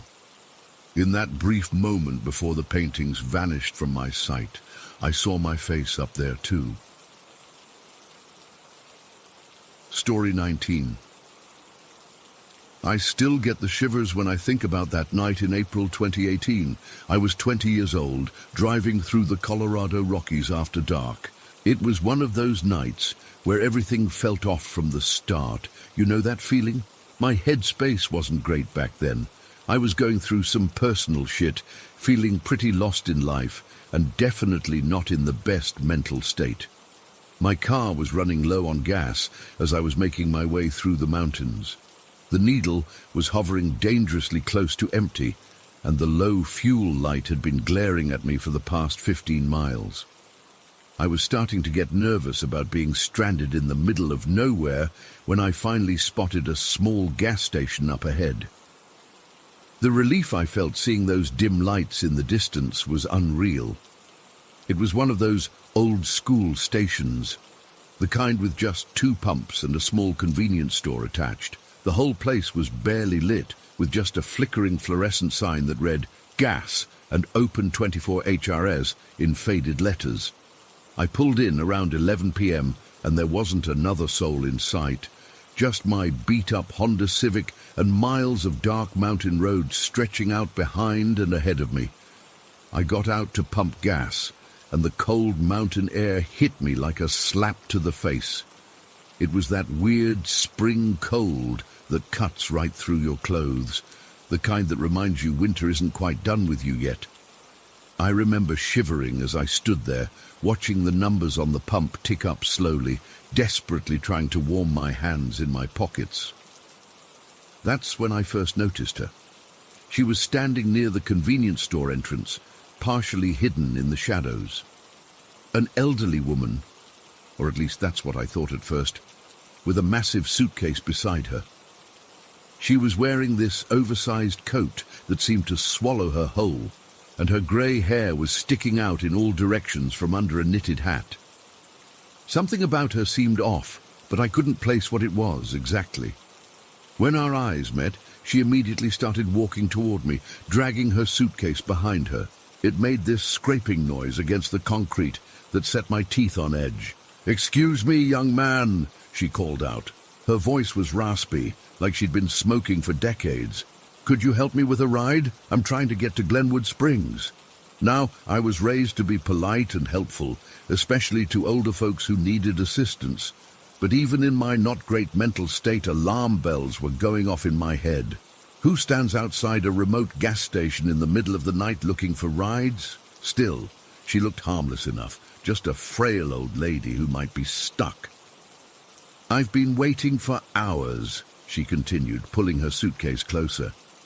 "My son was supposed to pick me up, but he never showed. I just need to get over the pass. It's not too far." I hesitated, looking around the empty station. There was one sleepy-looking attendant inside the store, but otherwise, we were completely alone. The rational part of my brain was screaming at me to make an excuse and leave, but the part of me that was lost and looking for some kind of purpose, some way to be useful, won out. "Sure," I heard myself saying. "I can give you a ride. I'm heading that way anyway." The relief on her face seemed genuine, and I felt a little better about my decision. I finished pumping gas, helped her load her surprisingly heavy suitcase into my trunk, and we got into the car. The interior light flicked on as we got in, and that's when I got my first real good look at her. She wasn't elderly at all. Under the harsh dome light, I could see that she was probably in her mid-40s. Her skin had that leathery, weathered look that comes from hard living, not old age. Her teeth were visibly damaged when she smiled at me, and her eyes had this intense, jittery quality that made me immediately uncomfortable. What I had mistaken for elderly features were actually the marks of someone who'd been using drugs. Meth, if I had to guess, based on what I'd seen in public service announcements. My stomach dropped. I'd made a huge mistake, but it was too late now. We were already pulling out of the gas station, and I didn't know how to backtrack without potentially setting her off. So I just gripped the steering wheel tighter and focused on the road ahead, which was starting to disappear under a light dusting of snow.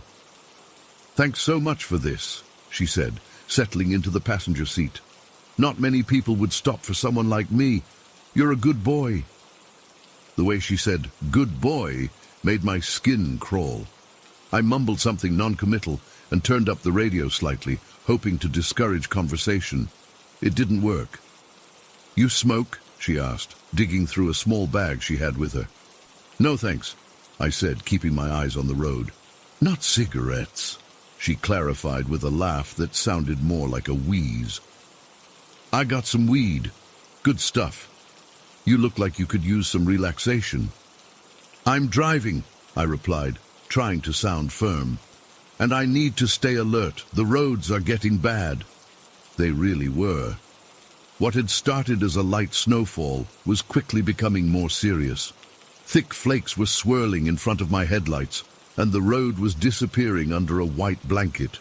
The conditions were deteriorating fast, and I was starting to worry about making it through the pass safely, even without the added complication of my unwanted passenger.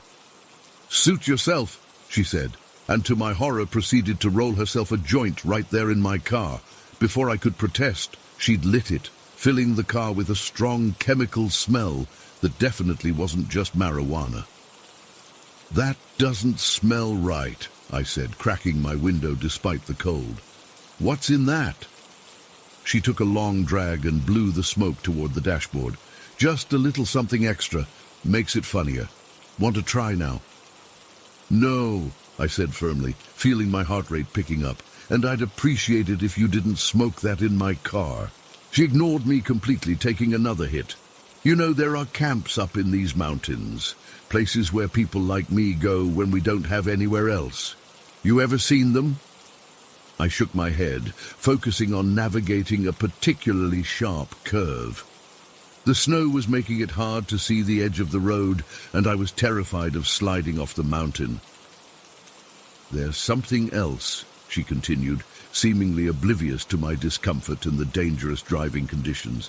"Everyone there is so friendly once you get to know them, especially if you bring them something good. You know what I mean?" I didn't answer, but she kept talking, her speech becoming more rapid and disjointed. She described these camps in vivid, disturbing detail. How people lived in makeshift tents, how they traded drugs for food, how they sometimes disappeared and no one asked questions.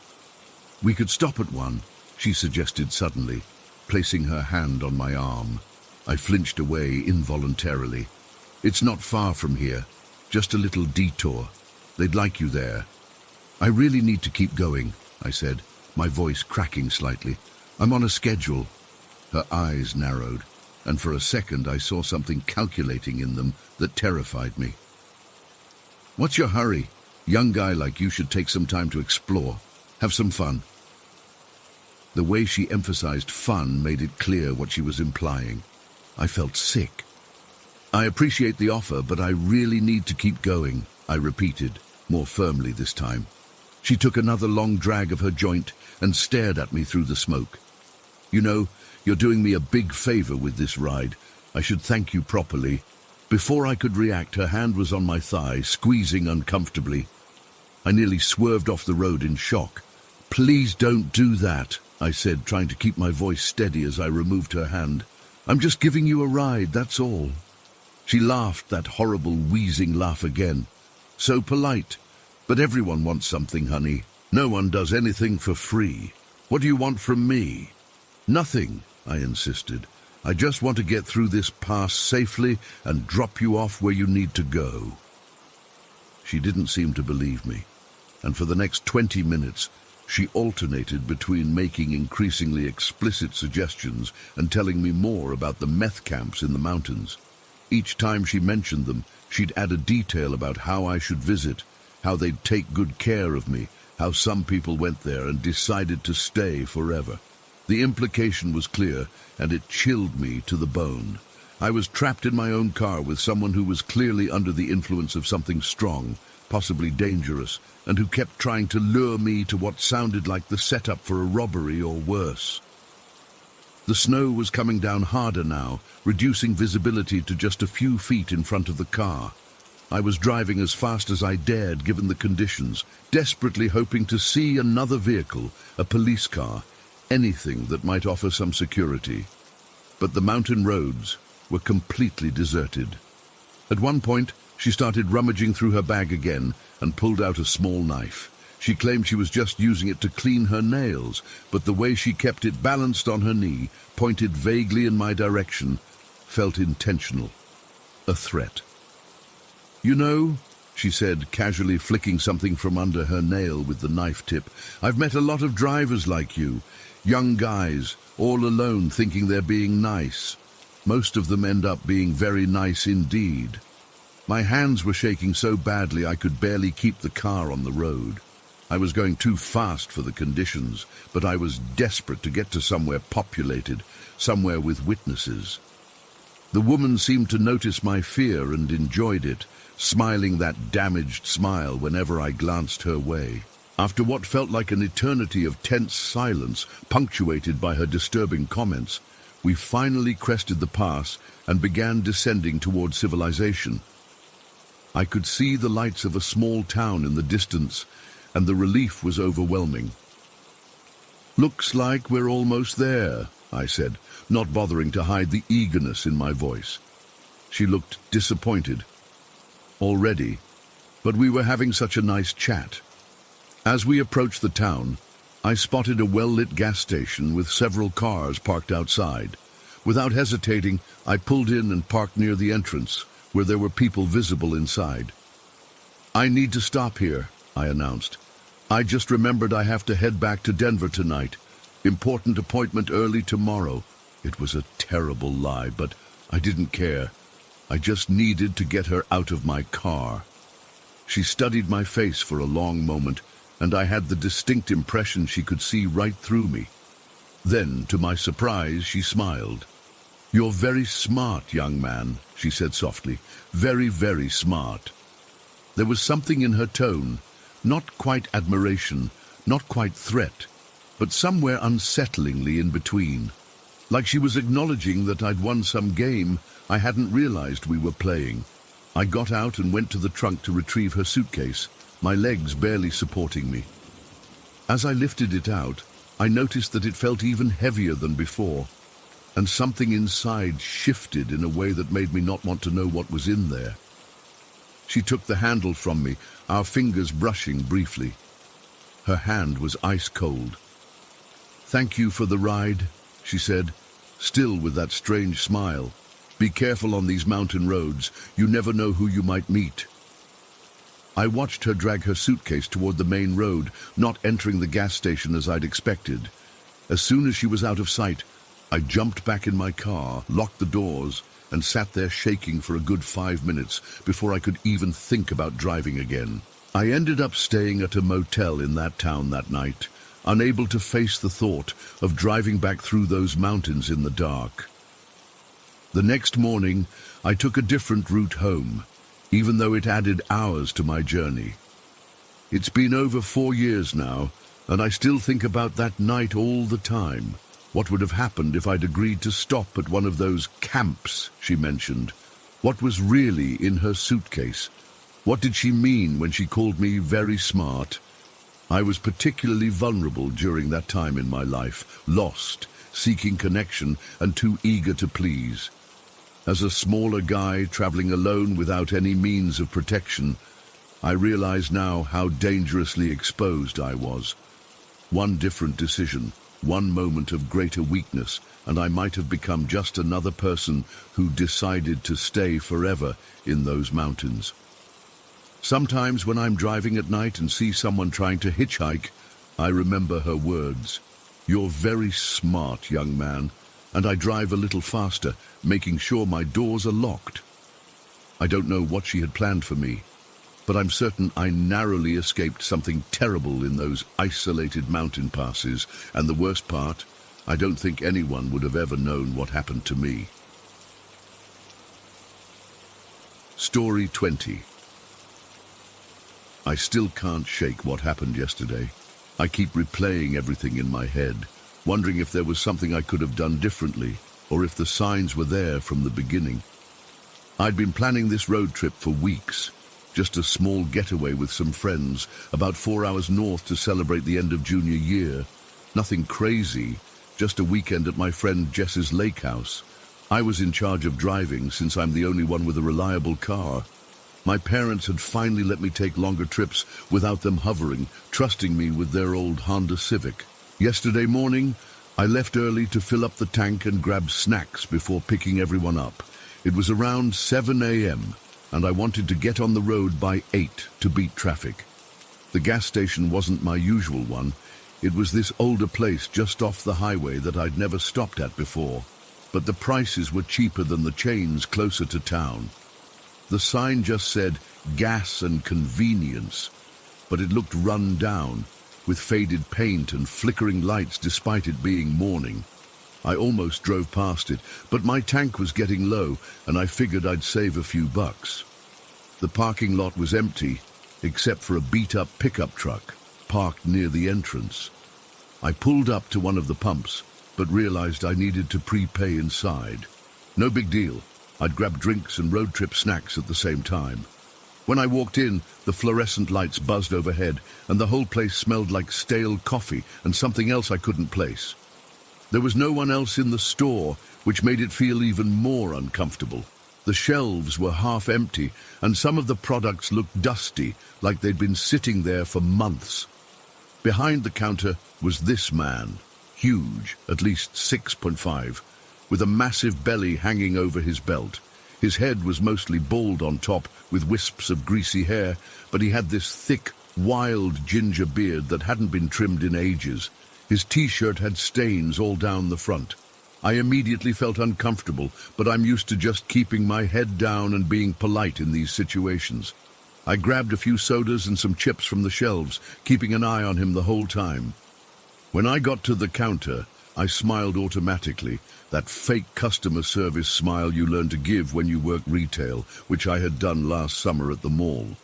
"Pump number 3, please, and these snacks." I placed everything on the counter and pulled out my debit card. The guy just stared at me for what felt like forever before saying anything. His eyes were this weird pale blue, almost colorless, and they never blinked. "We met before?" His voice was deeper than I expected, with this strange accent I couldn't place. He leaned forward on the counter, coming way too close to my face. "No, I don't think so," I said, trying to keep my voice steady. "I'm just passing through." "You look real great," he said, still staring. "Real great. Pretty girl. You remind me of someone." I forced another smile and nodded, glancing at the card reader, wishing he would just process my payment. That's when I noticed something falling onto the counter between us. He was scratching his head, and what looked like flakes were landing on the surface. But they weren't white, like dandruff. They were tinged red, like bloody skin flakes. My stomach turned. "How much for the gas?" I asked, trying to hurry things along. He punched some buttons on the register, still staring at me. "40 enough?" "Yeah, that's fine." I tapped my card quickly, praying the transaction would go through fast. While the machine processed, he leaned even closer. "What's your name, sweetheart?" "Emma," I said automatically, immediately regretting giving him my real name. "Emma," he repeated, drawing it out in a way that made my skin crawl. "Pretty name for a pretty girl." The machine beeped, and I snatched my card back. "Thanks," I mumbled. grabbing the snacks and backing away from the counter. "See you when you come back in," he called after me as I pushed the door open. Outside, I took a deep breath of fresh air, trying to calm myself down. I was overreacting, I told myself. He was just a creepy guy, making inappropriate comments. Unfortunately, something that happens to girls my age all the time. I went to pump 3 and started filling my tank, pulling out my phone to text my friends that I was on my way. I sent Jess a quick message. "At gas station, this creepy dude working here will be at your place in 20 mins. I was in the middle of texting my other friend when I felt it. Hot breath on the back of my neck and a presence looming behind me. I froze, my fingers hovering over my phone screen. I remembered where we know each other from, Emma. The guy from the counter was standing directly behind me, so close I could feel his stomach pressing against my back. I hadn't heard him approach at all. How had he gotten outside without me noticing?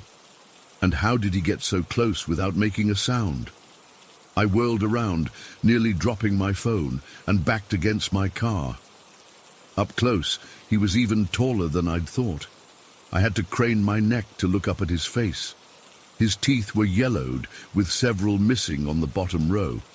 "We don't know each other," I said firmly, trying to sound confident while looking for an escape route. There were no other customers, no one driving by on the road. It was just us. He grinned, revealing more of those rotting teeth. "Oh, but we do. You were my sex slave in a past life." My blood went cold. What the actual fuck? I'm only 17, and this grown man was saying this to me. "I was your master," he continued, taking a step closer, backing me further against my car. "You served me real good, and now you've come back to me." I tried to laugh it off like it was a bad joke. "That's funny," I said, edging sideways toward my driver's side door. "But I really need to get going. My friends are waiting for me." "Friends can wait," he said, following my movement. "You and me have some catching up to do, Emma." The way he said my name made me want to throw up. I reached for my door handle, but he moved surprisingly fast for his size, stepping between me and the driver's side. "Why don't I come with you?" he suggested, his voice suddenly cheerful, like he was offering to help me carry groceries. "Show you some places we can get reacquainted." "No thanks," I said, my voice shaking despite my efforts to stay calm. "I really need to go alone."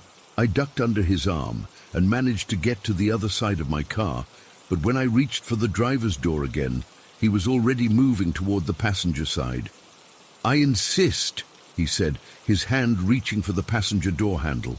In that moment, pure panic took over. I yanked open my driver's door and practically dove inside, jabbing my key into the ignition.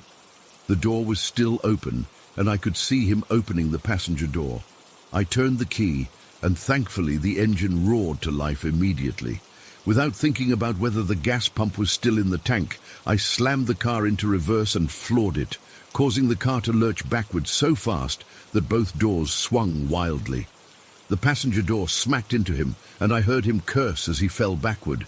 I shifted into drive and pressed the gas pedal all the way down, speeding out of the lot with both doors still swinging open. In my rearview mirror, I could see him getting up from the ground, shouting something I couldn't hear over the sound of my racing engine and my own heartbeat pounding in my ears. I drove like that for several miles, doors flapping, wind whipping through the car, terrified to stop even for a second. Finally, when I was sure I was far enough away, I pulled over on the shoulder to close the doors properly and catch my breath. My hands were shaking so badly I could barely grip the steering wheel. I checked all my mirrors to make sure he wasn't somehow following me, half expecting to see his truck roaring down the highway behind me. I called Jess immediately, my voice breaking as I tried to explain what had happened. She wanted me to call the police, but what would I even say? That a creepy gas station attendant made inappropriate comments and tried to get in my car? I didn't even know the name of the place. It was just some random gas station in the middle of nowhere. The worst part is that I realized I left my credit card receipt there. It has my name on it. And I'm pretty sure the gas pump was still in my tank when I drove off. I have no idea if it pulled out safely or if I damaged their equipment. If I caused any damage, they have my card information. They know who I am. I keep checking my bank account to see if there are any weird charges. I keep looking out my window to see if that pickup truck is parked on my street. I can't stop thinking about his bloody scalp flakes on the counter, those missing teeth, the way he said I served him real good in some made-up past life. I've been Googling Guy's gas station, trying to figure out exactly where I was, but nothing comes up. It's like the place doesn't even exist. I've checked maps of the area, but I can't pinpoint it.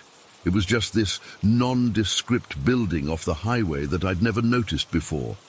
My friends think I'm overreacting, that he was just some pervert trying to scare me, but they didn't see the look in his eyes. They didn't feel his breath on their neck. I've barely slept since it happened. Every time I close my eyes, I imagine him standing over my bed, saying he remembered me. I keep thinking about what might have happened if I hadn't gotten away, if my car hadn't started, or if he'd managed to get in the passenger seat. I never made it to the lake house. I drove straight home and locked all the doors.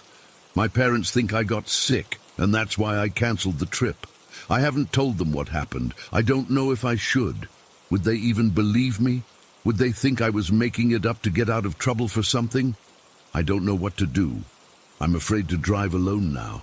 I'm afraid to stop at gas stations. I keep checking the locks on my doors and windows. The worst part is not knowing if it's over. Did he get my address from my card information? Is he looking for me? Or was he just some random creep who's already forgotten about me and moved on to scaring some other girl?